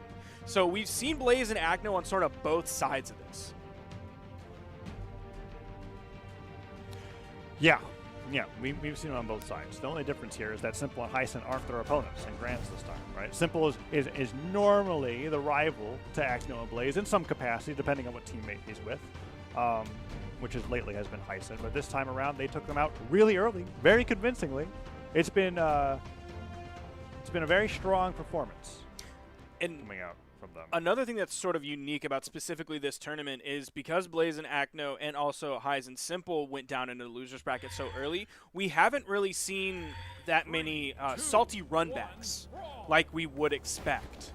Right, like we regularly see either Blaze and Acno salty run back on Simple Heisen, or Heisen Simple salty run back on Blaze and Acno, or Acno and Blaze salty run back on Ninja Pavelski, or vice versa. But this is the first time today that these teams have fought each other. So many like firsts today. This tournament is so unique.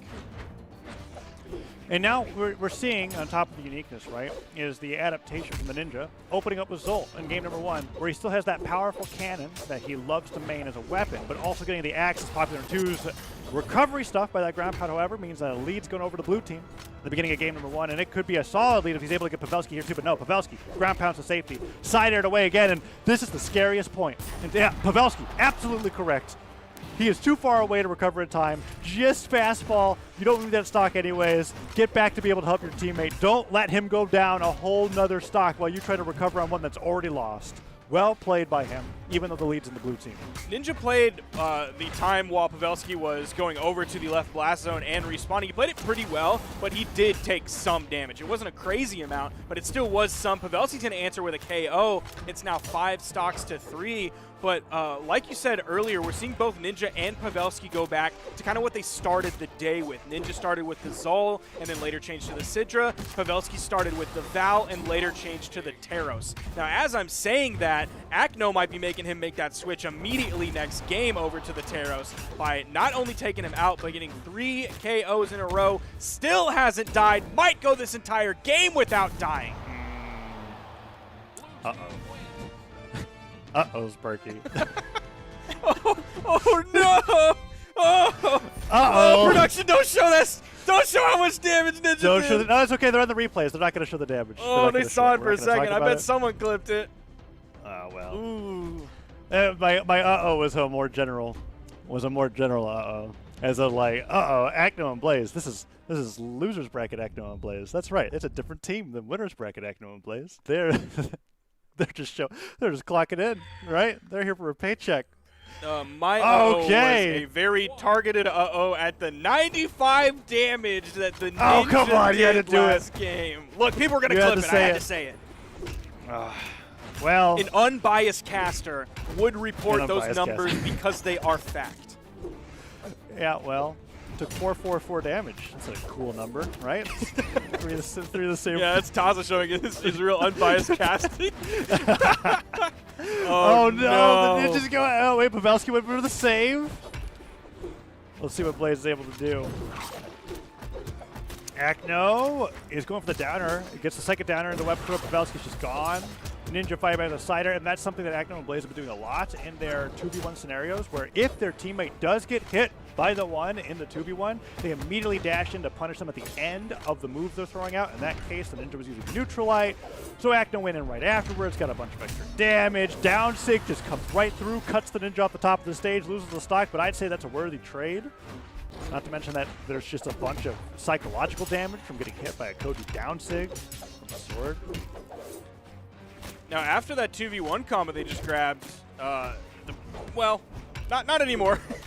Blaze and Akno sort of turned that around very quickly, but it was like that Ninja and Pavelski were in the lead.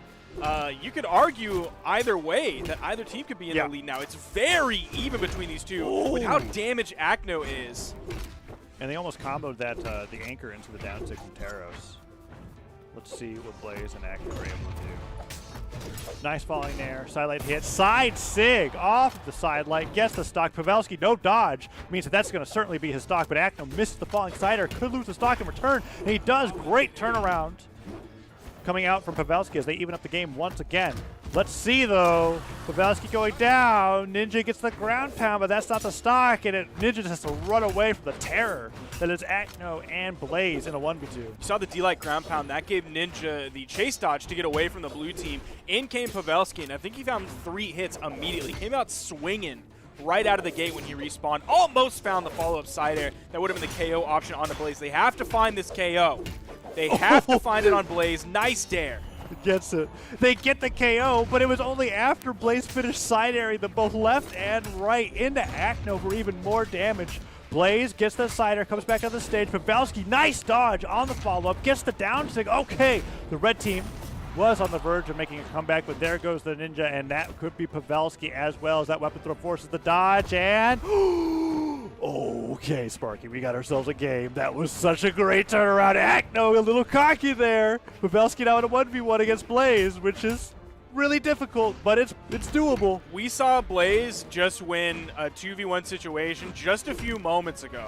So I still have a lot of confidence in him, and noticed how I paused to sort of drag that out so I could confirm it once Blaze already confirmed the KO. I mean, because it could have gone either way. You're exactly right. As you were saying it, Pavelski landed like 6 clean hits. So it was like, uh-oh, is he going to Sare him? But he did Sare him, and that resulted in the victory. And now Blaze and Akno are 1 game away from making it feel like that the original Grand Finals never even happened. We might just have a Grand Final bracket reset before like 10 minutes is up. At this rate, it's going quite quickly as we're on to the Great Hall for game number 3. So I think Blaze and Akno started out today with a double Bodvar before changing over, maybe a Bodvar Bren before changing over to this Taros Koji pick. Koji not really that popular of a 2v2 character anymore, but yeah, I love Akno's Koji. Just watching it, I think Bo in good. general is not very popular in 2s. ZAPAPY being the other Bo player in Europe, at the very least. Oh no, Pavelski in his head. He's right there. Done. Oh no, he's gone. Look at the coverage that Akno had on that corner with just that down air. Any other weapon, he probably couldn't have done that with, maybe Orb, but even so. Yeah, Bo is a weapon that has an incredible amount of range, but also requires an incredible amount of precision. Positioning that down air while in midair in any other way could have resulted in that not hitting, Pavelski making it back and everything being fine, but Akno has been incredibly accurate. So he's getting these stocks. And now the blue team is going down the left side there as Blaze gets hit off stage, but Akno is still surviving on this first stock, and last time that he did this, well, it resulted in a 5 stock in game number 1. Nice side air from Pavelski, bouncing Akno off the wall, very much in the red. Oh, D-like ground pound from Akno. Is that going to be an orange KO? And he finished off with another perfect 45-degree angle attack. He didn't have the bow this time, so it was a little bit riskier because he actually had to move himself, move his hurt box forward. But it was that unarmed down air, basically doing the exact same thing that the dare did before. ZYDER coming up from the Ninja, trying to finish off Acno's first stock, and Acno somehow manages to turn around into more damage without losing this stock on his own. Nares from Pavelski being avoided, then the recovery is enough knockback on its own from above the stage to take Acno off the bottom of it. Blaze now running for his life as Acno covers the side of the stage 1v2. And the Ninja really going in. Oh, no, the ground back. Oh, Pavelski, no! Wait, he survives and somehow Blaze goes down. All right, red team bringing the stocks down to even. Oh, Acno, perfect with the side air to punish the anchor. And just rewinding back a little bit to that edge guard situation that happened on the right side, we saw Acno again use the unarmed dare, not necessarily as the KO finish-off move, but to get away from that, get under the stage, provide some safety for himself, distance from everything that was going on so he could rotate to the other side of the stage and get back up. Acno putting out a series of side six on the bow, trying to catch Pavelski with one of them. Gravity cancel down, let's get back to the stage. Pavelski dips super low, catches Acno off guard, hits the recovery, but Acno continues boxing away with these neutral lights. That neutral light came so close, taking the Ninja off the top of the stage, but all stocks are technically even. It only takes one mishap off the side of the stage to result in the red team having a 1v2 opportunity, but it also only takes one axe side air to get a bracket reset. Or even that recovery that the Ninja put out with his sword that hit Pavelski, and if he didn't steer it away in time, that would have sent Pavelski flying very high up. Acno and Blaze are just completely running through these teams, giving us the bracket reset. Yes, this has been very fast. Round 1 grand finals. And for those that are unaware, it's been very routine for a lot of these brackets, but when you are in a double elimination bracket and you make it into grand finals on winner's side without losing a set, if you do lose that first set, it counts as you getting knocked into the lower brackets. So now both teams are sitting here in grand finals, 1 set loss apiece, and they both have one best of 5 left to fight to see who is crowned the European 2v2 Spring Champion. Is it going to be Blaze and Acno, who are just on a tear, 3-0ing everybody that they ever encounter? Or is it going to be Ninja 729 and Pavelski with the adjustments going over back to the Jalateros in game number 1 of this best of 5 grand finals bracket reset? We are about to find out. Good start for the red team. Amazing start. A lot of friendly fire, actually. Maybe not so amazing. Acno was off screen for about 5 seconds. And Pavelski and the Ninja are getting a good team combo. Acno's gone. That's He's just a gone. fantastic start to this game. Oh, and they continue team comboing Blaze.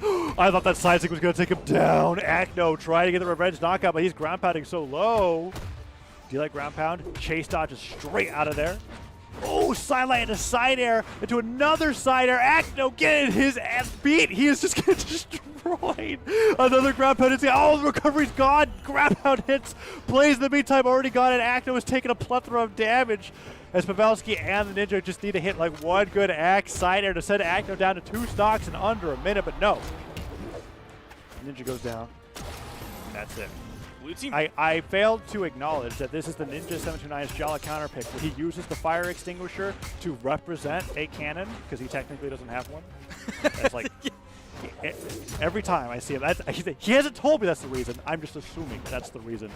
It's him like mishmashing the 2 kind of off weapons from his other 2 characters, taking the sword from Sidra and taking the axe from the Zolpik, completely ditching the cannon that he sort of made his name with and really broke out onto the scene with, specifically his cannon.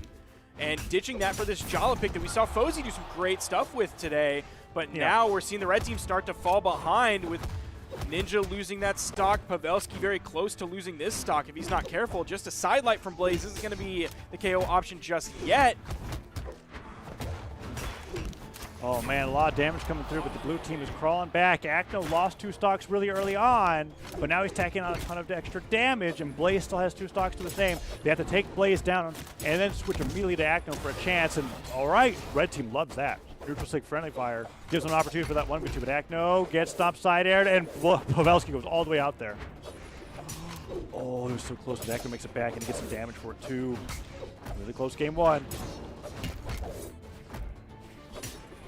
Recovery hits. Side air hits. Blaze getting hit by the Nares. Pavelski's covering the Ninja's recovery. Oh, and Sidelight Nair comes through. One Nair punish. Sider hits both of them. Who's going to get the hit? I thought Acno was going to turn around for sure, and he does! He gets the recovery, the Ninja goes off the top. It's a 1v2 for Pavelski, and he gets nared out of his weapon. Dodges the downlight just barely, and that is it. Acno and Blaze take game number 1 of the bracket reset, one of the closest games we've seen between these two teams so far. I can't believe he went for a ground pound there. I was expecting a recovery. Maybe it was a misinput, like he went to fast fall down. I've definitely done ground pounds while trying to recover. Yeah, that's possible. Because, man, going for a ground pound when you're that high up and your opponent is, like, right there next to you, I think a recovery would have been the better option. Maybe he didn't have it, but I'm pretty sure he did. I can't wait for them to break that down on the Monday Esports Dev stream starting at 5 p.m. Eastern on twitch.tv/Brawlhalla. Here we go, game 2, Great Hall. 1-0 lead for Acno and Blaze. Game number 1 started off beautifully for Pavelski and the Ninja. Oh, and it that could looks like be it's starting huge. beautifully again. Acno has been losing these first few stocks like in a really quick fashion and then tightening up right afterwards. Gets hit by that Terrace down sig, doesn't get taken off the top. Blaze avoiding the recovery from Pavelski narrowly, and the down sig doesn't punish the neutral light from Acno, as no team has lost a stock just yet. Pavelski accidentally gets some friendly fire, but somehow uses it to his advantage. That was a really strangely charged down heavy. We've seen Pavelski go for the down heavy off of what the Ninja was doing today, but he didn't have quite the timing on it. I was like, why are you charging that? But I'm assuming it was because Jala had something ready to go. First stocks are in favor of neither team. It's actually super close. Let's see who goes down first as they are oh man, they brought the Ninja down into orange already. D-Light recovery will take place off the top to stock lead. Team combo onto Acno. D-Light down air. Oh no, he doesn't get the down air. That's huge for Acno. I was so used to seeing that combo play out, I wasn't ready for it to not happen.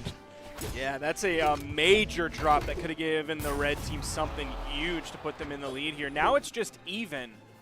Yeah, which is still a lot. I mean, that means something for the red team, considering that they've lost the last 4 games. Oh, Pavelski charged that one. Nice down. Didn't get the alley-oop. I think he landed before the side air could have been buffered in, but Acno goes down regardless. So now they're switching over to Blaze. Side air doesn't hit. Not enough drift back on the axe once the move begins casting, but no. The Ninja comes down with that fastball side air, and no, doesn't get the recovery either. But it's still great damage for the red team. This could be the first win against this team so far. But Blaze sliding in with the down sig and Acno with the side sig takes out a stock apiece, and now it's 3-1. And it went from being even to being in the red team's favor to now being in the blue team's favor after that. It was quick back-to-back KOs. They do get the KO on a Blaze, so we're back to even on our final stocks. This is sort of the most interesting game between these two teams so far. The fact that it's this even on the final stocks. Decent coming up from Pavelski completely misses. Blue team far enough away from it, that is. Side sig hits, and that's the full brunt of a Terrace side sig onto Acno's Koji. Downlight hits as well, now deeper into the orange. One more solid axe will put him into red, but Acno still fighting back. One recovery hits, another recovery whiffs. Pavelski putting out those fully charged down sigs in the air. Can't quite get him to connect, but he's not getting too much punish. And the side air clash with the side sig from Acno, and Acno gets another fully charged side sig. He's just side sigging left and right. He doesn't know where the light attack button is. Oh, Acno! Pavelski wasn't able to turn around and find anything off of that. Everybody in the red, but a D-Light recovery comes out, boosted up, given a little bit of help from that right soft platform. That is going to be a KO off the top. Acno putting out 575 damage, the most by far out of anybody in the game. Also grabbing the most KOs out of anybody in the game. And this is looking a little bit rough. Not even just a little bit, a lot of bit rough for Pavelski and the Ninja, as they're already staring down 2 shots fired from the triple barrel shotgun that Blaze and Acno have pointed at them. I mean, heck, they even got a respawn, right? They got an extra life, right, by being in the grand finals, and they're already in the same position again. Blaze and Acno are proving why they have those 1s next to their name when it comes to power rankings, right? And if there was ever a case to make for the statement of them believing that they are the best 2s team globally, it is the way that they are dismantling the European 2v2 scene in today's tournament. I mean, Blue and M for Mini, they took them down in the winner side of the bracket, but the way that Blaze and Acno are playing now through Lobers all the way in the Grands is it's unprecedented. They're playing so well with this Koji and Teros, and now they're going into game number 3 on the Great Hall once again. Can the Ninja 729 and Pavelski with the double 4 bring out a miracle and bring it to game number 4? Because even though they are down 5 games, they only have to win 3 to win the entire tournament. That's the benefit of doing as well as they did earlier on in the bracket. Let's see what happens here as Pavelski's fighting against Acno on the right side of the stage. 3 games is so many games. It's a lot. It's so funny to say, well, you only have to win 3 in the grand final. They've already played 5, okay? It's like 3 how is bad so can 3 many be? against this team, dude. It's crazy. Oh, that down 6 snipes him, and Pavelski goes down to the double KO, and Acno and Blaze. Blaze just throws his hammer at Acno. You're like, what are you doing standing up there? Oh, that was such a cool team combo. Oh, I thought he was dead. I thought he was dead at white. I thought the delay recovery was going to do it. That was so scary. Acno goes down. Very lucky for the Ninja to not lose his stock in that moment. Sidelight Cider from the orb onto Blaze. Going to swap back to the double hammer. Blaze is definitely very red, and the down air is going to KO him off the top. Acno trying to put as much pressure as he can. That down air, we've seen him use it so well. Is one of them going to fall He hit him here? with the recovery of the stage? Is Pavelski down? Oh.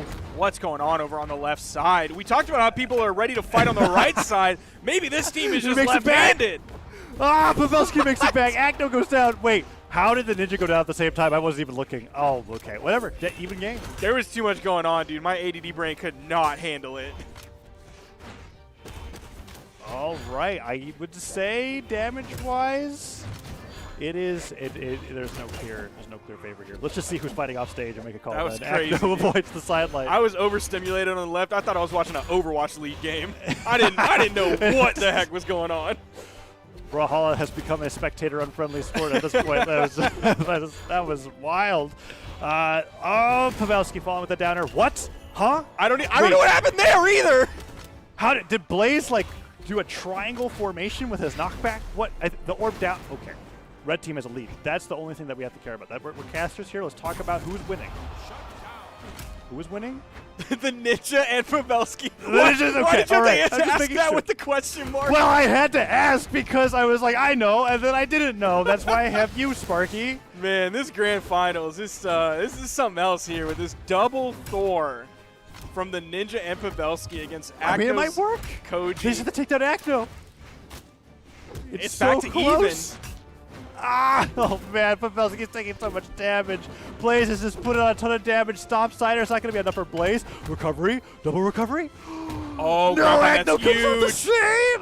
But Pavelski makes it back, but the recovery stops the ground pound, and now Pavelski's looking for a weapon, and for some reason, Ninja 729 is using the neutral sync fully charged. Cider hits Pavelski. Bounces off the stage. It wasn't the KO option. Blaze in the 1v2. We've seen him do it before. We've seen him do it today even. GC instinct fades away, doesn't get hit, finds the double KO, and that is a back-to-back 3-0. Blaze and Acno yet again to nobody's surprise. EU 2v2 Spring Champions. I gotta admit, even in the face of like just a crushing opponent, right? At least it was really entertaining towards the end. I was worried we're gonna keep getting 5 stocks after that game number 1. Really well played by Blaze and Acno, and well played from the Ninja 729 and Pavelski as well. But man, Blaze and Acno, like they said, they are on another level. Yep, showing themselves truly a cut above the rest of EU. We've needed lands now more than ever before to see what this team can do against the best that North America and the other regions have to offer. Never in my life have I wanted more to see a matchup than Blaze and Acno against the rest of the world. Yeah, I completely agree with you. It is looking great. All of these regions have been like hyperbolic time chambering, like in their own regions, right? Like because as the tournaments become more accessible, the prize pools have grown and they've become more frequent online. So many regions are developing their own unique, viable playstyle that I can't accurately predict how it's going to work against other ones, and it's just going to be a thing that time will tell as we move forward throughout the year. But yeah, that's the European 2v2 Spring Championship. That was crazy. As crazy as it started, it also, even though like the result is not the craziest thing, everything that happened in between was crazy. Yes. It kept the audience on their toes. It kept me on my toes. I wasn't sure what was going to happen. When I saw that lower semifinals, I was like, okay, 2 of the teams that are in the top 2 of the last seasonal championship are going to knock each other out at 4th. So what's going to happen in top 3? Well, we saw what happened. Blaze and Acno destroyed it. But we weren't sure, and that's why it was really fun and exciting. And since we did just see that lower bracket zoom in, we did see that one set, ZAPAPY and Stickia versus Blaze and Acno. Of all the 3-0s that we just saw Blaze and Acno get, that was like the lone game 5 situation down there. Mm-hmm. That shows that you're talking about the hyperbolic time chamber. ZAPAPY and Stickia have been in there too. So we'll see what they have for us the rest of this season, because really this is still just the beginning of the season. There's still so much more to happen. We've covered winter championships, we've covered spring championships, but there's of course the rest of the calendar, EU Pro Series if it happens, whatever LAN, if there's a LAN this year, the World Championships, everything that can happen throughout the rest of the season. I can't wait to see. Thank you so much for joining us today. There is still more tomorrow for the EU singles side of everything. Make sure to go to brawlhalla.com/schedule to see when everything is happening in your time zone. Save yourself a step, save yourself some confusion, and visit that site. Hopefully there will be a mod spamming that link in chat for everybody to go see what is happening tomorrow and for the rest of this month and really a lot of the rest of the year. I've been Sparky. For Tazza, thank you so much for joining us. We'll see you next time.